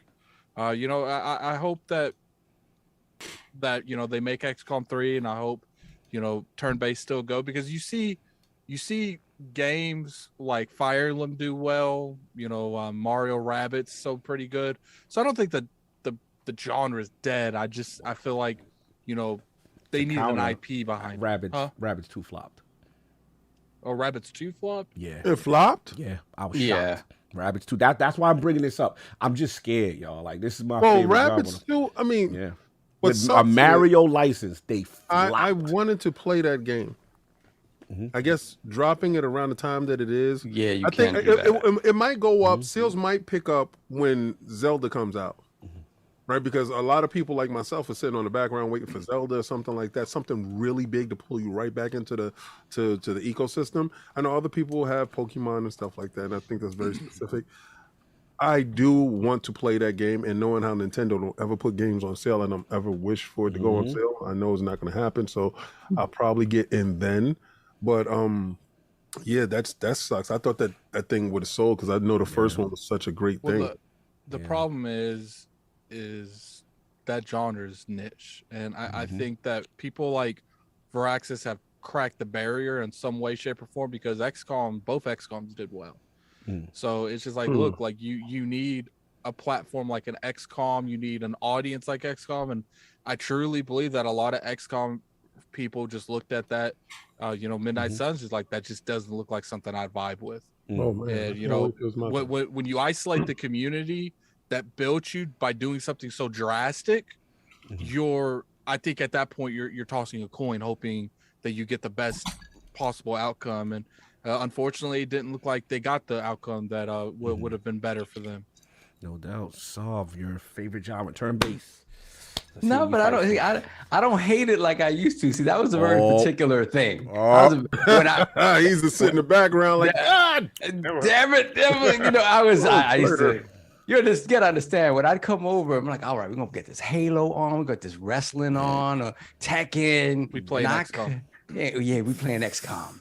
And I'm like, what? Yeah, he hated it. I'll be over here with my PSP. Thank you very much. You're the problem solver. You didn't even try it. But I will say, Mario Rabbids, the first one, brought me into the fold. I was like, you know what? I'm going to try this foolishness. Because the thing was, I was like, unbelievable. Like Rabbids and Mario, and it's a turn-based strategy game. So I'm like, wait a minute. Let me see. And the thing about it that was good is like, it had all of the check marks when it comes to true hardcore, right? Turn-based stuff, but it had the cutesiness of, and for me, it was like, okay, it allowed me to sort of get into it without feeling too pressured. I remember you guys always talk about Overwatch and your characters are dying and that's it. And it's like, oh, I don't know. I just never gravitated to it, but that game got me interested. I'm like, okay. And see, what's funny is those key features and those key, gameplay mechanics is I believe the reason it didn't succeed, because when people play these type of games, they do expect that management behind closed doors. They do expect the Overwatch type of mentality and the, because I remember when XCOM Chimera Squad came out, it was a huge thing why you couldn't name characters. You couldn't name characters. I remember that. People expect that type of gameplay out of these type of games, and I think the reason that some of these games aren't doing it,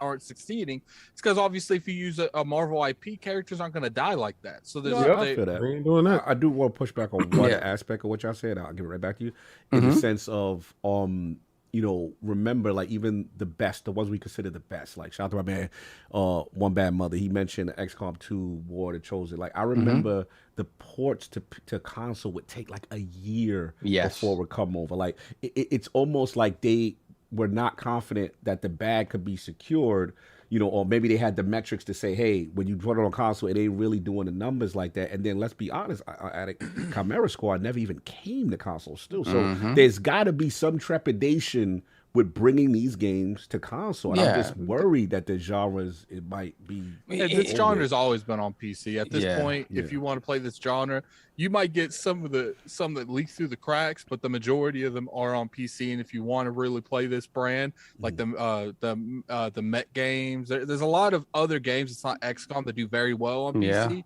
And the problem is when you put these kind of games on console, besides like Halo Wars, the original one, it's very hard to sell. Very hard to sell. But the crazy thing is that it's funny because I had this issue with XCOM, but then I love Final Fantasy Tactics though. Love tactics. JRPG. Yeah, maybe it was the aesthetic thing where I wasn't as big into the sci-fi at that point, and it just didn't. But Final Fantasy Tactics, and then I remember when Attic was playing Fell Seal, he was like, "Yo, this Fell Seal is crazy," and I was like, "Okay," and I downloaded it, and Fell Seal is kind of amazing. So the thing about it is, it's the closest thing you'll have to tactics, to like an actual tactics system. Yeah. So for me, it's like I don't see it going away. I do. And this is going to be sacrilege to you purists, but maybe find this middle ground in it. Like when you look at what they did with FF7 remake and the middle ground between the turn-based tactical and just straight up combat action and the combat action. Yeah. Well, they already do that. The Valkyrie Chronicles they already do that. So so it's just going to be a matter. I think if they had done something of that nature, but speaking specifically now to Midnight Suns, right? I think the card stuff, whether it's cool or not, threw a lot of people off, and they either were expecting or hoping for a straight up XCOM type without that extra, with the card system. Or like I was saying, like the FF7, like something that felt more actiony, where it felt like you had more control over the character directly, but also gave you that strategy underneath, like underlying layer of strategy, where it was like, okay, positioning and all this stuff matters, Overwatch matters, but I could control the character more directly.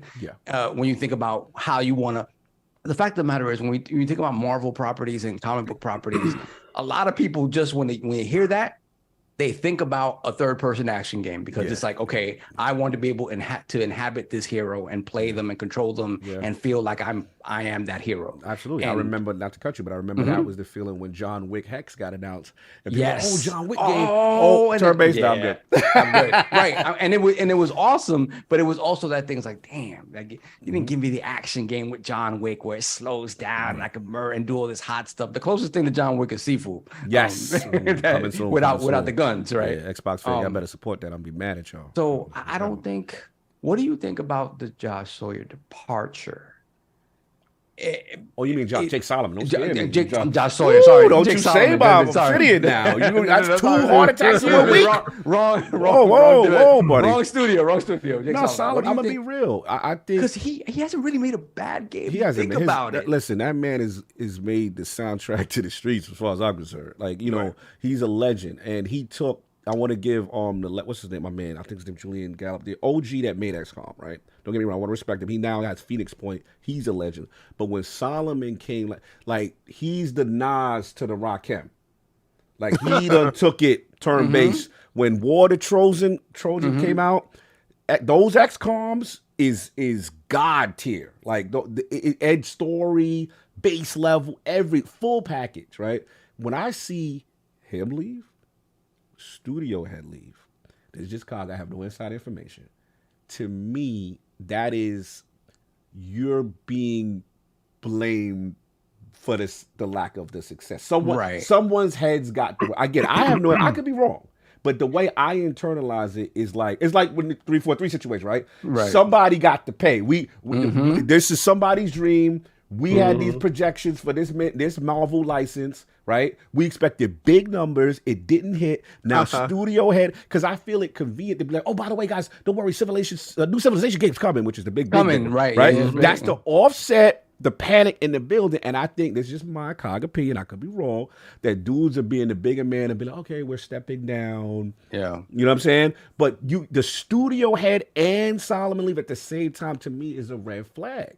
So I got to see how they move forward. Now, I hear some rumblings in the building like, calm down. It's not doom and gloom the way you think it is. There's things still cooking. But I just think, well, maybe the Midnight Suns thing was, you know what I'm saying? Had to step on the grenade. Yeah, somebody had to pay.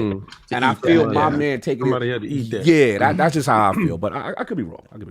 But it makes sense. Again, you get the first time a game like this gets a Marvel license, you're hoping for a big success, and you make a good game. You make arguably a great game. And now we're gonna have a conversation. Oh, I'm about to boot you. We're gonna have a conversation. Okay, I'm real close to you from so.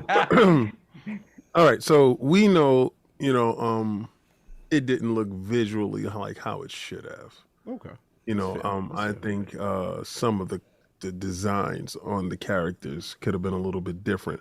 Not saying that they weren't true to what their vision was, but the PlayStation 3 graphics really, that's fair. That's really a pushback. Now, are we at the point now where you don't slap Marvel's name on it and think it's going to, sell gangbusters? Are we there yet? Do we not learn already from Marvel Avengers with the Nifnod costumes and the characters that weren't comic book accurate? Are you the same person that attacked me because of Star Wars a couple weeks ago? Oh, why'd the game do good? Because of Star Wars. But I think there's something to be said about like what I said. When you play a superhero game, you want a third-person action game, and even just one. Just one for sure, 100%. And the reason. Oh, those are popular. That's very popular. Very popular. In case you didn't know, now this is the caveat, right? When you look at Guardians, right? Guardians is that, but Guardians did, I think. The fatal era of Guardians, right? Guardians was a great game. I know you're gonna go. It was coming behind Avengers. It had the bad behind Avengers, right? And the Guardians wasn't. It was kind of a hybrid of that. It's like, oh yeah, you can control your other teammates, but you're a Star-Lord. If you're not a Star-Lord fan, you're stuck playing a Star-Lord. And I gotta play that. Everything is on the game. Amazing. It's a dope game. Yeah, I finished that. Yeah, but again, can't slap Marvel name on it. Think it's gonna win. Now this game really, first of all, it's a niche type of game. This genre is not for everybody. Y'all gonna stop acting like y'all was out here selling all these games to these people. No, King, no, this is hurtful. I'm hurt. I understand, but we was the ones that were playing it, right? So now that we got this situation, why didn't you put it in Game Pass? Oh, because your head was too big. You said, no, we have the definitive formula. I feel that. Our formula is lit. We are the best in this formula. All we need to do is slap Marvel on it, and it's gonna sell gangbusters. Newsflash, fool. You should have went and put it in the service. You should have teamed up. You should have tucked your tail between your legs and say, because I know PlayStation probably came at you. I know Microsoft probably came at you. Game Pass dudes try. Yeah, we 2K, try. I don't think 2K's ever really put games in their day. No, but NBA 2K has been in Game Pass multiple times. NBA 2K. Oh, not they. Not they. But they show up there sometime in the year. I think the fact that it's a niche genre, you should have put it in Game Pass. And then you should have been able to sell you could have nickeled and dimed them the DLCs and the characters. Yes. Especially with the characters. Especially with the characters. All day. You messed up the bag. And in doing so, you drag great people down with you. I don't put it on the studio heads. I put it on the publisher, and I put it on the company heads. They did take responsibility. They said they think they made a mistake with the December release. Yeah, but they ain't quitting. They think they made a mistake with the December release date? Yeah, they said it publicly. They said they tried to take some of the bullet. Yeah, we take the bullet, but we gonna push them out the door. You didn't take a cut in your pay to make sure that he stayed on. You didn't come out and put out a public apology to the development heads. You didn't say, "Oh no, they did a fantastic job. We just messed up marketing. We just messed up placement. We just messed up timing." You didn't say that because it's a great game. Otherwise, so who else is the problem? Is the people that was distributing it, publishing it, and placing it. So marketing sucked. Distributing sucked. Now that marketing is a lot of marketing. They put a lot in the wrong site. But here's the thing, though. Here's the thing. Even if you put that in Game Pass, if you put that in PlayStation Plus, if you put that at Epic Game Store, that's only going to generate a certain amount of money. And this is Marvel licensing we're talking about, probably 3 to 4 years of development. Like, I don't think they were going to get that back that easy. And I'm going to tell you, you start placing that game inside Game Pass and PlayStation Plus and Epic Store, wherever, and you drop out iconic characters for the sale, for the $2 here, $2 there. I just picked up a skin the other day just because it was Piccolo. I said, Piccolo in there. Fortnite. That's Fortnite. So what? This is the same. Different, though. It's different. If you come over there and because you can. The thing about Fortnite is you can show off in Fortnite. I got this skin. I got that. That's a single player game. There's no multiplayer. I'm showing off. You're literally buying stuff. You're like, yo, that's cool. Like you're not buying. King, so King, if Fortnite was a single player game and you bought that and you couldn't show that to anyone, you couldn't flaunt that out to anyone, you gonna buy Piccolo? Yo, okay, I'm guilty. Right yo, you know why? You know why I'm guilty? I'm guilty of getting what I want. I'm that dude. I don't care. Yo, I don't care. Man. I don't care who's playing around. Nothing. I tell people all day long. I don't care who sells. All I want is Naruto. That's all I want. Right, but if you had a game where even if it's single player and you can change that skin to whatever you want, the people that you want, you're gonna do it. Absolutely not. That's you. But me, they're getting my $2. I was just talking to Cog like, where's my Daredevil at? How do I get it? Because I paid for this. Well, because you paid for it. It's not like they're asking. How much stuff have you bought on? Gonna do it anyway. How much stuff have you bought on Destiny? Oh my God! Oh my God! That's my point. It's a multiplayer aspect. What did you buy on anything else that's not a multiplayer aspect? Did you buy anything on Marvel Avengers? Ew. Come on, wait a second. He said, "Ew." Come on, I'm gonna tell you. First of all, when you have my man with a broken collarbone and all that stuff, you did me dirty from the whip with my man. Spider-Man for me. But in that game, I purchased the Mr. Fix-It costume. I purchased the Gladiator Hulk costume. I purchased stuff that mattered to me. Now, ask me, do I play with anybody in the game? Hell to the no. I don't care. But again, it boils down to how the game was distributed. I'm saying this: that game being in it, if you're gonna take the hubris out of it, remove the hubris. Right. And I know you got to make back the money off the licensee. Microsoft bag up front would have got you halfway there. You would have get security for sure. Yeah, Sony's bag would have got you halfway there. You know, so you get yeah, but there. we gotta consider that most of the time when one of them sign you for something like that, 6 months on that on the other guys. They saying you can't go on the other guy. Yeah, so we double back later. We be back. You look at whoever the market leader is, right? But in 6 months, these type of games don't really have that longevity like that. Like, it's so you got to look when it comes to gaming. It's a very fast tsunami. By this time next week, everything we play now, for the most part, everyone will be moved on to the next thing. So let me ask you a question, Attic, and you owning the company, right? Do you say, all right, Game Pass has the most engagement? We could take the bag from Game Pass and we could put the game in there and we could sell it every place else.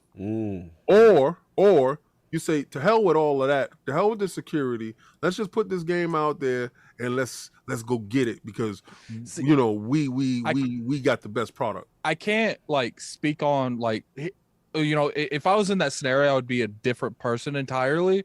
Like if I had my mindset, I probably would have built the game differently than try to sell it. No, I'm just asking you what, like, just like that. It's hard to take something like the Marvel IP and say, let's go to Game Pass. Like you got the Marvel IP probably coming off of like the greatest movie sets that's ever been. Like that scene at the end game where everyone came in, that's probably the greatest moment in not anime and movie history. And it's hard to sit there and have those type of characters in your hand and say, yo, we ain't gonna believe in ourselves. You got probably one of the best, most iconic characters in your hand, and I have hard to believe that they didn't think that was going to blow up. Maybe they thought this was going to be the thing to break turn-based through. Because listen, they didn't do XCOM 3 in its place. It's a reason why they didn't tell you his cards until later. It's a reason. Listen, stop acting like you didn't know they were very upfront. No, they were not. No, they were not. Now, did the card system maybe because you didn't look, the game? But I looked. The card system actually simplified the game for people who feel it's turn-based is extremely complicated. Look, I don't like the card aspect, but I'm not going to say they were being like deceiving. It was like Midnight Suns. Check us out. Check us out. When they did the deep dive, check us out. Deep dive. I remember dudes like, "Oh my God, it's card-based." Can't try to act like they were doing some shady, business. We thought it was gonna be the normal formula. We thought the Overwatch with Firaxis, and we gonna place it. We gonna do this, and then when they said, and then the card system. You said, what the hell is that? I can't. I said, wait a second, time out. I feel like it was a mobile game after that. I just feel like if they would have tried to go a little bit more traditional XCOM style gameplay, they would have got people like me and BG, and maybe it would have got a little bit more up there. You know what? I don't know if it would have sold like tremendously or anything like that, but I personally feel like they would more than it did. I think I know what other mistake is, and we know what's a lot of people talk about it. Let's just say they believe it so much they either won the Game Pass bag or whatever, PlayStation Plus bag would have been big enough. I think the mistake that they made is, do you know this is not available on Switch day one? The Switch version is still coming. I think they missed out by not having the Switch also. So it was coming in hot then. Yeah, Switch is still coming later. It's still going to come in hot, man. Yeah. But I just said I would have helped. I don't know. The graphics of that game, little suspects. Sometimes. I mean, you yourself said it looked like a mobile game, so clearly the port can't be that. So maybe it could. Even that game probably would have a hard time running on the Switch. Man. You got to pack. Anyway, I'm moving on. I won't beat this shit down too much because y'all get me emotional. Kid get on my nerves.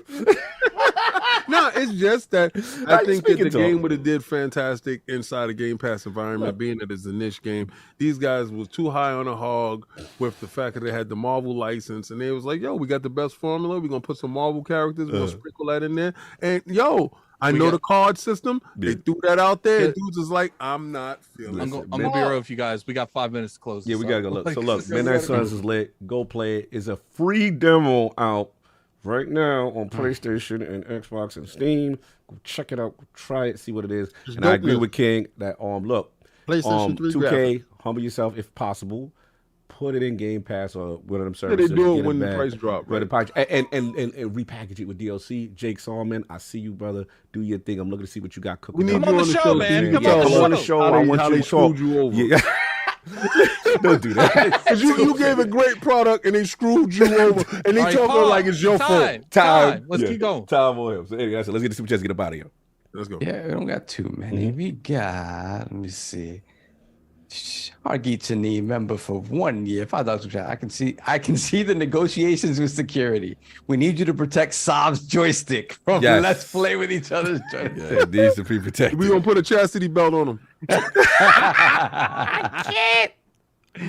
Then we have let me play with King's joystick. No. £2. Yeah.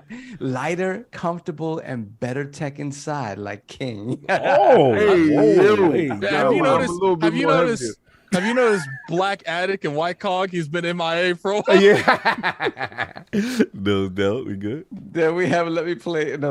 We have Lawrence Davenport, member for 2 months, $5. Super chat. I think Marvel's Midnight Suns and Evil West are good games, but released at the wrong time. Yeah, could be. Yep. Valid. be. That's valid. Anything else? That's it. All right, poll. That new poll is up with third-party Game Pass. Which third-party Xbox Game Pass game do you think will cannibalize sales, yet generate the most increase to subscriber once it hits the service? The choices are A, Atomic Heart, B, MLB The Show 23. King like that one. C, Wolong, Fallen Dynasty, and D, No Messy Lords, Lies of Pete. So, which 4 of those do you think will maybe cannibalize sales, but do the most increase to Game Pass subscribe? I'm curious which one y'all picking. It kind of feels like the Souls game, right? The two Wolong? Souls games, right? The 2 Souls games, right? Mm. We'll see which one of them is better. What about Atomic Heart? Atomic Heart, look out here. It's dope, but Liza P. Yeah, it feels like it'll be the Souls game, whichever one that is. All right, no doubt. So that's all we got. Look, man, we did that today, y'all. I gotta celebrate us. Man. We celebrate us. We did that today. We got 3 I would minutes like up. to take the 3 minutes. award. Oh, we got 3 minutes. Oh, because of the premium. Yeah, sorry. yeah, So yeah, Cliffy B, thanks, bro. so yeah. Yo, CliffyB, the legend. Salute. That was fantastic. Go check It that was an one. Run amazing back. interview. An amazing interview. He was so transparent, and he gave us the bars, and he actually respected the road, And- which we thought might have been hard, based on Cliffy. But it wasn't. He did his thing, and again, Surprises you. we're gonna do what we doing, Addict, right after this ends. The legendary Premiering straight into the Hi-Fi Rush interview. Hi-Fi Rush interview. The Lord secured it. John Johannes. We sit down with the legend. So if you missed it in the pre-show, we're gonna send it right after this. Right now, you're gonna go get that. Yeah, And no, Game of the year The candidate. whole interview is great. The whole interview is great. And even if you watch it, go over there and give us a like, man. Yeah, go get the like. Play my joystick. Saab ain't there, but Shout you out, still like it though. Shout out to you. I wasn't able to be there, but it's a fantastic interview. Fantastic. So, You catch me on Twitter, Lord Addict IOP, and that's all. that's it. King good. Bet. We got Yeah. Hey, catch me on R&R Twitter. with the Lords this Tuesday. Yeah. Oh 5 man, p.m. Ant-Man, it's gonna be crazy. Ant-Man spoiler cast, man. Exactly. Last All of right, Us, y'all. Last of And Us. thank y'all, Realm. Yeah. Last thing for me. What's up? Honey. Yeah, on the front, I pinned it, man. I pinned it. Go in there. And sign Yeah, up go for sign some up for money, the man. honey, Save yo. some money. Save us some money. It's pinned to the chat, man. Go save some money. Lord Metroid, $2 super chat. Lord Metroid, Yeah. you outdid yourself, fellas. Thank you very much. Love Thank you, y'all. brother. Blessings. Peace. Outro is gone.